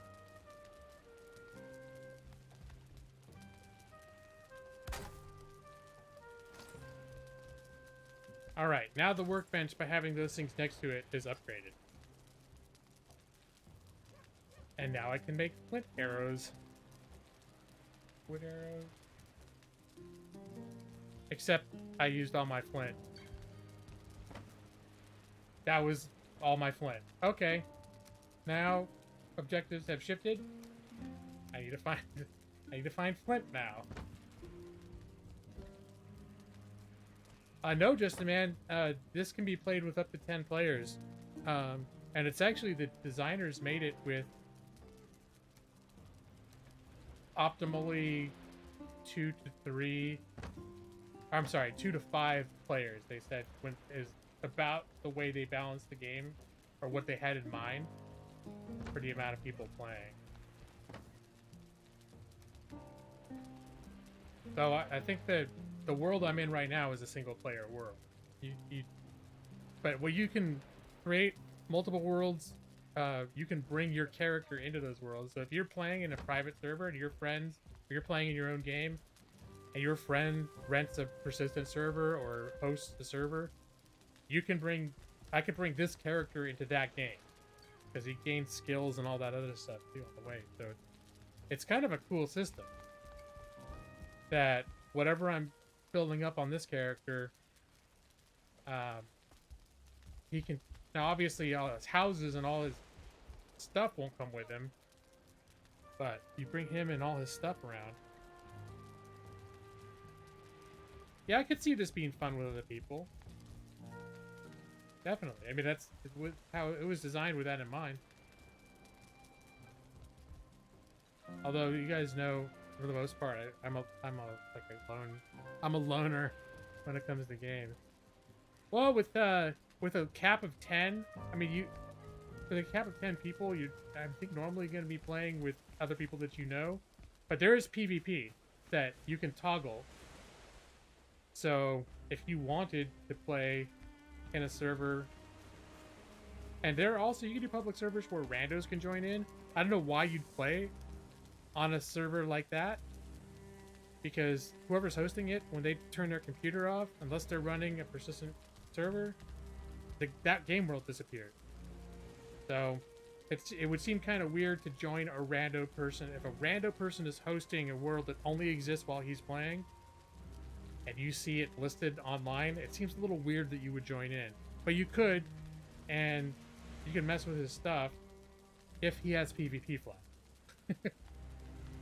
But it's not like some of the other games like Ark Survival and Conan Exiles, where they end up getting a lot of people on a server.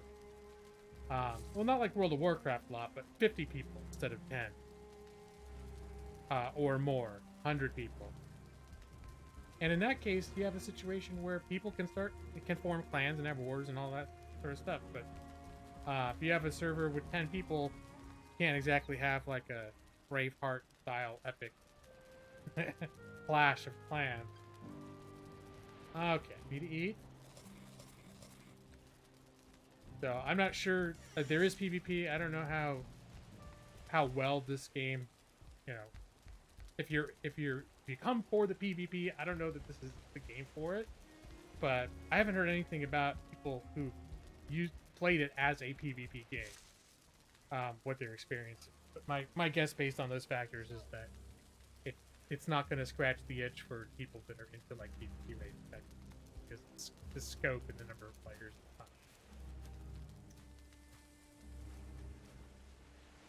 Is Rust high fantasy? I thought Rust was contemporary. I thought people had guns and shit. This is like Norse. Oh, I never did make my my arrows. That's right. I need flint. Flint. I should be able to find along the shores here if I can maintain and focus long enough to pay attention. Not forget what I'm doing. See, that's one reason why this would be a challenge for me to do as a regular streaming game, because just it's not like the game is super hard or anything, but I'm so unfocused when I'm streaming that even something basic like I feel like, oh, I need to make arrows, and then flash forward 90 minutes and I still haven't made arrows. In fact, I've forgotten I'd made arrows, and then I get into a combat and realize, oh shit, I don't have any arrows. And then the whole cycle, I'll be like, oh, I gotta go make some arrows. The whole cycle starts over again. Oh, yeah, this just came out this week. It's in early access. It's kind of a unique game. I mean, I would, in terms of scope, I would compare it more to The Forest. Like The Forest is more of a smaller, generally considered a cooperative PvE experience.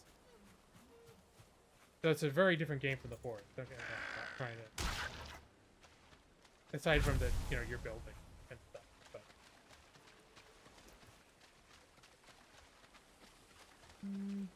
flint. I need more flint. I have to make my flint arrows.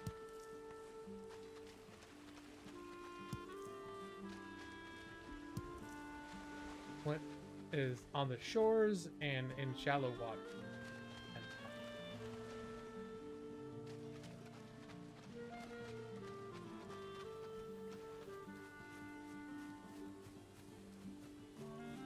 Yeah, there's something about this game. I've played a lot of survival games, and part of it is just that it's new, it feels fresh, I think. But who's asked me, like, oh, what sets it apart? And I had a hard time explain. I think it was Brad. I happened to see streaming last night when I was about to go to bed, and he was like, "So what? How does it stand out from like all the million other crafting survival games?" And I was trying to describe it, and I honestly couldn't. I was having a hard time explaining how it was different. I mean, one of the things that's different than most of these other ones is that the whole world is procedurally generated. Which certain games like Minecraft have. Certain games do already do that. But the way that the world is generated, to me, feels very authentic. Like, I feel like I'm in a real place.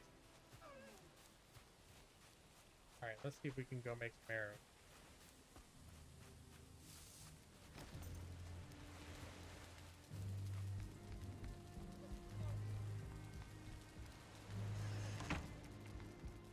I don't know if it's ever important for me to close the doors, but I'm doing it. Okay, I need feathers and wood.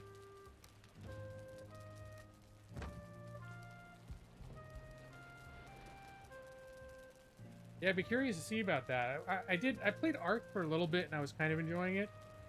I was enjoying it, but I got to a point where, like, I visited a public server and saw what the people there had built and how advanced the tech was compared to what I have, and then I realized how much that game, like how much that game relies on the assumption that you will be playing it cooperatively with possibly a lot of other people. And my solo style was like not gonna be very prosperous. Like, the progression was just, and I think on your own servers you can make progression in some ways move more quickly. Alright, flint hit arrow. 50. 74. I'm gonna go over 100 and then put the surplus in my. I've got like a box here. Extra equipment. I should cook too.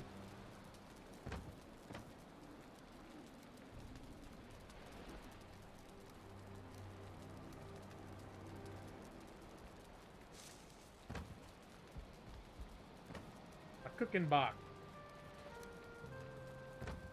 I've got some, and it's storming outside. And here's one thing that bothered me about Conan, which Conan Exiles is, I've really enjoyed that when I played it. But one thing that really annoyed me about Conan, because that was the first game I thought of when I was going to compare it, even though it's a lot different. It's sort of Norse combat PvE type world. But when it rains in Conan, everything inside gets wet too. So your entire floor becomes very conspicuously shiny wet. You don't see the rain coming through the ceiling, but the whole place, like you come out here, and it's very clearly everything's wet now. And in Conan, it's all wet inside too. And for some reason that really bothers me. I like it when I can see that it's storming outside, but I'm warm and dry inside. I've played a lot of survival games, but it's for the same reason, like, I've played a lot of MMOs by myself. And they're meant to be played with other people, but it's because I sort of like the way MMO worlds are laid out, and the game pacing of MMO worlds. And for the same reason, I could play games like Conan and Ark to some extent, but it felt too grindy. Official servers are a mess. No, I only went to the official server in Ark just to check it out. I didn't go there with the intention of necessarily playing. What the fuck are you doing? Alright, well now we know that's something you need to worry about. Fucker just came up and attacked my stairs? Wait, all this shit. Does this stuff wear down over time? All this stuff looks damaged. That's relatively new. Yeah, it's one thing they're missing here is that there are no realistic dong physics. Okay, this is something I just realized. That it looks like there's just general wear. No, I'm not talking to you, Siri.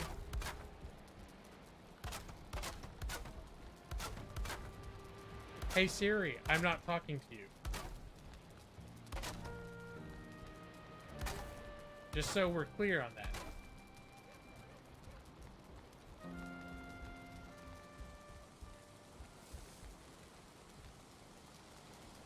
Alright, what else?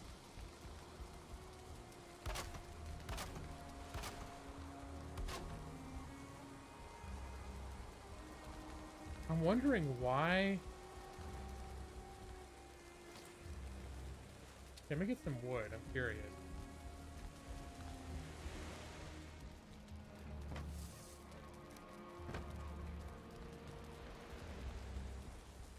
Could the thing be pissed off because I haven't set any if there's no foundation?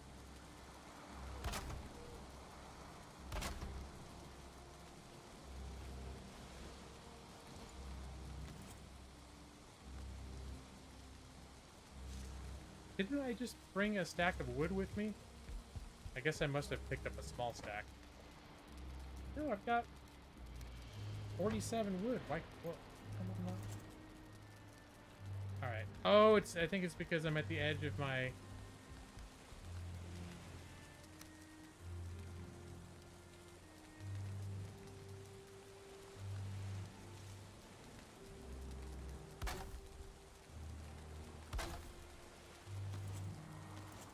Alright, so what I'm hoping is that will cause maybe having more, it was because they do structural stuff, and maybe they was pissed off because I didn't have.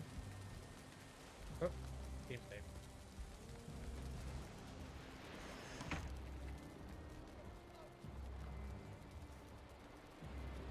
All right, let's put the wood away. I don't want to forget that I'm carrying 80 pounds of wood in my pocket when I leave the house tomorrow.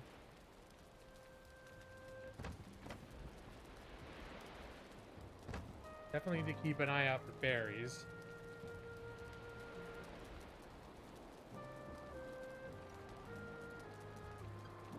Rust, does it? Are you talking about decay? Building decay? Well, there is like an overall sort of story that's happening. You start off where giant. This is sort of like supposed to be a Norse. It's not like heaven, but it's like a purgatory. It's a place where you've been brought back from death to prove yourself. And so the game starts where a giant eagle is carrying you through the sky that drops you off at the sort of Stonehenge altar place. And there's a crow that pops up sometimes, and sometimes it's like a tutorial, like it gives you tutorial type messages. Other times it gives you direction. And like my main base where I first started and got dropped off is pretty far from here now. Right here, this little Stonehenge thing. I made first home. And they gave a little icon for this thing, and they said there's something bad in the forest that you need to kill. And when you do, you bring it back, and there's a special stone here just for that thing, and you hang it up, and then the thing tells you, like, okay, there's another one. You're gonna have to travel to the dark forest to find it. You don't know where it is until you find like a tablet in the dark forest that if you activate it, it places the thing on your map. So I have a thing, this forest elder thing that I have to get. But there are a lot of like resource things I want to do first. Like I want to be able to smelt bronze and make bronze weapons before I attack that thing. And being able to manufacture bronze has been a bit of a bottleneck for me because I've had a hard time finding the right resources for it. And also, this is all grayed out. I found the dark forest. I built a home here, and I started looking around and thinking, okay, where's this thing I need to find? Monster. Then I found the tablet, and it showed me like, oh, it's over here. So one day I was like, okay, I'm just gonna run there so I can have a path there and make a day out of it, and maybe make a little house along the way, like a little place I can sleep. But then I ran and I hit ocean. That's where I am now. It's just I was running to where the next boss was, and then I hit ocean. So I have a little raft that I don't even know is going to be reliable enough to get me across it. On a clear day, you can see landmass in the distance. But yeah. So I've sort of ended up settling in here a little bit. Okay, I think it's time. So right now what I'm doing is I'm looking for dungeons.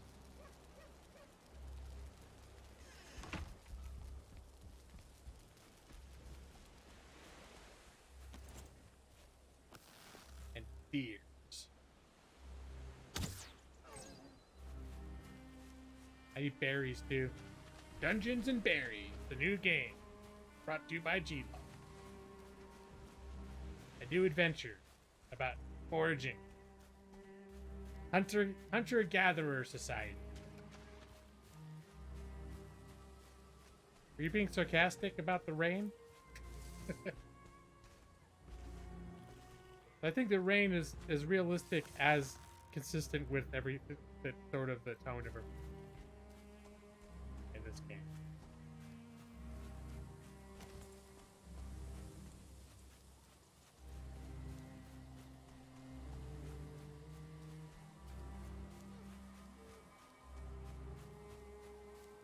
Very thick forest. We need dungeons and berries.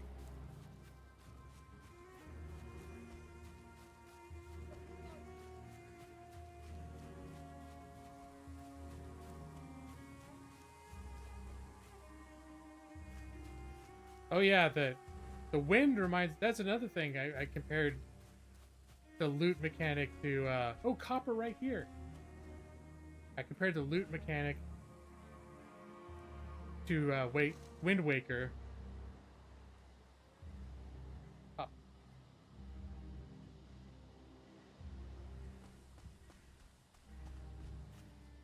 So there's overall sort of a... Is the cartoony the right word? There's a cartoony style to this game in some way. Even though there's a lot going on here that it feels somewhat grim.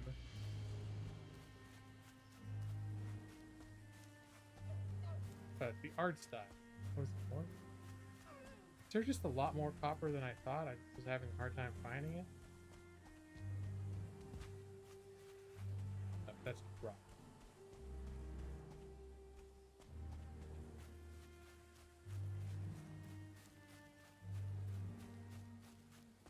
Oh, berries.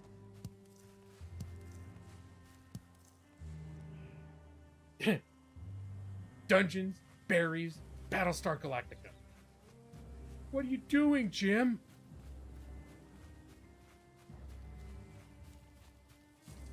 What's the best berry?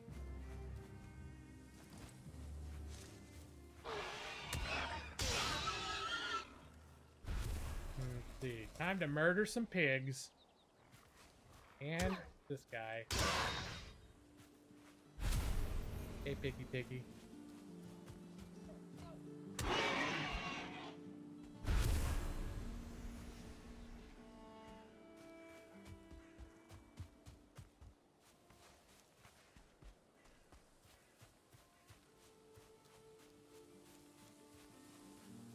Dumbledore Calrissian? Was that something they used to taunt Dwight?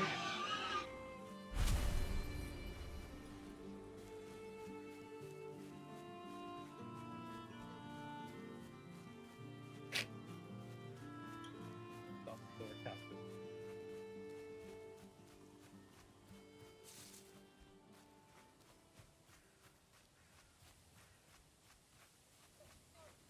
So I can see where the pine trees represent the dark forest biome. All this, the conifer stuff. But the birch trees only grow in the meadows version of the forest. So you can see there's almost a line right here where the biomes meet, where it goes from cheerful to dark. But turns out, like, most of the stuff that I need right now is in the dark biome. So I kind of want to be like where...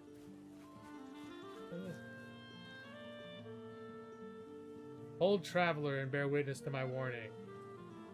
We are many who have come before you, carried here by Odin's will to do his work. The path ahead is hard and dangers great. If you hold your life dear, keep to these meadows, and make your dwelling away from the tree.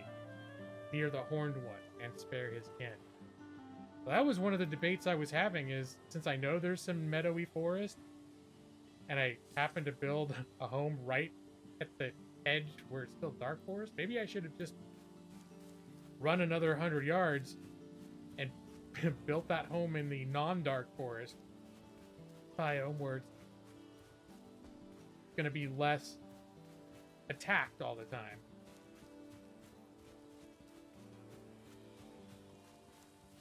But black forest. But I think I think my overall conclusion to that question was I'd already built quite a bit of house. I'd already invested a lot of time and resources in building that house.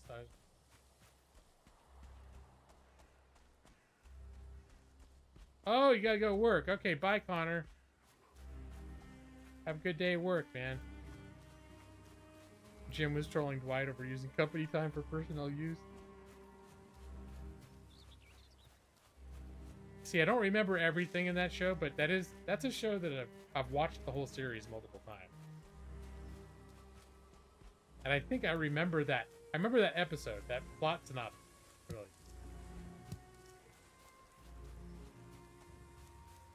Berry. Bears. Haven't seen any bear. Oh, there's a dungeon. Okay. See a dungeon in the distance there. I also see a damn spawner.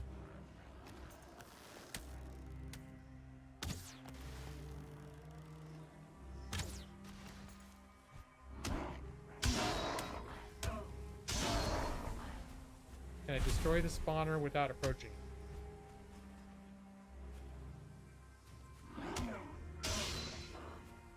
Oh, there's a fucking bird. Oh, I didn't build a shield either. Oh, this guy's kind of a badass. Holy shit.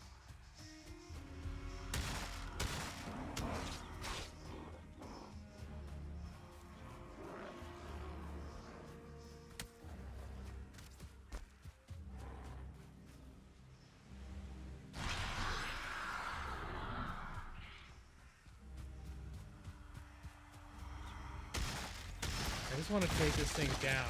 Okay.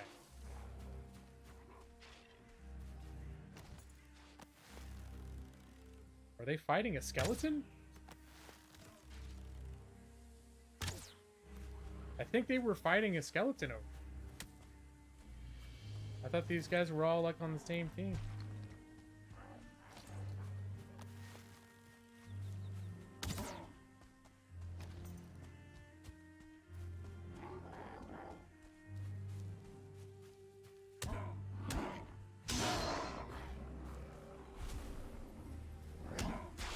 Yep. Oh, there goes half my health. One thing.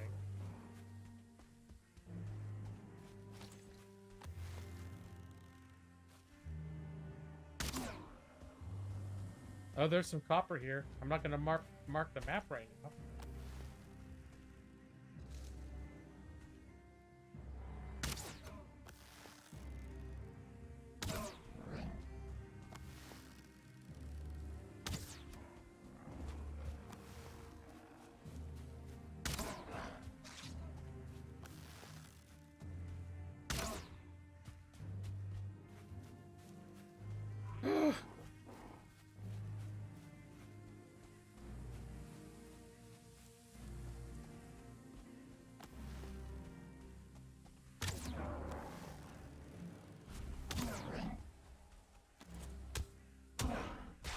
Ow.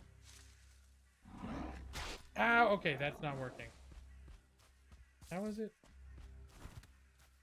Left.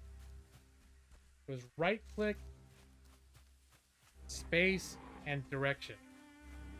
Yeah, I'm in a constant state of forgetting what the hell I'm doing, and it's doubly so while I'm doing it while streaming. It's one of my problems. That's why I often play games that I've already played, like Skyrim, as I stream a bunch of that because I don't have to think. When I'm playing on my own, I do have a pretty tremendous amount of focus.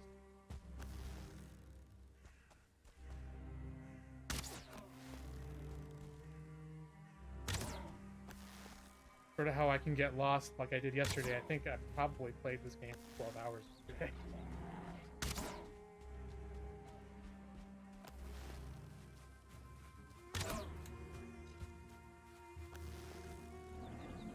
This thing ain't even gonna be worth it.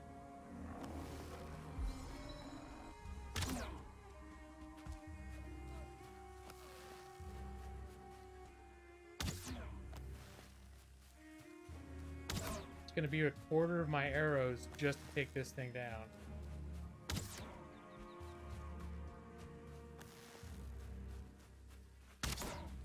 Whoa! Ah, finally! Live streamers just want to stop in and ask if the game is worth playing without giving spoilers. Trying to keep it spoiler free. My short answer is if you like this kind of game, like the crafting survival type of game, then yeah, I absolutely, my experience so far, and especially I think it's only $19.99 full retail price right now is $19.99. So yeah, if you want a yes/no answer, yes, yes, it's in very good shape. Without getting into details about like spoilers, the game's in very good shape. It seems more feature complete, at least so far, than a lot of these sorts of games are when they enter full release, and it just entered into early access less than a week ago, 5 days ago. And it's by a studio that I know, at least that the last game that they made that I've played is called Satisfactory. And they worked their asses off on that, and they're still working on it, and they're still doing massive improvements on it. So I know that the people that make this, at least historically, spend a lot of time improving their game. And between the general positive reception and the fact that the developers have a track record on games that I enjoy a lot, that I think they did really Satisfactory, I think is a very good game.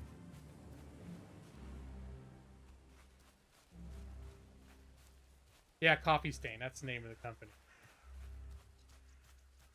And I'm a big fan of Satisfactory, which was the last one made.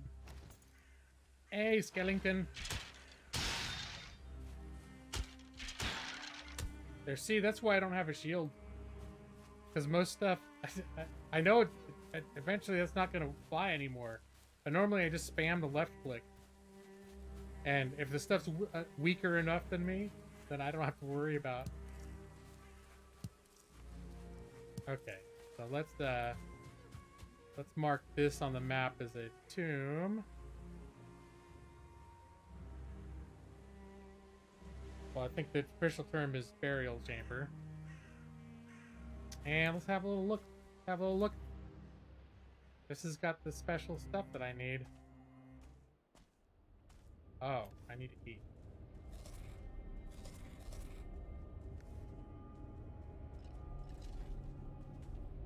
Do you do it? Does it feel very immersive and realistic to you, Maxie? That they nailed the there's a skeleton right there.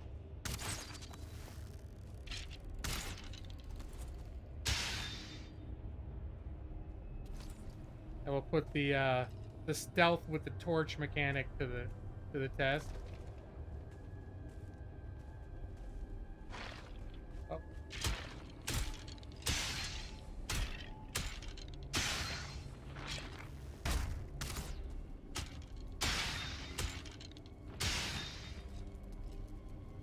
All right.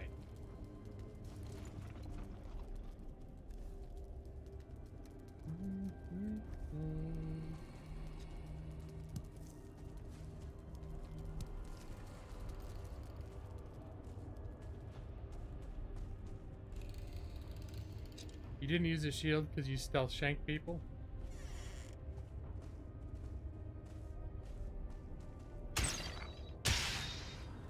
That kind of worked. Alright, there's the end of that, not that hole. And yes, for those on stream, it is very dark. I haven't figured out whether or not my torch interferes with my ability to stealth yet. Oh, there's more doors here. Did I build next? I also did not build a backup torch. This needs to go down. This needs to go down right away. What the hell is... What? Okay, that is scary as shit. I had not seen one of those before. Ranted Remains? That's like a boss level skeleton.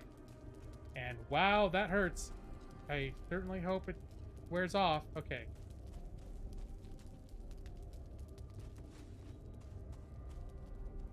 I've never seen one of those before. What does this say? Oh, so I guess there are various locations where this is what marks the next, like, super world boss that I need to get. But I already... So there are multiple places where you can, I guess, find a, like, a tablet that will tell you where that is. I don't think they expected me to be in this biome that long. No room in inventory. Alright, what useless shit. Alright, wood. I don't really need. What else? These flowers? Why am I even carrying those? Who cares? The seeds may eventually mean something. Yellow mushrooms? Yeah, I'm gonna pick up a bunch of those before I leave. I'm thinking the wood. There's so much wood out in the world. About that. Alright. but gold I definitely want room for. I love gold. Actually, though, if I run out of a torch, hold on. I was gonna build a backup torch. So now I gotta figure out something else I don't want. A deer trophy? Yeah, I don't need that. I've got a bunch of those already. And I definitely need... Okay, let's build another torch. And then we'll drop the wood. I was worried about running out of torch. And... the Grey Dwarf Brute Trophy? I don't know if I have one yet. I might get rid of these ancient seeds next if I need to get rid of something. I may be okay at this point.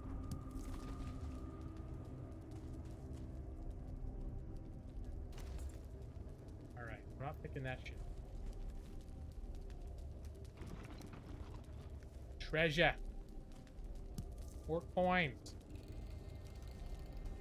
Are there even more coins? Oh, I thought I saw a pile. Alright, well this dungeon's turning out to be quite lucrative.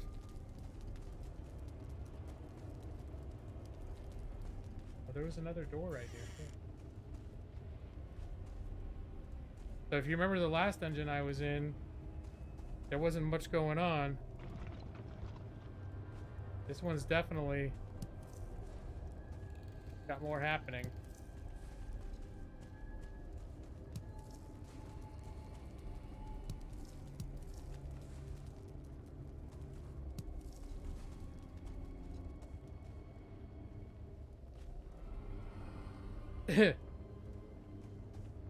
For an outstanding achievement in deer activities, Nick. Sure, those are excellent examples of why you'd give a deer a trophy.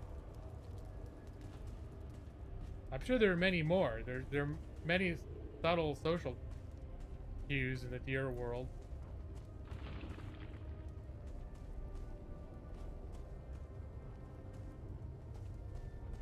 I saw there was a door over there, but as long as stuff's open, where things could just wander. They don't seem to open doors. I don't want to take the chance of something sneaking up on me.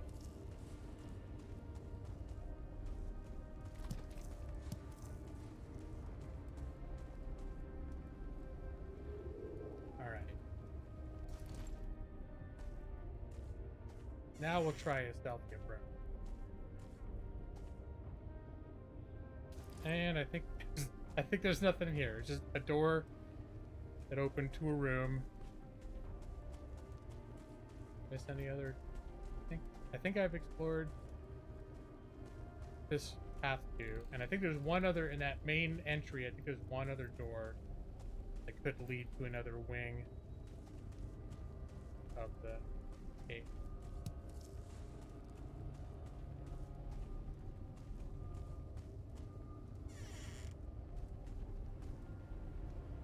Oh. Just a little hallway with 2 of these guys? These are the things. Let me see how many I've got.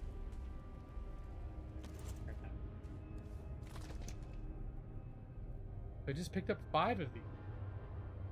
I think I still need, I think I need 1 more in order to be able to make enough of the crafting stuff that I need. Okay, and now it's dark.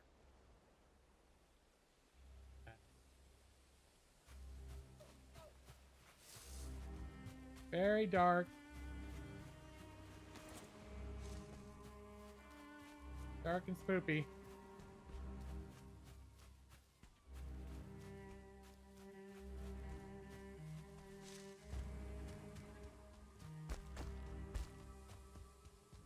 So I think I've found myself in the meadows biome.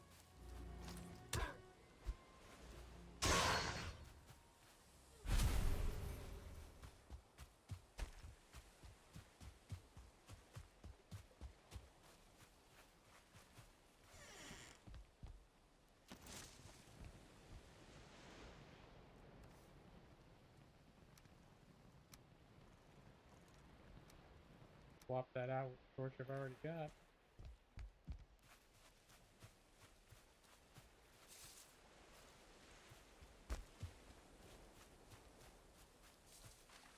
That sounds really good, Maxie.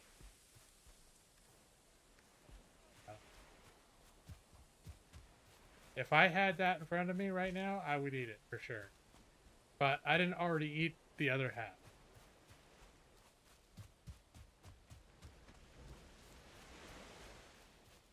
I'm also maybe not the best person to come to for food advice. I don't know. You may have noticed, but I'm a little overwhelmed.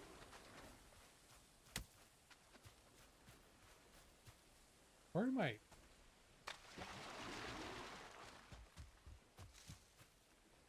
Oh, okay. I was going the wrong direction.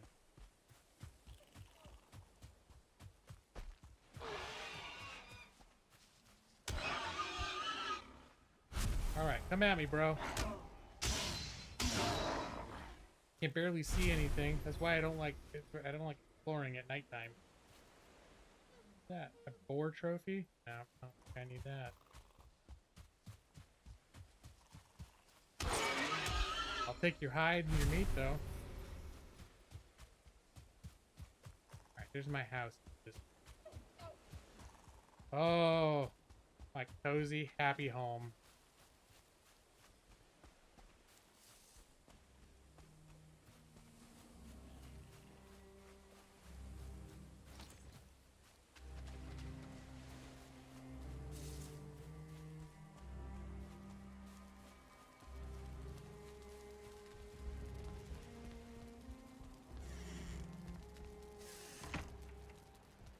And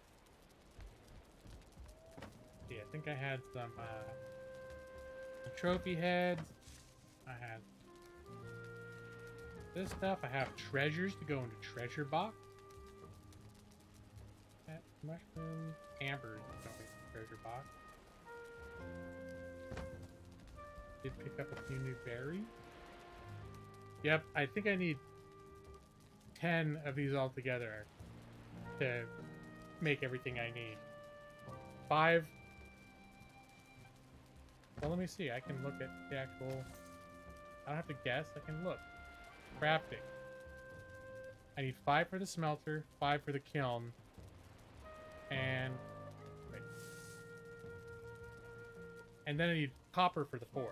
But really, I need those 4 things, those red things that I picked up in the dungeon. 1 for the smelter, and 1 for the charcoal kiln. Alright, 5 for each. There's for a total of 10. Yeah. Weird loots. Mushrooms.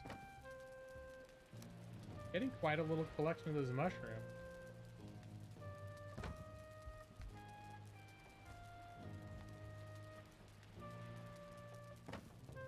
It doesn't take much to make a... yeah.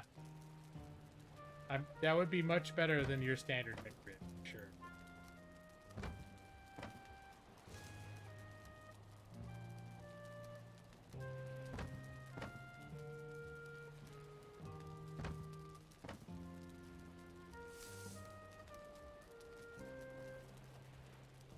Alright, we'll do a little cooking.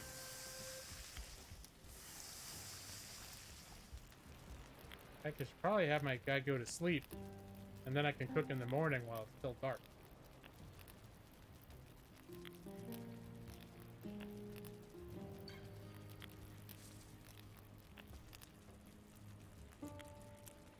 You always wake up, like, right where dawn's about to hit. Still pretty flippin' dark out there.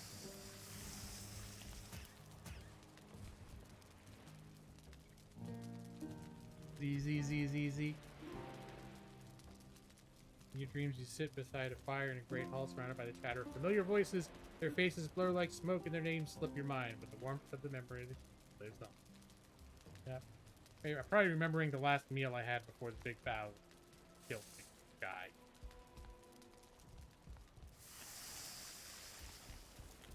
Oh, that was the end of my meats.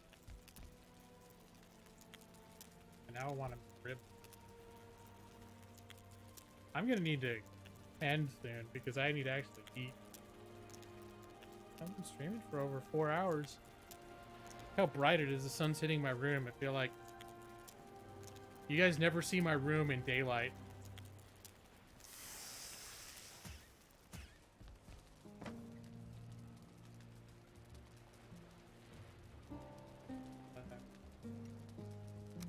For some reason, I've neurotically settled on 12. I like 12 of each meat.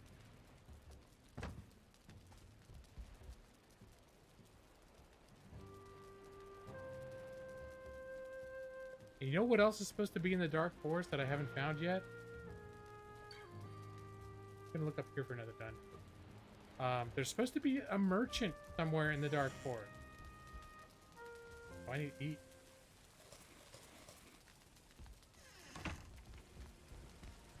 Oh, I was gonna make a shield. I just looked up and I saw Scion think about making a shield. Alright, what do I need to make a shield again? Oh yeah, I need to repair my stuff. Dude, jeez, I'm just gonna wander out there. It's so irresponsible. A wood shield, that seems like a good option. I need 4 leather scraps and 10 wood to even it out.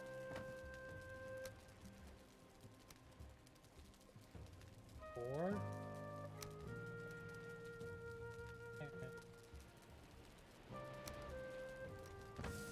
Alright, I've already got the resin. Oh, no, I'm not gonna cook a shield. I'm gonna make it as a workbench. You don't eat shields, silly. And let me see if I could probably do some upgrading on it too. Let's just grab a bunch of leather and wood. Here, why did I just not bring a whole stack with me?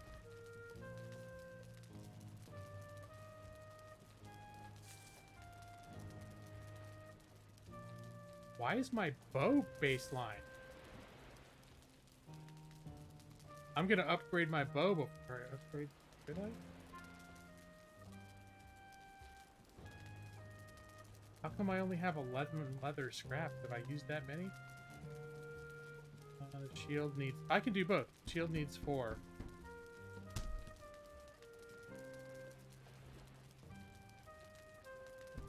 Oh, oh no. Oh shit. I can't believe it. I was crafting them, not upgrading them. What an idiot. Okay, that's the problem. Oh, I can't believe I did that. Alright. Well, when I remember to make a shield, I do it with a vengeance, apparently. And let's look at the actual upgrade thing. So what a waste of resources. And I could have upgraded it again. If I had been not only half focused on what I was doing. Alright. Well, less than fun. At least I've got a shield. Where's my shield?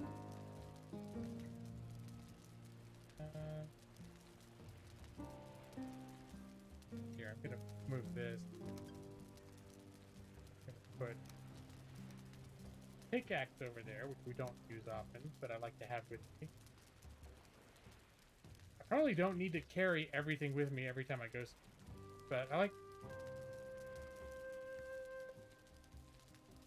Yeah, though it doesn't hurt to have, in case I somehow end up in a situation where I can't retrieve my body, it's not a bad idea to save whatever leftovers you have. Alright. Oh, he's looking so badass. Close the door. We're heading northeast looking for dungeons. Dungeons! Dungeons and berries.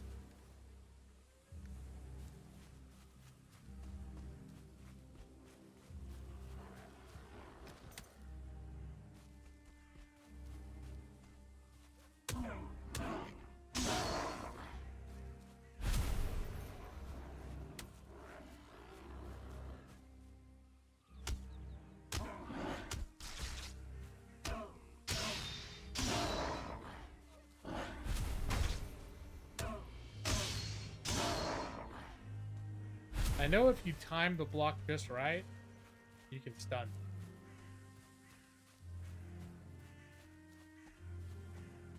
that dungeon over there was a troll cave, which doesn't have these specific resource stuff before, so that we can skip. Is it barrel? Oh, there's a bunch of shit in the barrel. I didn't realize that.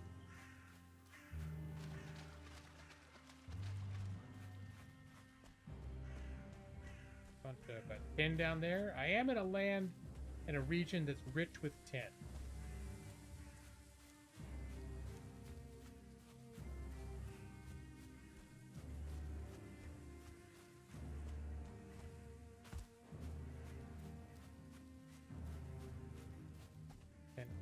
Or more copper over here?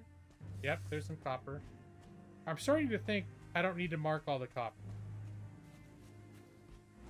There seems to be plenty of copper to be found. I just wasn't seeing it immediately at first. Oh, hold on. I know that's a dungeon. I just saw the dungeon over there and realized that was one. Hey, there's skeleton. That often, yep, there's a dungeon there. Hey, skeleton.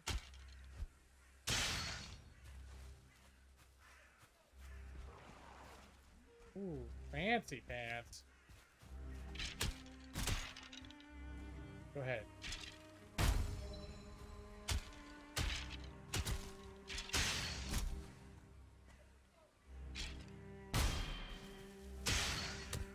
There, that was a good practice, even though I took a bunch of damage doing it. Learning how to use shields. What's all this damage over here? Oh, I bet these... I kind of like that. The skeletons and the Grey Dwarves are enemies. That was evidence of a... There was a fight over here. Want some meat too? Something killed it. Well, I don't know what the hell happened there.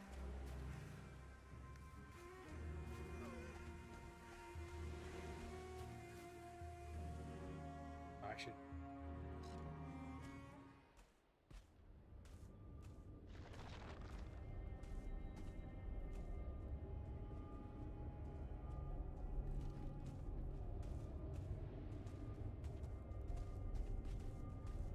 Oh, damn it. He didn't see me.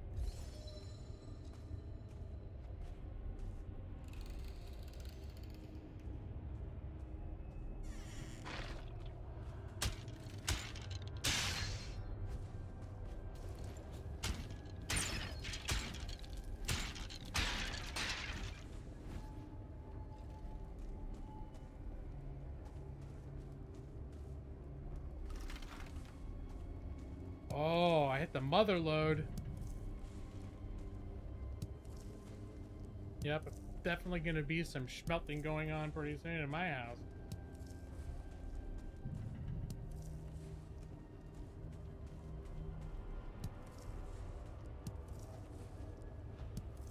Yep, the secret to not being detected during stealth is not crying, not shouting, "Call!" at the top of my lungs.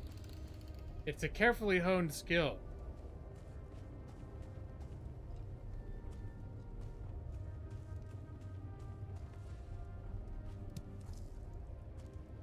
Wait, was there anything else in there? Oh, no room in inventory. Oh, what garbage can I get rid of?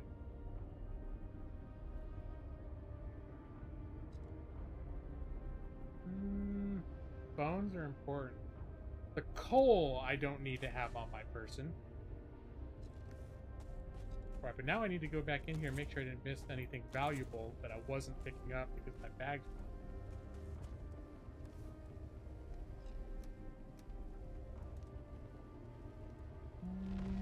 The wood I probably don't need. Although I think I'm pretty well supplied on feathers too back home. It's cold. They go, oh god, it's the law hawk. Beware his stealthy approach.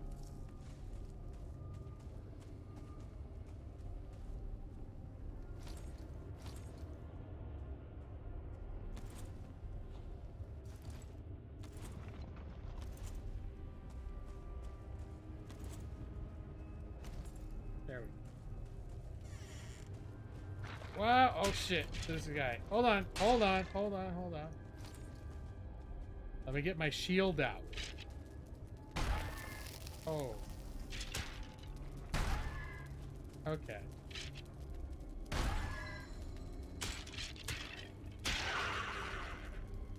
Alright, that fight went a little smoother with the shield, truth be told.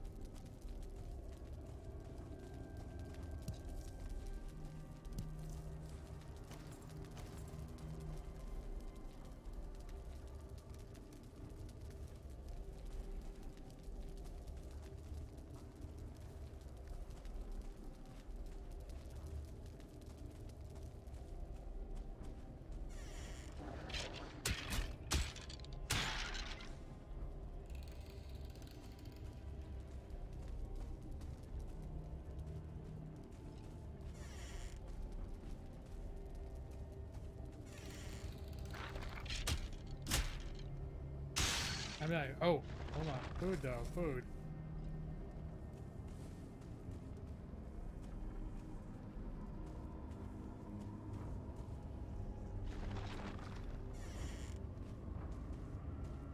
Alright, I think that's the end of the dungeon. There's a ambient sound effect in the dungeon that sound like creatures right by you.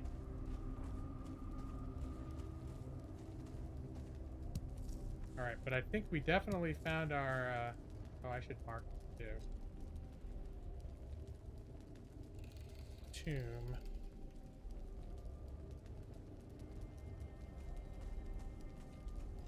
Back to the center room. I can't remember if there's one more wing to explore. I think there was. Yep, that was just the first. That was all just like one little wing, huh? Oh! Alright, time to drop this deer trophy. Screw that. I don't even know why I was still carrying that.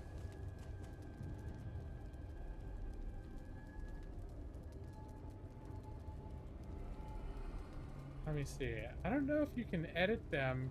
Yeah, but you remove, like, to rewrite them? Yeah, I haven't been able to do that. I've only been able to remove them and redo them. But that doesn't mean there's no way to do it. That just means it's the only way that I've found. Oh, a ghost! Whoa. The thing about a ghost is you don't know when it's going to swing at you. Because it's just a cloud of smoke. It's also not that tough and very prone to my attack. Oh my gosh, I'm getting so much of this stuff in here. Man, this place is rubies all over the place. When I finally do find this merchant I've been hearing about, no room in inventory because I got too many of those. Bullshit. Something's getting dropped. I think these give a shit about those. I got so many of those. I've never used a single one.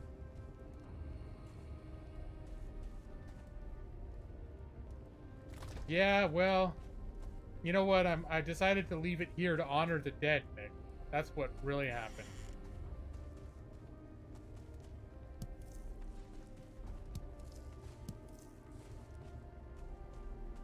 Maybe some of the restless spirits lingering in this tomb are deer enthusiasts themselves.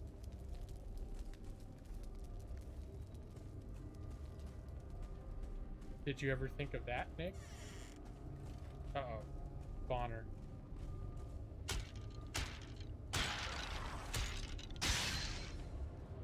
Alright. Hey, buddy.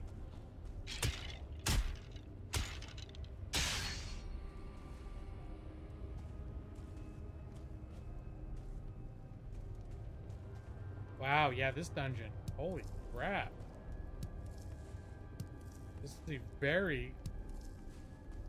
This dungeon had like 3 massive treasure rooms.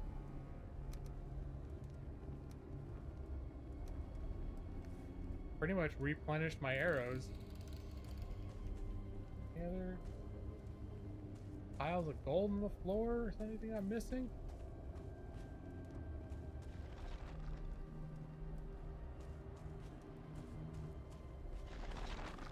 Alright, that's the end of that.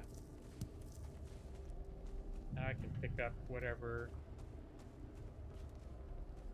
mushrooms that I left behind. I think I already got them. Alright.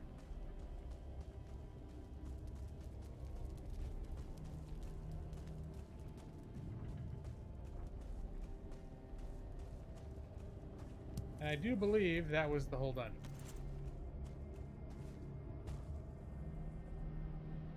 Leader. Oh, see you later, Scion. You gonna bail and play? Yeah, that's what I would do at this point. Although one thing I like about this game is it is a good game to have on while you're watching other things. Because there's not a lot of like dialogue and it's not story heavy. So alright, now I'm gonna go home now. Have fun, Scion.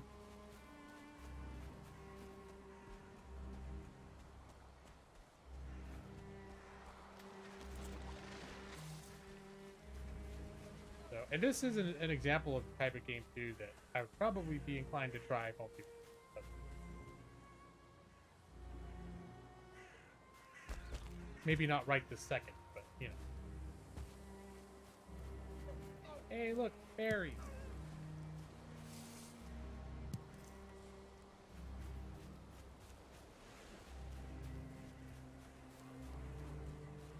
Realized I was totally zoomed in. Ow. One reason too why you don't necessarily want everything equipped if you don't need it is everything slows you down a certain amount, and I think the shield and the club both slow you down by 5%, which isn't terrible. There's a heavier shield that slows you down even more. Yeah, this is 5% penalty. But like a lot of those little trash mobs, I won't use the shield again because it's just not worth putting that much effort in fighting. But I definitely know now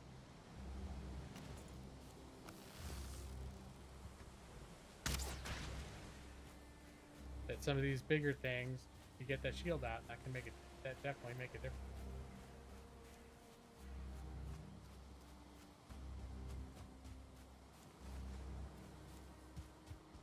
All right, back to my sweet old home. Hey, bird.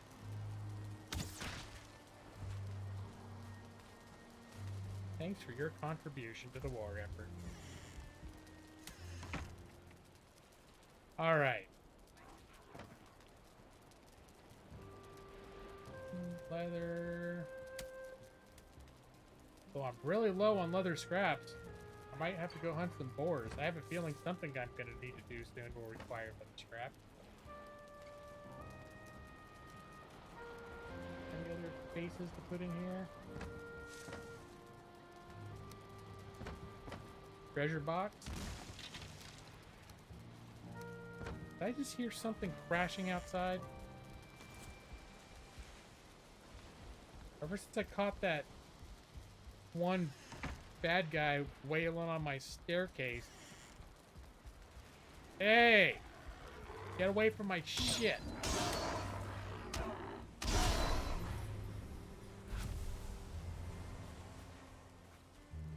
Repair anything?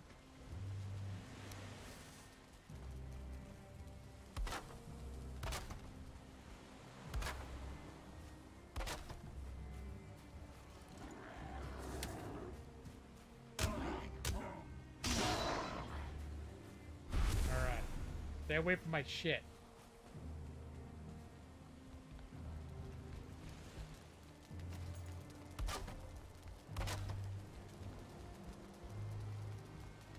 I'm not sure how this decay mechanic works. I mean, certain things, like my main structure, hasn't decayed at all. Hey Siri, be quiet. You.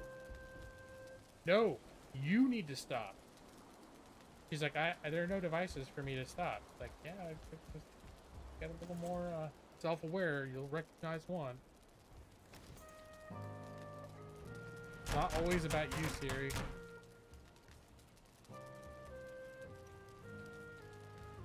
And hey, Drasa, what has YouTube done with the interface? I don't know. I'm actually not. I'm not on YouTube right now. Although my own stream has become wildly too bright, though. Here, I like sunshine and all.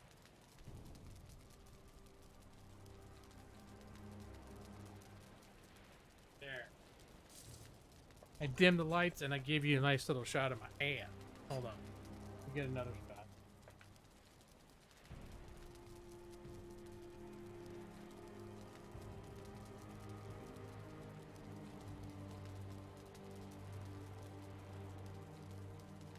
There we go. How'd you like that?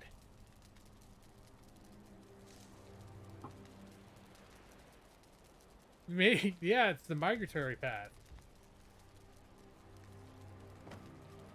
A terrible miscalculation.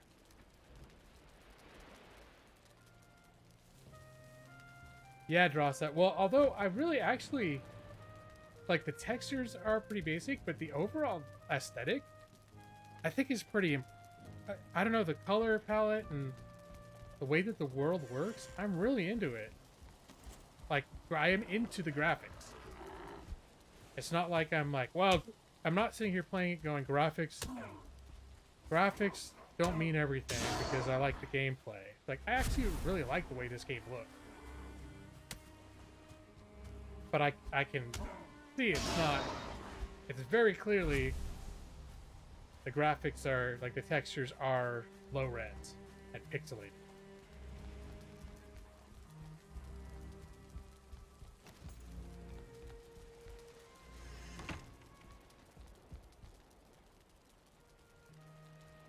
Definitely, yeah. And it's hard to describe what it is. Earlier I was talking about this, how there's just a general color palette of the game. Like in the Dark Forest, when the sun is setting, and it's like blue and cold looking over there, and then it's warm.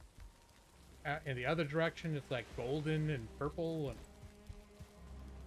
come on, guys, just take a chill pill.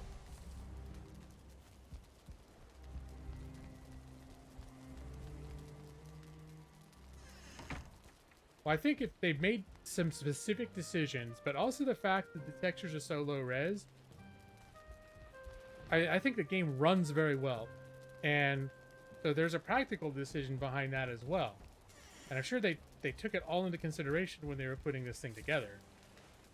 But I think the fact there's so many objects in this world, and it's so big, it wouldn't work so well. Like, you could play some other games, for example, Ark Survival I can run Ark Survival, but you can tell my computer all the fans are running to keep it cool, because it's given your graphics card a workout, if you can even run it without, being on total everything down on minimum. But yeah, you get a good look at, like his cloak. That's indefinite, like PS2 level level stuff right there. All right. Let's finish putting away all the junk that I picked up in there. I have my little system for where everything goes. Stone goes. Resin.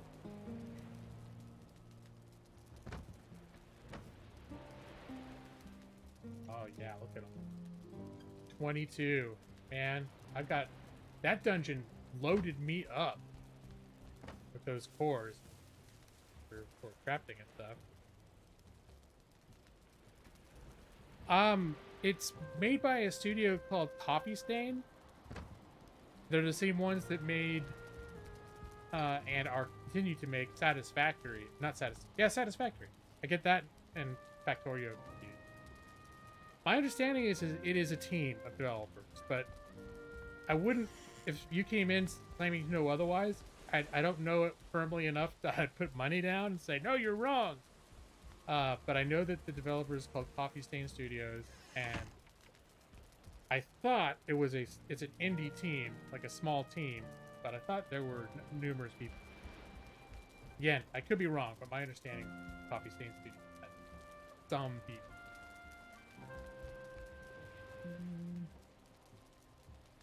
But it could be just the one dude, and he's Coffee Stain Studio. Yeah, it just sounds like it's a bunch of people. And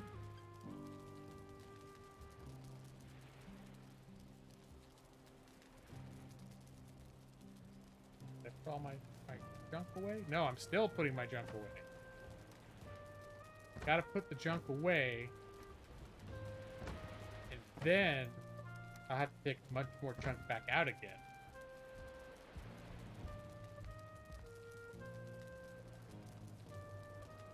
But yeah, you might be right, Rasa. If you read specifically it was one person, then Coffee Stain Studios might be a guy.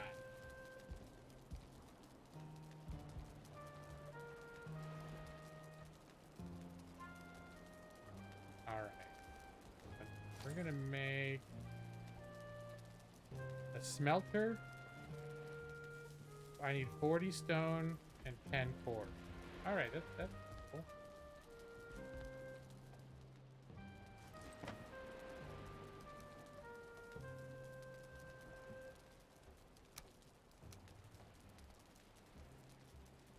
All those. You do like a drink? Thought it was one man's dreams, and yeah, well, I've known companies like there's a game that I streamed it's a very indie, but it's one of the most popular on my channel because it doesn't get a lot of coverage from a few years ago. A game called Bloodlust Shadowhunter, and it's made by WRF Studio, but it turns out WRF just stands for that's the initials of the guy's name, and it's one dude. So, and I streamed it once, and the dude actually showed up in my stream. It was kind of fun.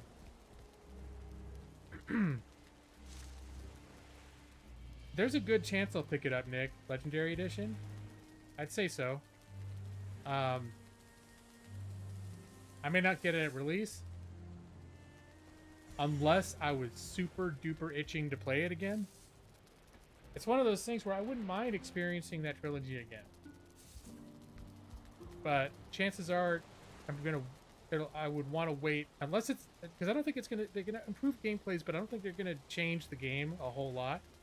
I know they're gonna modernize some of the elements of the first Mass Effect, be more in line with Mass Effect 2, and they'll revamp the graphics and so on, but yeah, I have to wait and see. But I know if I ever want to play the trilogy again, and there's a good chance I will, especially since they're going to be making more. They're going to be making, I understand, direct sequel to the trilogy. I will probably want to play it again before I play the sequel, because it's been several years. Stardew Valley's one guy as well. All right. Partner with some companies for console. I didn't know that either, or if I did, I forgot it. A lot of things that I know and then forget. What about you, Nick? Are you looking at a replay on Legendary? I mean, step one is see when it comes out, what people are saying about it. Because, like, they did a re-release of, what was that fantasy game? I can't think of it right. It came out about 6 months ago. And it turned out it was almost just like the original game with like you could play at higher resolutions or something. It was almost a non-thing, and supposedly it introduced more problems than it solved. It sounds like Mass Effect is going to be a bit more involved than that. Smelter and a kiln.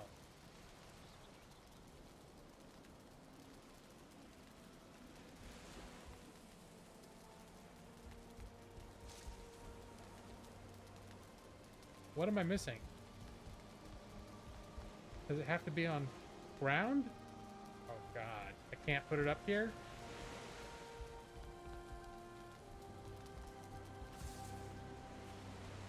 That sucks. I wanted to put it up here so bad. I built this whole thing for it. Invalid placement. Alright, fine. But the whole reason I built this platform was for these things.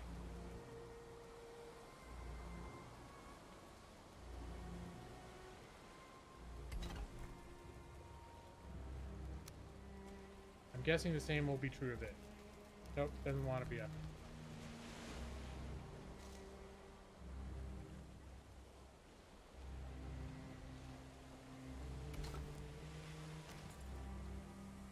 Alright, well, let's get some light. That was a little disappointing. I was hoping I could... Wood and resin.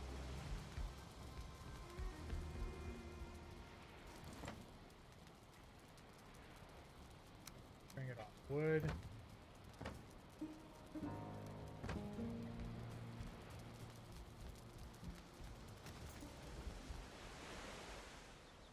Here.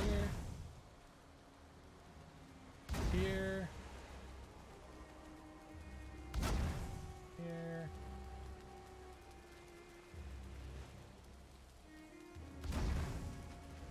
There. Alright. That's a little bit warmer. Alright, speaking of wood, let's grab a shitload of wood.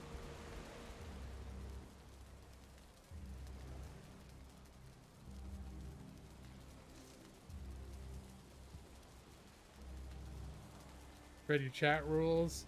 Keep your gob shut. Uh-oh. Are you talking politics? That's not exactly politics, but yeah. It's definitely a topic. As my general philosophy is, I'm a lawyer. I'm a lawyer. I do have somewhat, I have opinions about stuff, but there's plenty of places to fight about that stuff on the internet. And this channel is about, we come here because we have things in common, right? So, regardless of that other stuff. So that's what that rule's about. About the no politics. There are plenty of places where people can, if they want to argue about politics, they can do that. But not here.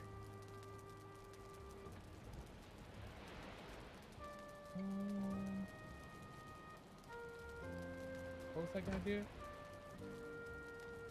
I was gonna bring a shitload of wood.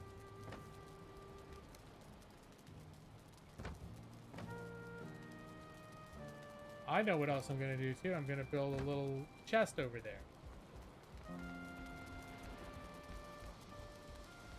Oh, I'm perfectly content for that to be your feeling about politics. I wish everyone thought it was that boring. Sometimes. Including myself. Oh no, James is bringing up the video game politics. I don't know. Did I specify it was okay to discuss video game hot topics in video game literature? Alright, let's do it.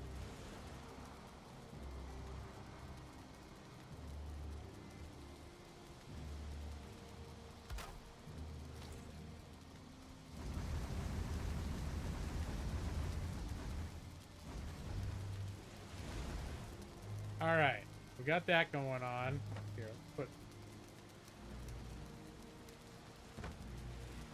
let's get some, I'm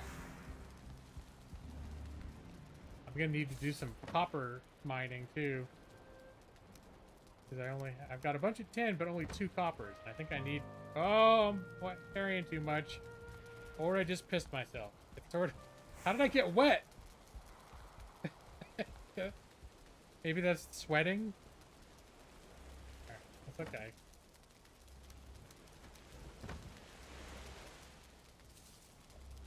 Alright, I definitely need to get some copper. And it just so happens, I've been scouting the area.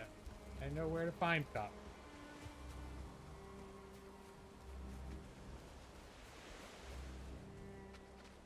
Oh, I just saw that, Nick. You'd rather wait for reviews?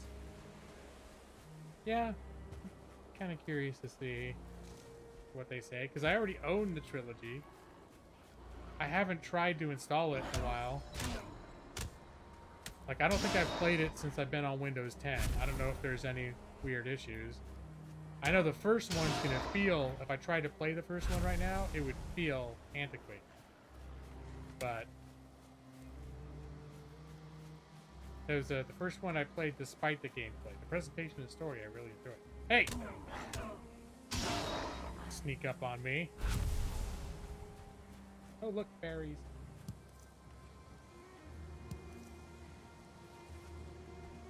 Princess Toadstool. Oh. Flagrant violations of my no politics discussion policy. Hey, birdie bird.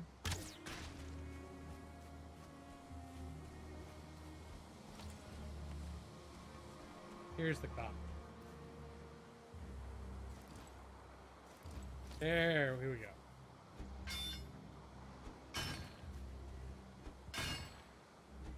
Yeah, we're gonna be here for a while.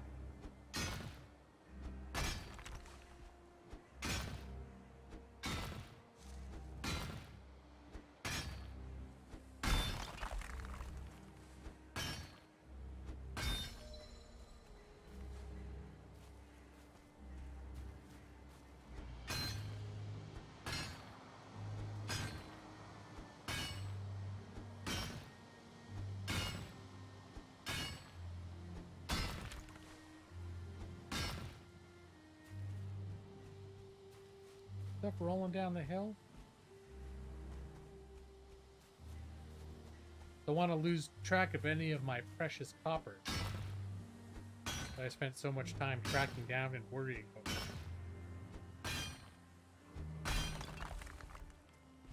Hey, stay away from my copper. Oh yeah?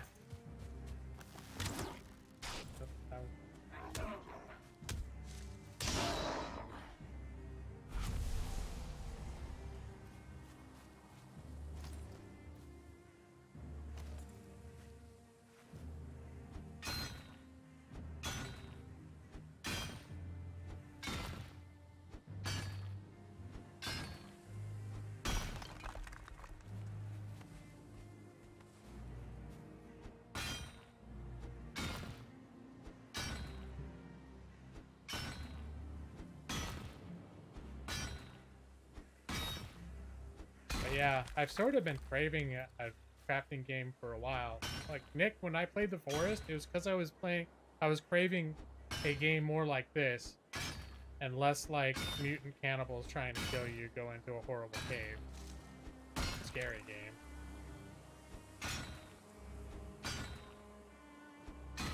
And then I spent a couple days, work days, I don't play a lot of games. A couple days looking at videos about this game. And being interested and thinking, does it just look exciting because it's new, or like, I need food.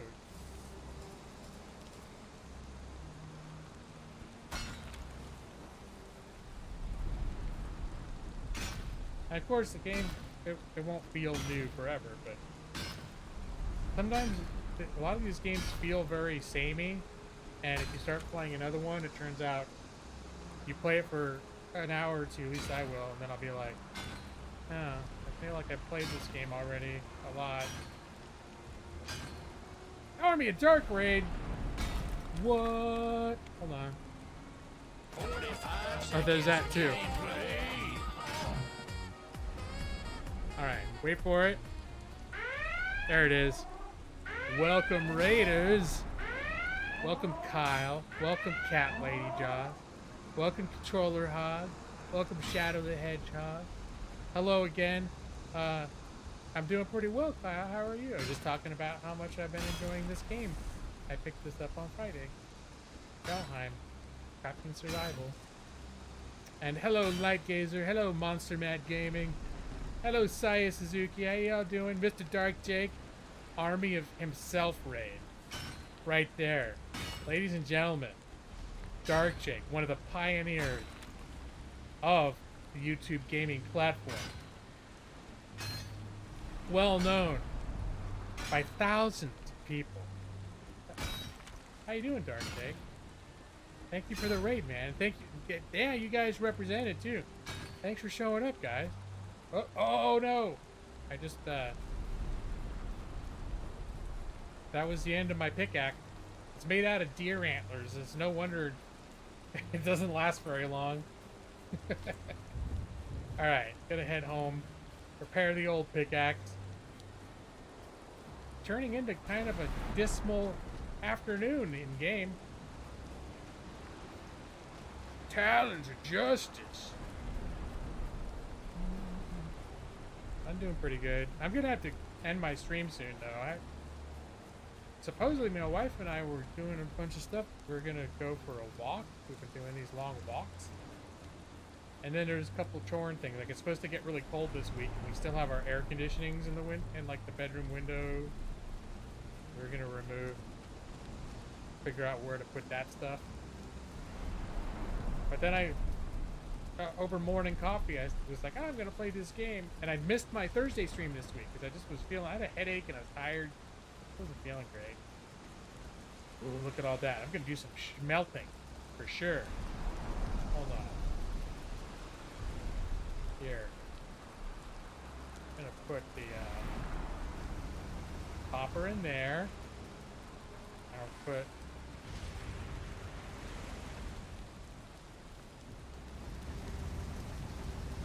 coal in there. And then I'll put whatever leftover copper, leftover coal, I'll put in there.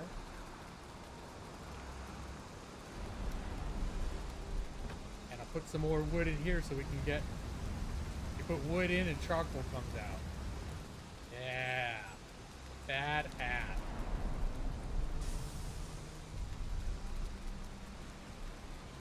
Off to bed. Good night. Bye, Josh. Thanks for joining the raid. Yeah, deer antlers. Well, I still make stuff out of wood and stone too. But... oh, I should probably turn that off. There we go. I forgot that thing loops.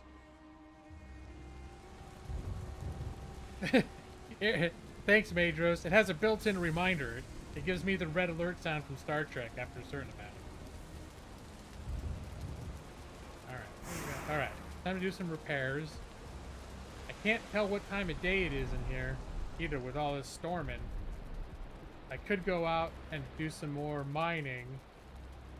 Repair all my stuff.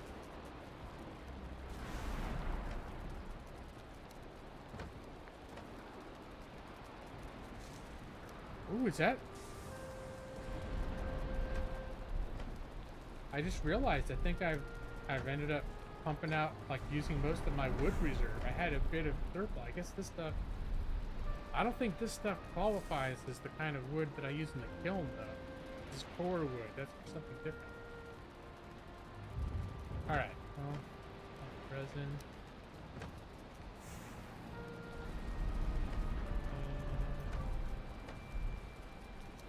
This down. Copper bars, lump of coal.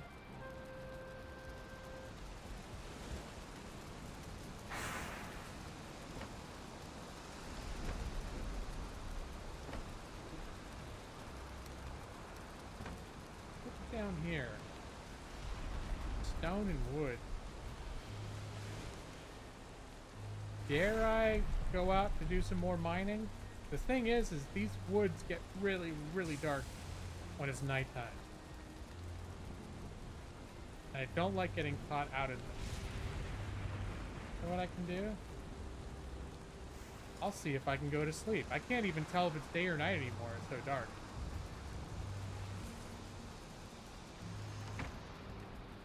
But if I sleep, it'll take me to the next morning. Oh, I can't sleep because I'm wet.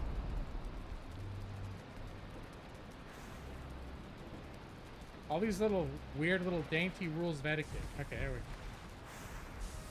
I guess a real Viking can't sleep wet. Is that a rule? Theme of a river running uphill, with green shoots turning downward this year. Yeah, Monster Matt. No, this just came out this week. I think it was in a beta, like closed beta before now. Um,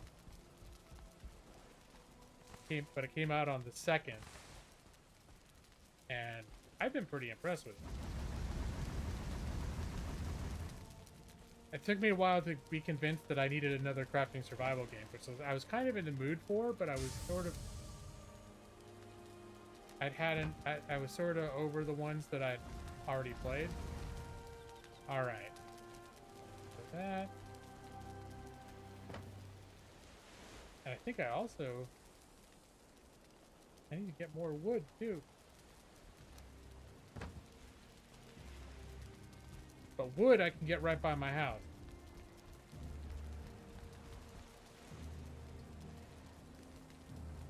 In the trailer, some guy was running around with a hand cart of stuff to push around.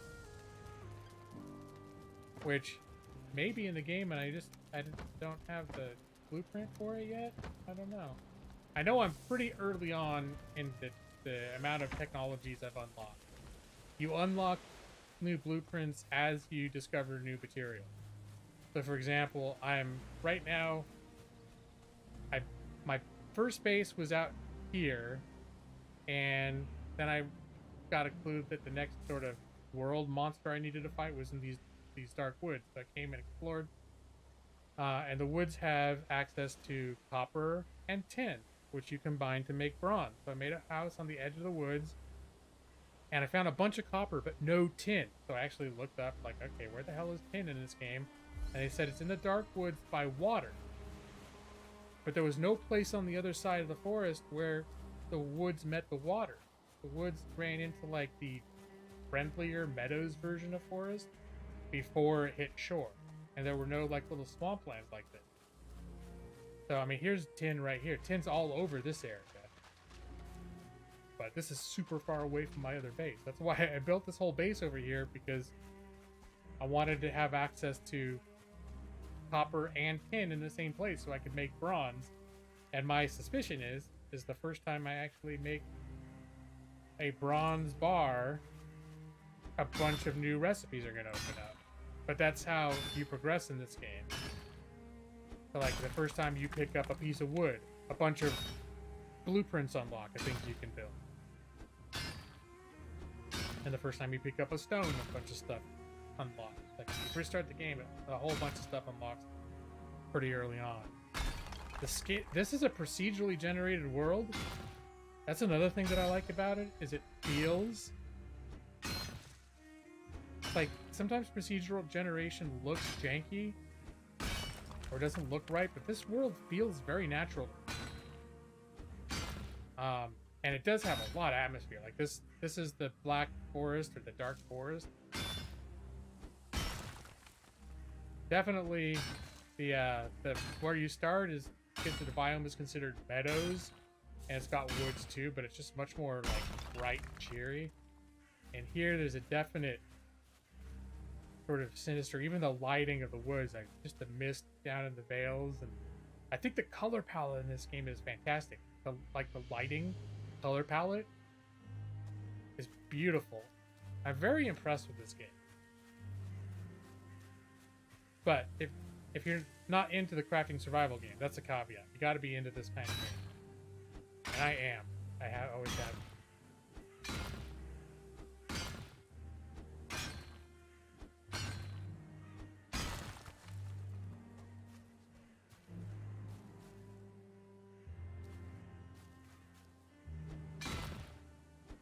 Yeah, it's kind of weird too, because in some ways the graphics are simple. Like some people pointed out, like the textures on the character look almost PS2 level, and when you get in close on anything, the textures are real low. But also, there is amazing amount of objects and detail here, and the whole package looks just beautiful.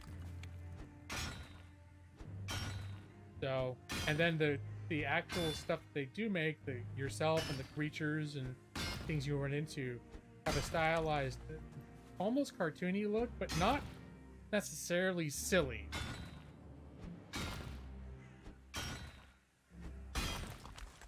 But yeah, definitely sort of is oozing with atmosphere. Alright, I can keep going.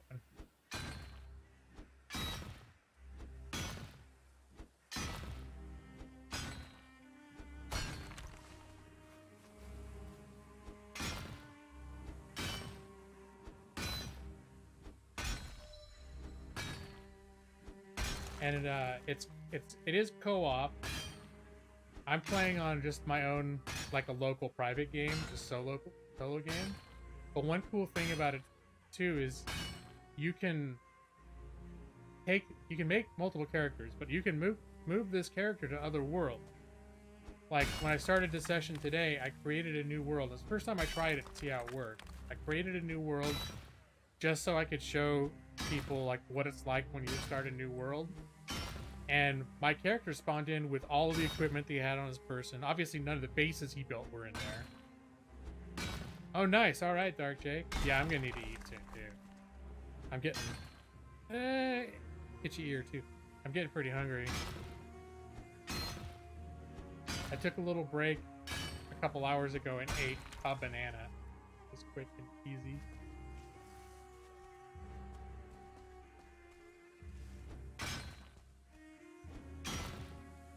I am accumulating 10. Okay. I keep being afraid that all the copper is rolling down the hill. And some of it definitely is. Okay, come on.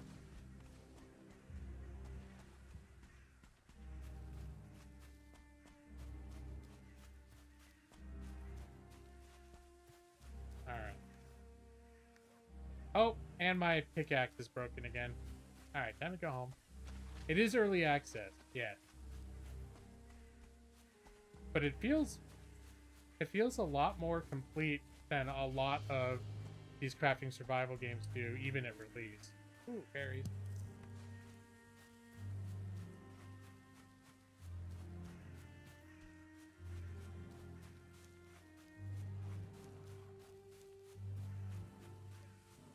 Alright, there's some of the baddies look like they may be making their way towards my base.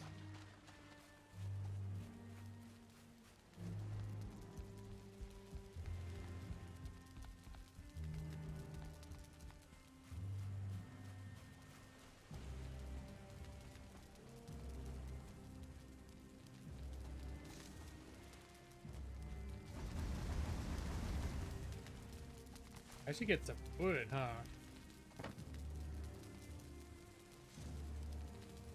Yeah, I think my next order of business is done. Pick up some wood. Yeah, definitely.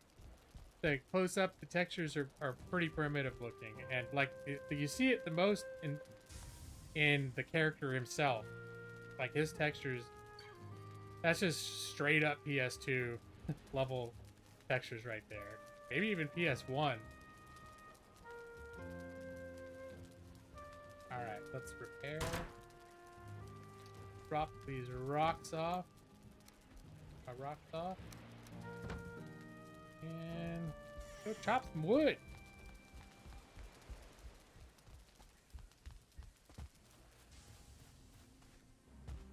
I think one of the funny things too is when the trees go down, they'll kill you. When they fall. If they fall on you, you will die. So you've got to watch out what's happening. Alright, and if I was standing where that log was rolling and it rolled over me, it could have killed me.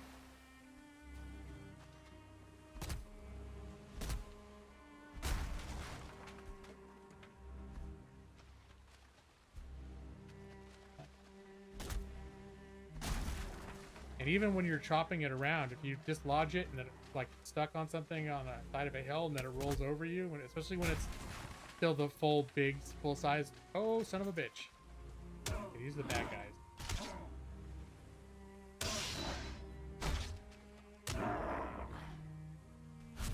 Alright, combat is not that advanced, but it's not bad either.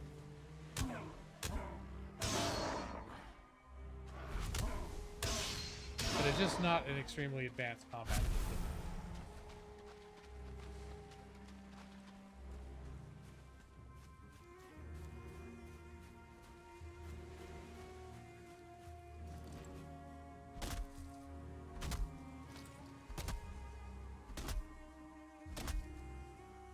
Yeah, I've got the graphics quality turned up. I turned a couple things off because I didn't think they were enhancing the experience. So there was a depth of field that I turned off. I can show you the graphics option. So depth and bloom I turned off because it was looking... I guess there is a higher level of detail I can set it to. Let me see. I forget why I turned it down. So I was having... it still runs well. I think it... I mean, it still looks like PS1 level graphics. Did I turn everything on?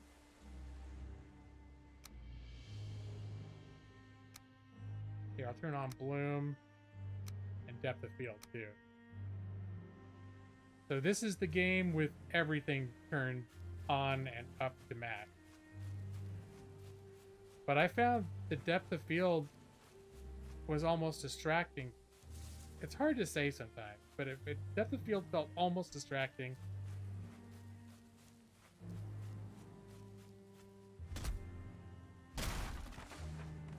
Yeah, it's definitely past the Final Fantasy VII character, sure.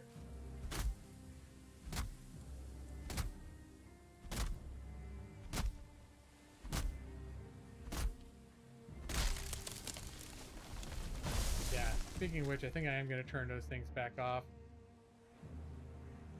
Yeah, running into the sun with the bloom on. Bloom. Field. Maybe I'll try. I think I like the level of detail at high though, because I can tell the difference in the smoothness of the frame rate. It's still running, I think, at reasonably good frames, but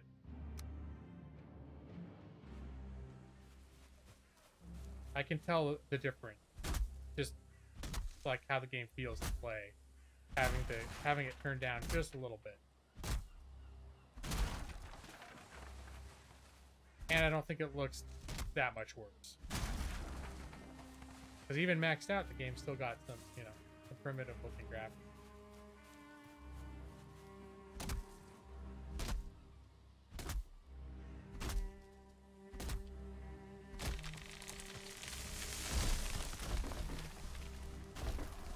Hey guys.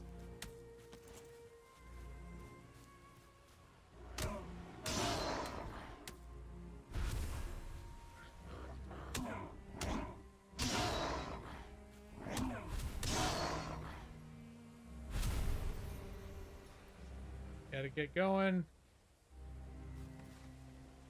Plans to get to. All right, cool. Well, have a good day. Thanks for joining the raid, and I'm glad you found the game interesting too, because that was one of the reasons I want to stream it today. Sometimes I mostly I stream just to hang out, but sometimes I stream because I'm playing a game that I'm like, hey, you guys need to see this game.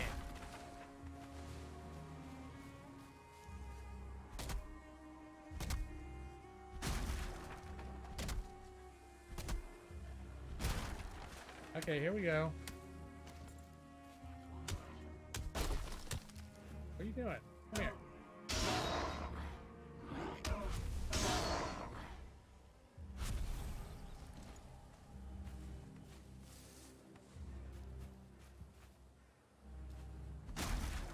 Well, one of the things that I try to... Oh, I'm full. One of the rules that I try to abide by when I'm buying games is if I don't buy it unless I know that I'm gonna play it soon. Because I'm like, unless it's a super duper good deal, like sometimes you'll see a game and it's just like, oh shit, 99 cents. Like I wanted to get that game anyway, so now I'm just gonna pick it up because it's that cheap. But you know, this was like $19.99 retail as its regular price, which is a pretty good price for this game. Which is sold.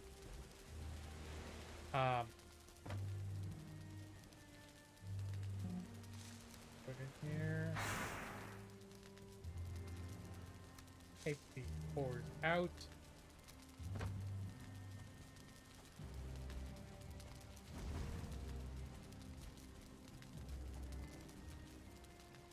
You've been on a roguelike kick recently because of Hades? Oh yeah, okay. Yeah, well, this is procedurally generated. I don't know if you'd classify it as a roguelike in the same way. But there's some relations to that. But yeah, roguelikes are their own. I've been playing a game recently called Everspace, which is basically a space rogue. That's fun. All right, I'm gonna limp my ass back to the rest of my chest because I'm overburdened.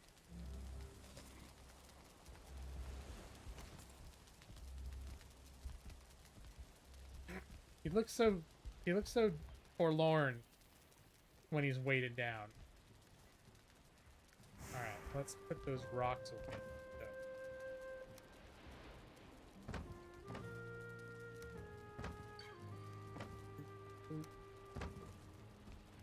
Still weighted down. It's mostly probably because I'm carrying 100 pounds of wood. How much is 4 wood? 96 pounds of 4 wood. It's a byproduct of the pine tree, special kind of wood. It's not used in most of my crafting. But I think there's like support beams are made out of it, and I'm pretty sure there will be things that I can make with it later that I can't. Maybe.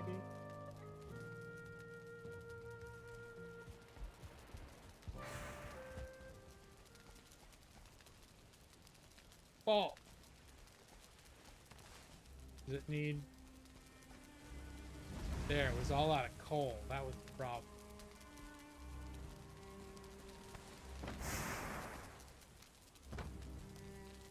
And now I'm carrying too much again. Ugh. Wait, did I turn the bloom? I turned the bloom off?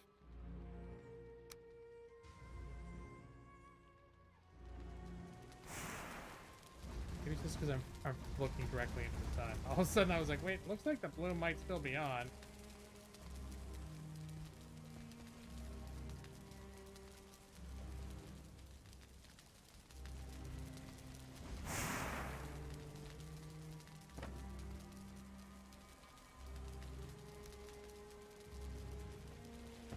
All right. Now what I'm gonna do? Build a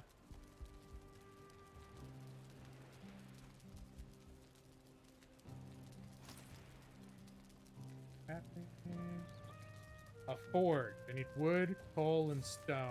Forge. Nope.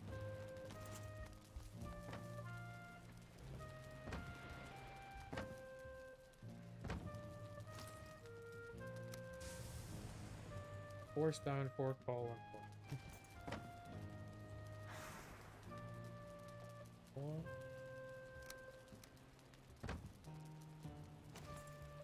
10.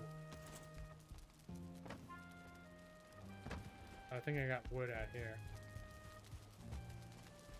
And some coal.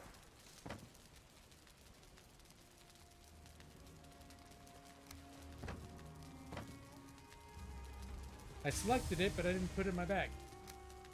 There we go. Now I'm carrying too much.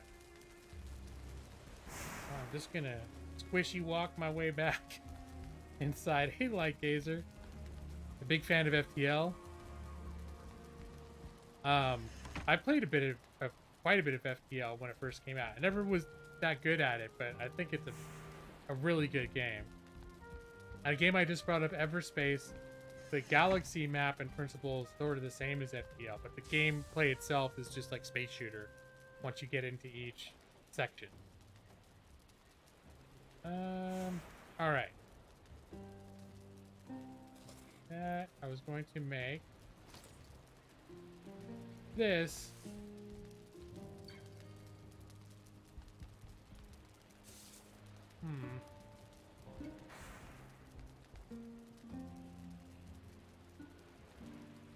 Oh.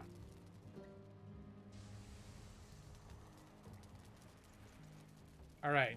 I officially ran out of stamina because I'm carrying too much. I didn't realize it would get to the point where I just ran out of stamina and I just couldn't move anymore. I'm gonna have to just drop. Let's drop 8 of them. All right. Let's build the thing that I wanted to build. good. Could I build it here?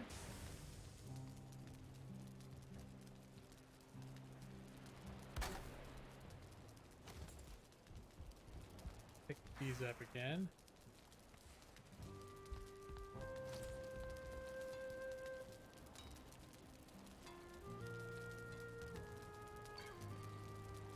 Okay, so I can only make copper and iron. Let's smelt some tin now.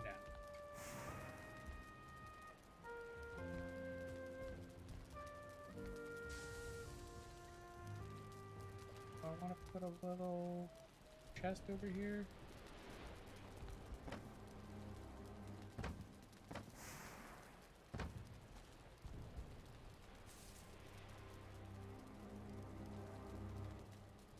One step from Eden, I still need to try that, but it looked like a game that took some effort, and I wasn't quite in the mood.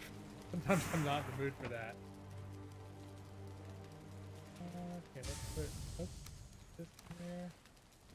I mean, this game requires a certain type of effort, but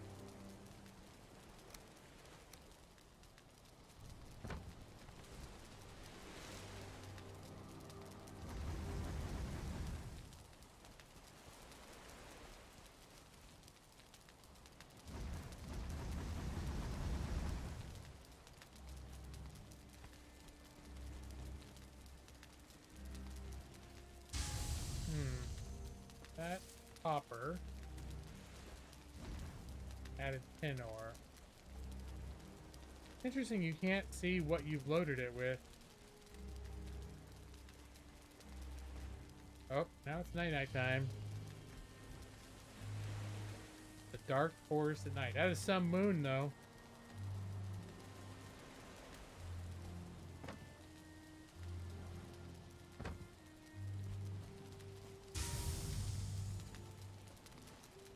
I'm expecting the first time this thing pops out of tin ore, it's going to be impressive.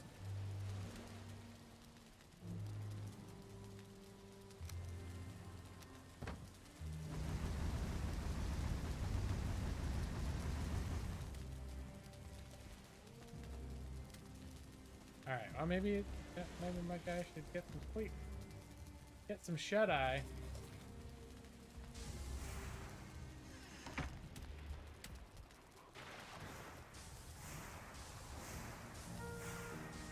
Oh yeah, I can hear all that stuff pumping out a bunch of stuff.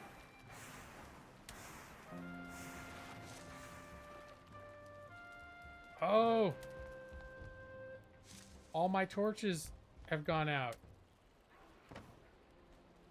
Okay, I need to, Here, it's time to relight the torches.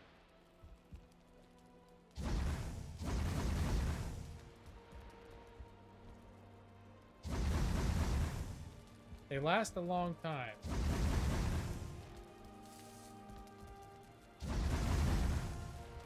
But they do run out eventually.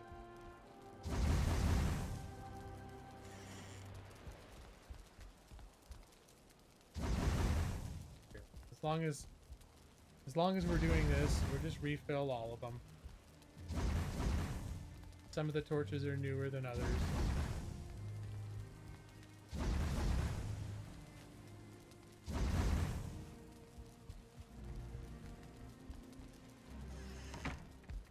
Somebody's got to be the lamp lighter.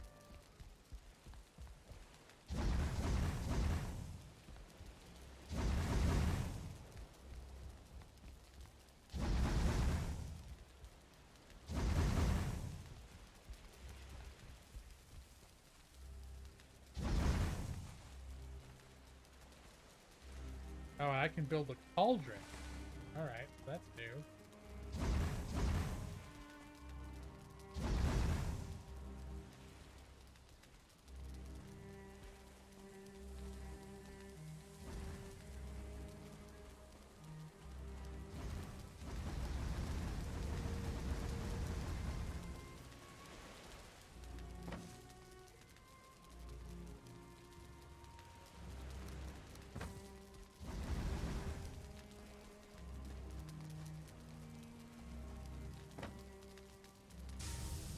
Let's get 10 of these.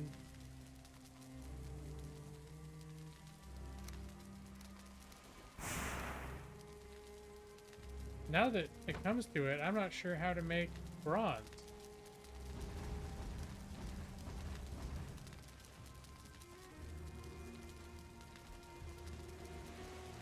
I have to research that, probably. But all right, Dark Jake. Yeah, I keep saying I'm gonna need to go soon, but I'm really getting to that. I'm really getting close myself. All right. In fact, yeah. You all can thank Dark Jake for reminding me that I need to go. That I have other life functions that I need to take care of, including food. I'm gonna make a hasty retreat. But hey, we got 5.5 hours of surprise bonus stream. Well, it's not. It's sort of makeup stream because I didn't stream on Thursday. Yes, yes. Please quit the game. Well, I'd like to thank everybody for joining me once again. It's hard to pull off when I need a haircut like I do. Welcome to G-Law. Welcome G-Law 3.0. Sophisticated. No nuts. No nonsense. All class, all the time. I do need foods, Allie. I definitely need foods. I feel so cold standing next to the forge, too. Come on, chat. Need some food. But I'm going to draw this to a close relatively quickly. Because I do need... I am, like... I've been hungry for 2 or 3 hours now, and now I'm really alarmingly hungry. Like, gnawingly hungry at this point. So now that I'm focused on it, it's like, I need to eat right now.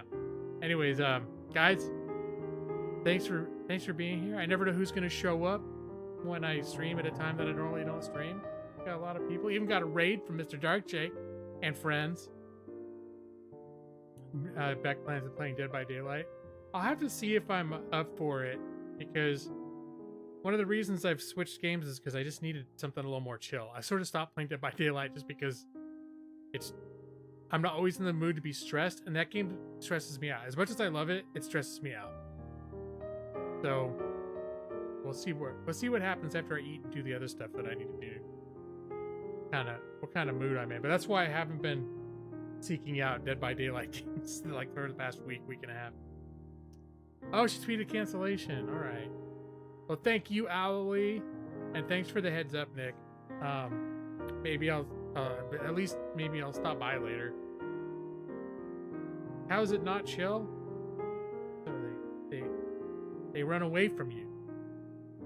They run away from you, and then they play tricks on you. They throw a pallet. You'll be running, and they throw a pallet right on you. Very rude. Very rude. Very stressful.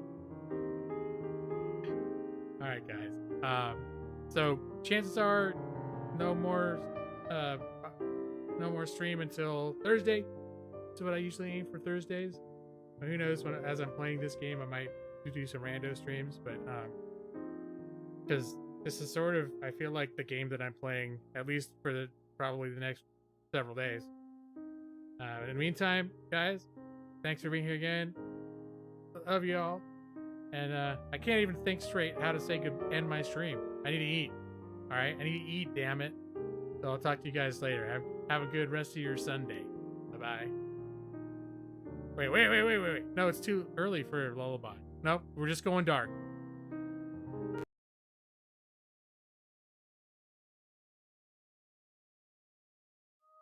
But you can go to sleep if you want to. And I'll be waiting. Okay, just gonna turn it off.